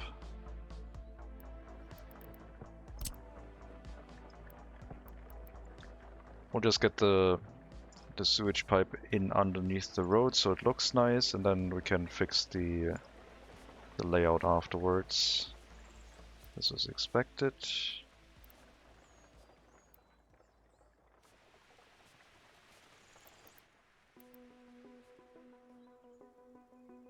Car's proper slope. Kidding me?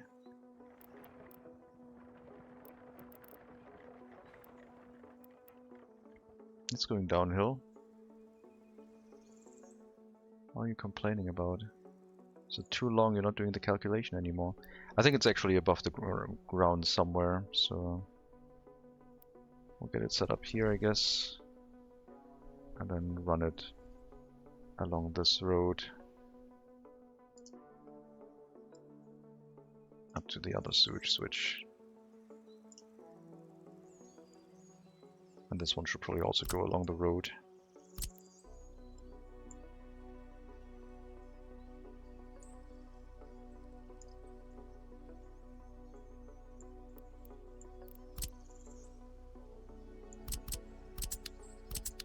Can't copy paste that still. Go here.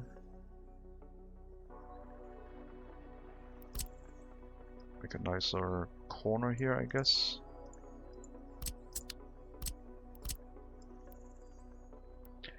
Right, doesn't like that anymore. Great.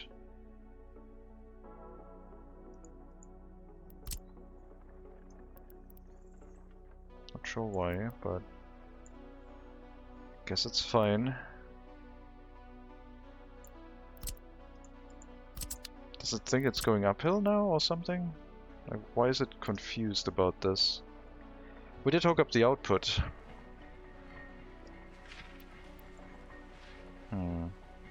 Odd. I got confused here somewhere.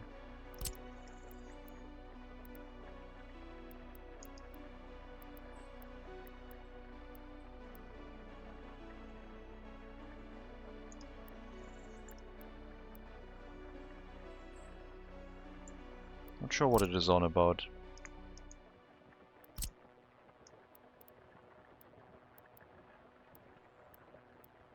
Yeah, I think it thinks it's going uphill. As if this is like reversed, which it shouldn't be, because this is currently flowing uphill and it shouldn't. Let's remove this. Let's just do it in a big sweeping move, I guess. Let's do this. Height of 17 meters is okay. Alright. Remove that one. And then we'll start here.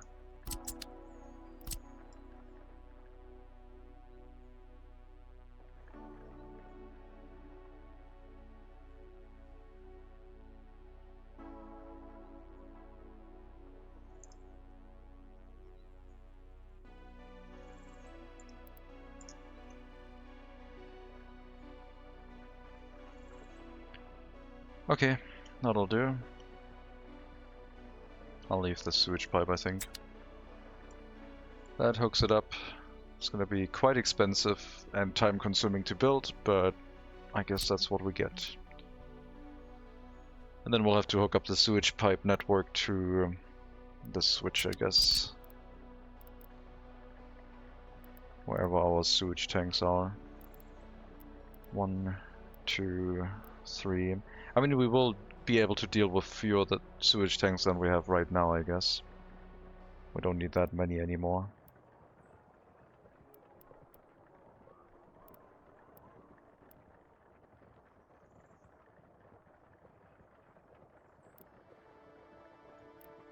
One, two, three.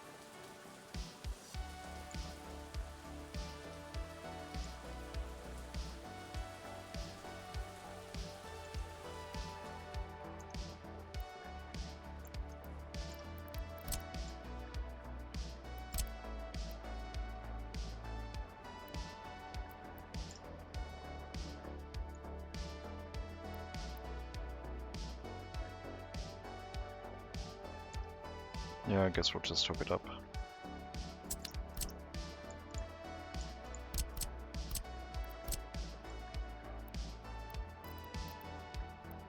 Interesting. Doesn't like that. Huh. Okay. Sure. No, I don't like that. This one is fine again. Okay. So weird.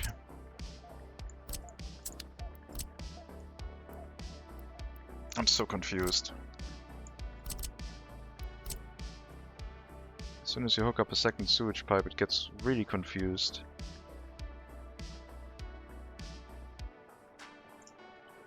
I guess we'll just build it like that. We'll build the sewage network in reverse order. I could put another sewage switch in here, I guess. Otherwise, we're going to use up all of the sewage pipe connections, and if we want to expand the settlement, that could be bad. If we do need more, sewage connections. So better to hook up another sewage switch, I guess.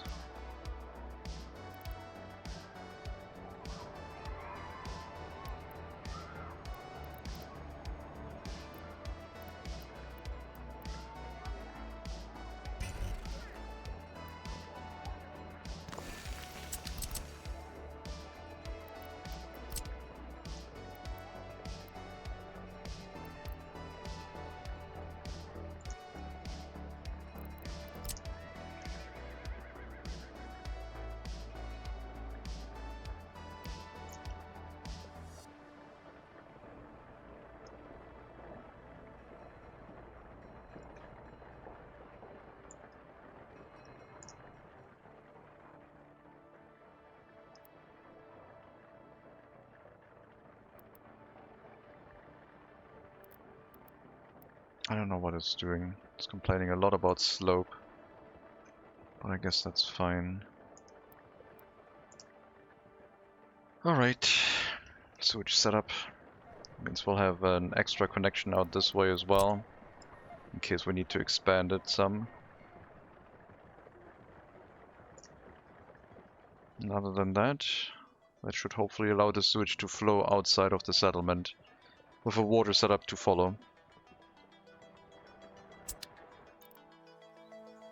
No construction work right now because farming. Also these ones I guess we don't really need, but I guess they can stay here until we build a settlement, so they're gonna stay in the area. They're not going anywhere. It's only a couple of workers.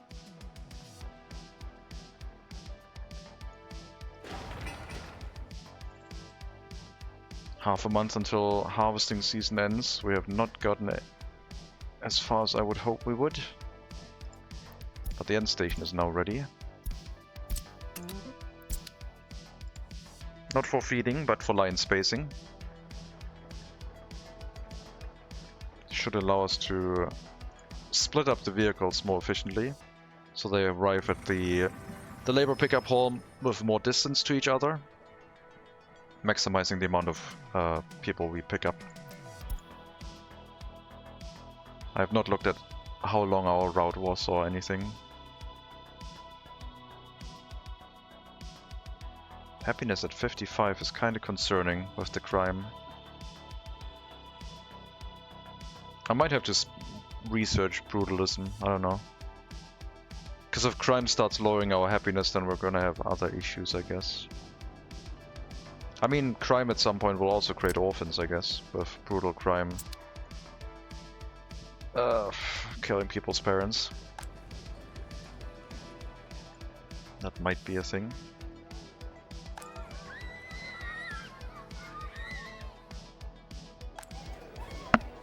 But it looks like we have a lot of capacity left for like orphans in our orphanage, especially with the high loyalty of the workers in there. This should be able to hold 60. I don't know how many we have capacity for right now. 50. So at 10 workers we have 25 capacity. So not quite at the limit yet. Not everyone has full loyalty in there. I think it was 60 it said. Yep, 20 workers for 60 visitors. I mean, if we get enough productivity, at some point we might achieve that.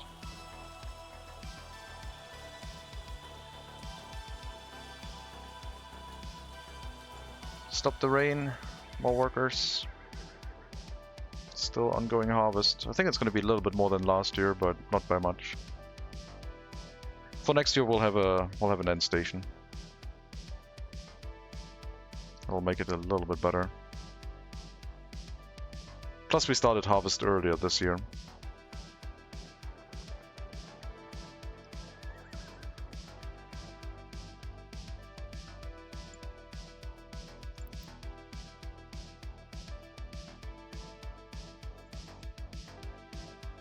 Yeah, crime not being dealt with. We did deal with that one by just building like a police station and a courthouse and saying, okay, everyone gets off scot-free. And that did deal with crime a little bit. But I think we really need to deal with it by locking people up, I guess.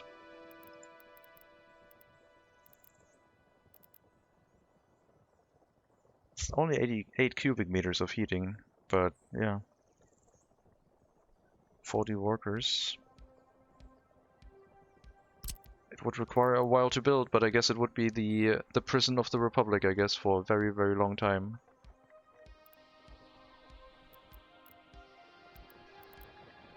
And the prisoners could also be sent to the heating plant, making sure that they take care of the heating. Or we build the prison up in the other settlement, and I don't trust them because we need it next to this settlement so that loyal workers can work in it. Because we need it mostly for re-education than for prison labor, I guess.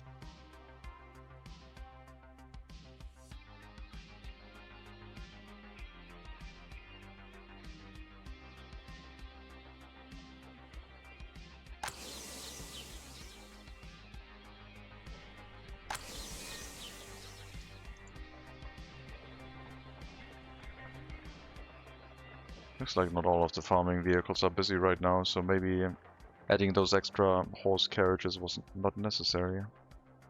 Or we just didn't bring enough workers. That is, I guess, the other issue, because we're still doing construction work.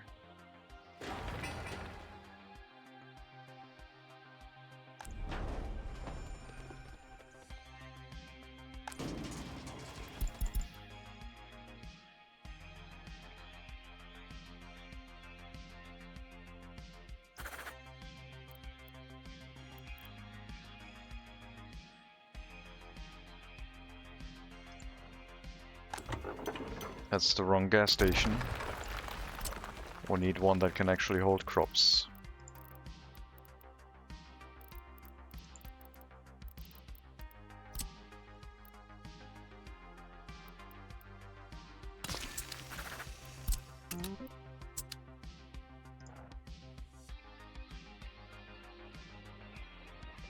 How was your gun workshop yesterday? Had fun? I had a lot of fun, yeah. It was way too many people. I would like to do it again, so I'm gonna try and get in contact with them and see how the situation is like outside of the public days, and if I can become a member or something like that. Depends on how many people there are, depends on the cost. And then it's like an hour drive. I guess I can do that like once a month or maybe every couple of weeks, or not sure if I would do it every week. But I guess there's a Pizza Hut next to it, so it could be like a weekly thing. Why not? If Pizza Hut is still good, I haven't tried them in over 15 years. But I would give that a try too. Yesterday I couldn't because I had to do a sim race afterwards, so I rushed home, ate some food, and then the race was like on already.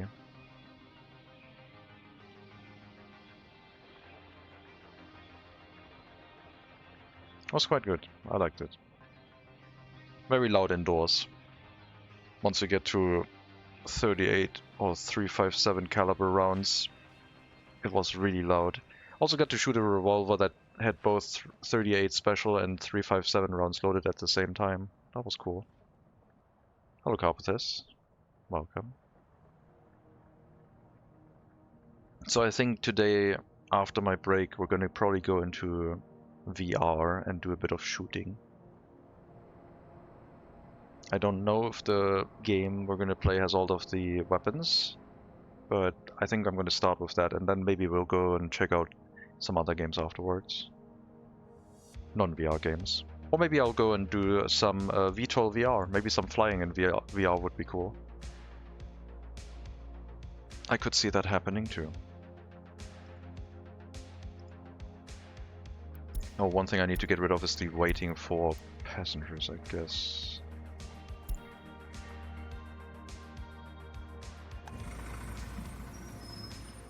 No, not VR Tarkov.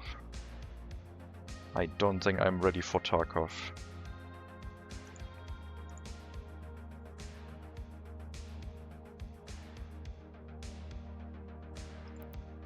But I bought Stalker 2, for example. And it seems to have quite good atmosphere. Hopefully there will be as many mods developed for it as for the first Stalker. And it's a lot more playable than the first Stalker. But the control scheme is quite weird. It's really made for controller, I think, and reusing keys for several different functions. It's a little bit odd. Oh my god, loyalty is being affected. Low government loyalty. Are there people like outside? There should be no people outside the loyalty. I mean, we did let people move in with really low loyalty, I guess. I could stop that. We could make 25% the minimum loyalty for our nation.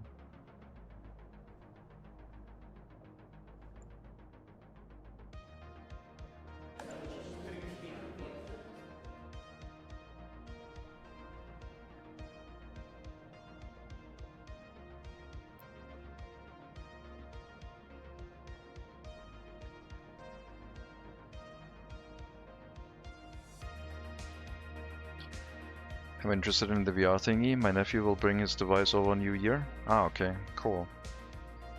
VR is great. I like VR a lot.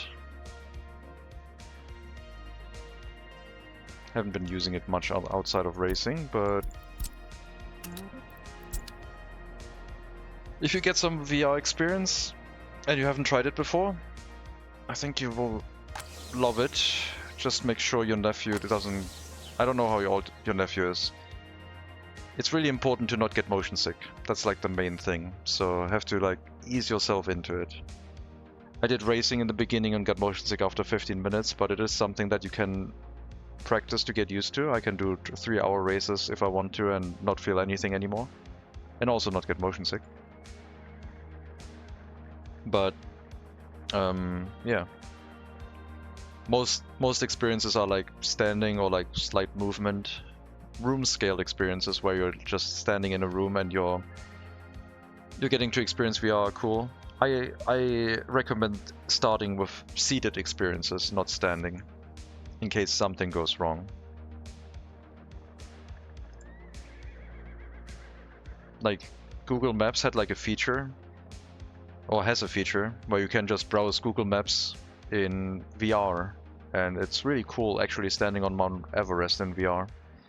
But then there was a feature where you could tilt the map, and suddenly the map was, instead of beneath you, was in front of you, and that almost made me fall over. But that's I think they changed that. Also had like the normal one was where you always had the same height, so you could make the Earth smaller to see more of it, but you would never really change your distance. You would always be your person height from the Earth. So if you zoomed out to see more of the world would basically shrink down underneath you. And there's a setting to just maintain the scale of the world, and when you zoom out, you actually zoom out as in you fly away from the Earth and suddenly you're like several kilometers above the Earth. That was also a cool experience. That was a fixed scale kind of setting.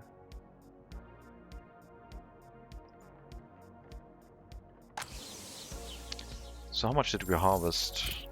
Production last year, 266 crops versus 287. Okay, so got a couple more tons. Not bad. Definitely more food production we can run. So food import should not happen anymore, I think. Food import is still happening. Something is still importing food. Oh, do we have a dedicated line bringing food in from the customs house? We do have a dedicated line, okay. Yeah, that one is going to have to stop. Wait until unloaded. Go to a vehicle depot, maybe over here. So that's why we had plenty of food, I guess. I think the grocer is probably going to run out. We have to make sure to set the warning for food. And maybe I'll assign you to deliver food to the grocer as well.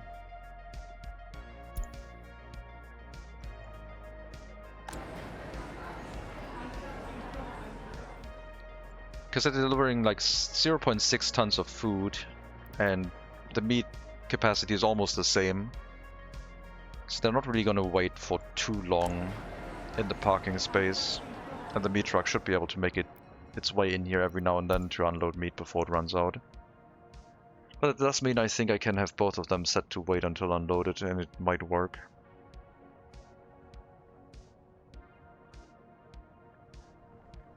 I hope the loyalty is going to stay high. I think it's just that I let a lot more disloyal people move in, which means our average loyalty has dropped because of that. Yeah, I think this is when the 3 extra buildings became available. We had a sudden loyalty drop, but who knows. We'll have to see if we can hold this. And what the pollution here is going to be. 63 years. I wouldn't mind this dropping down a little bit further. We need to create more orphans after all, but yeah. Actually using pollution for our benefit. Who would have thought? That way we might be able to keep the population stable. Anyway.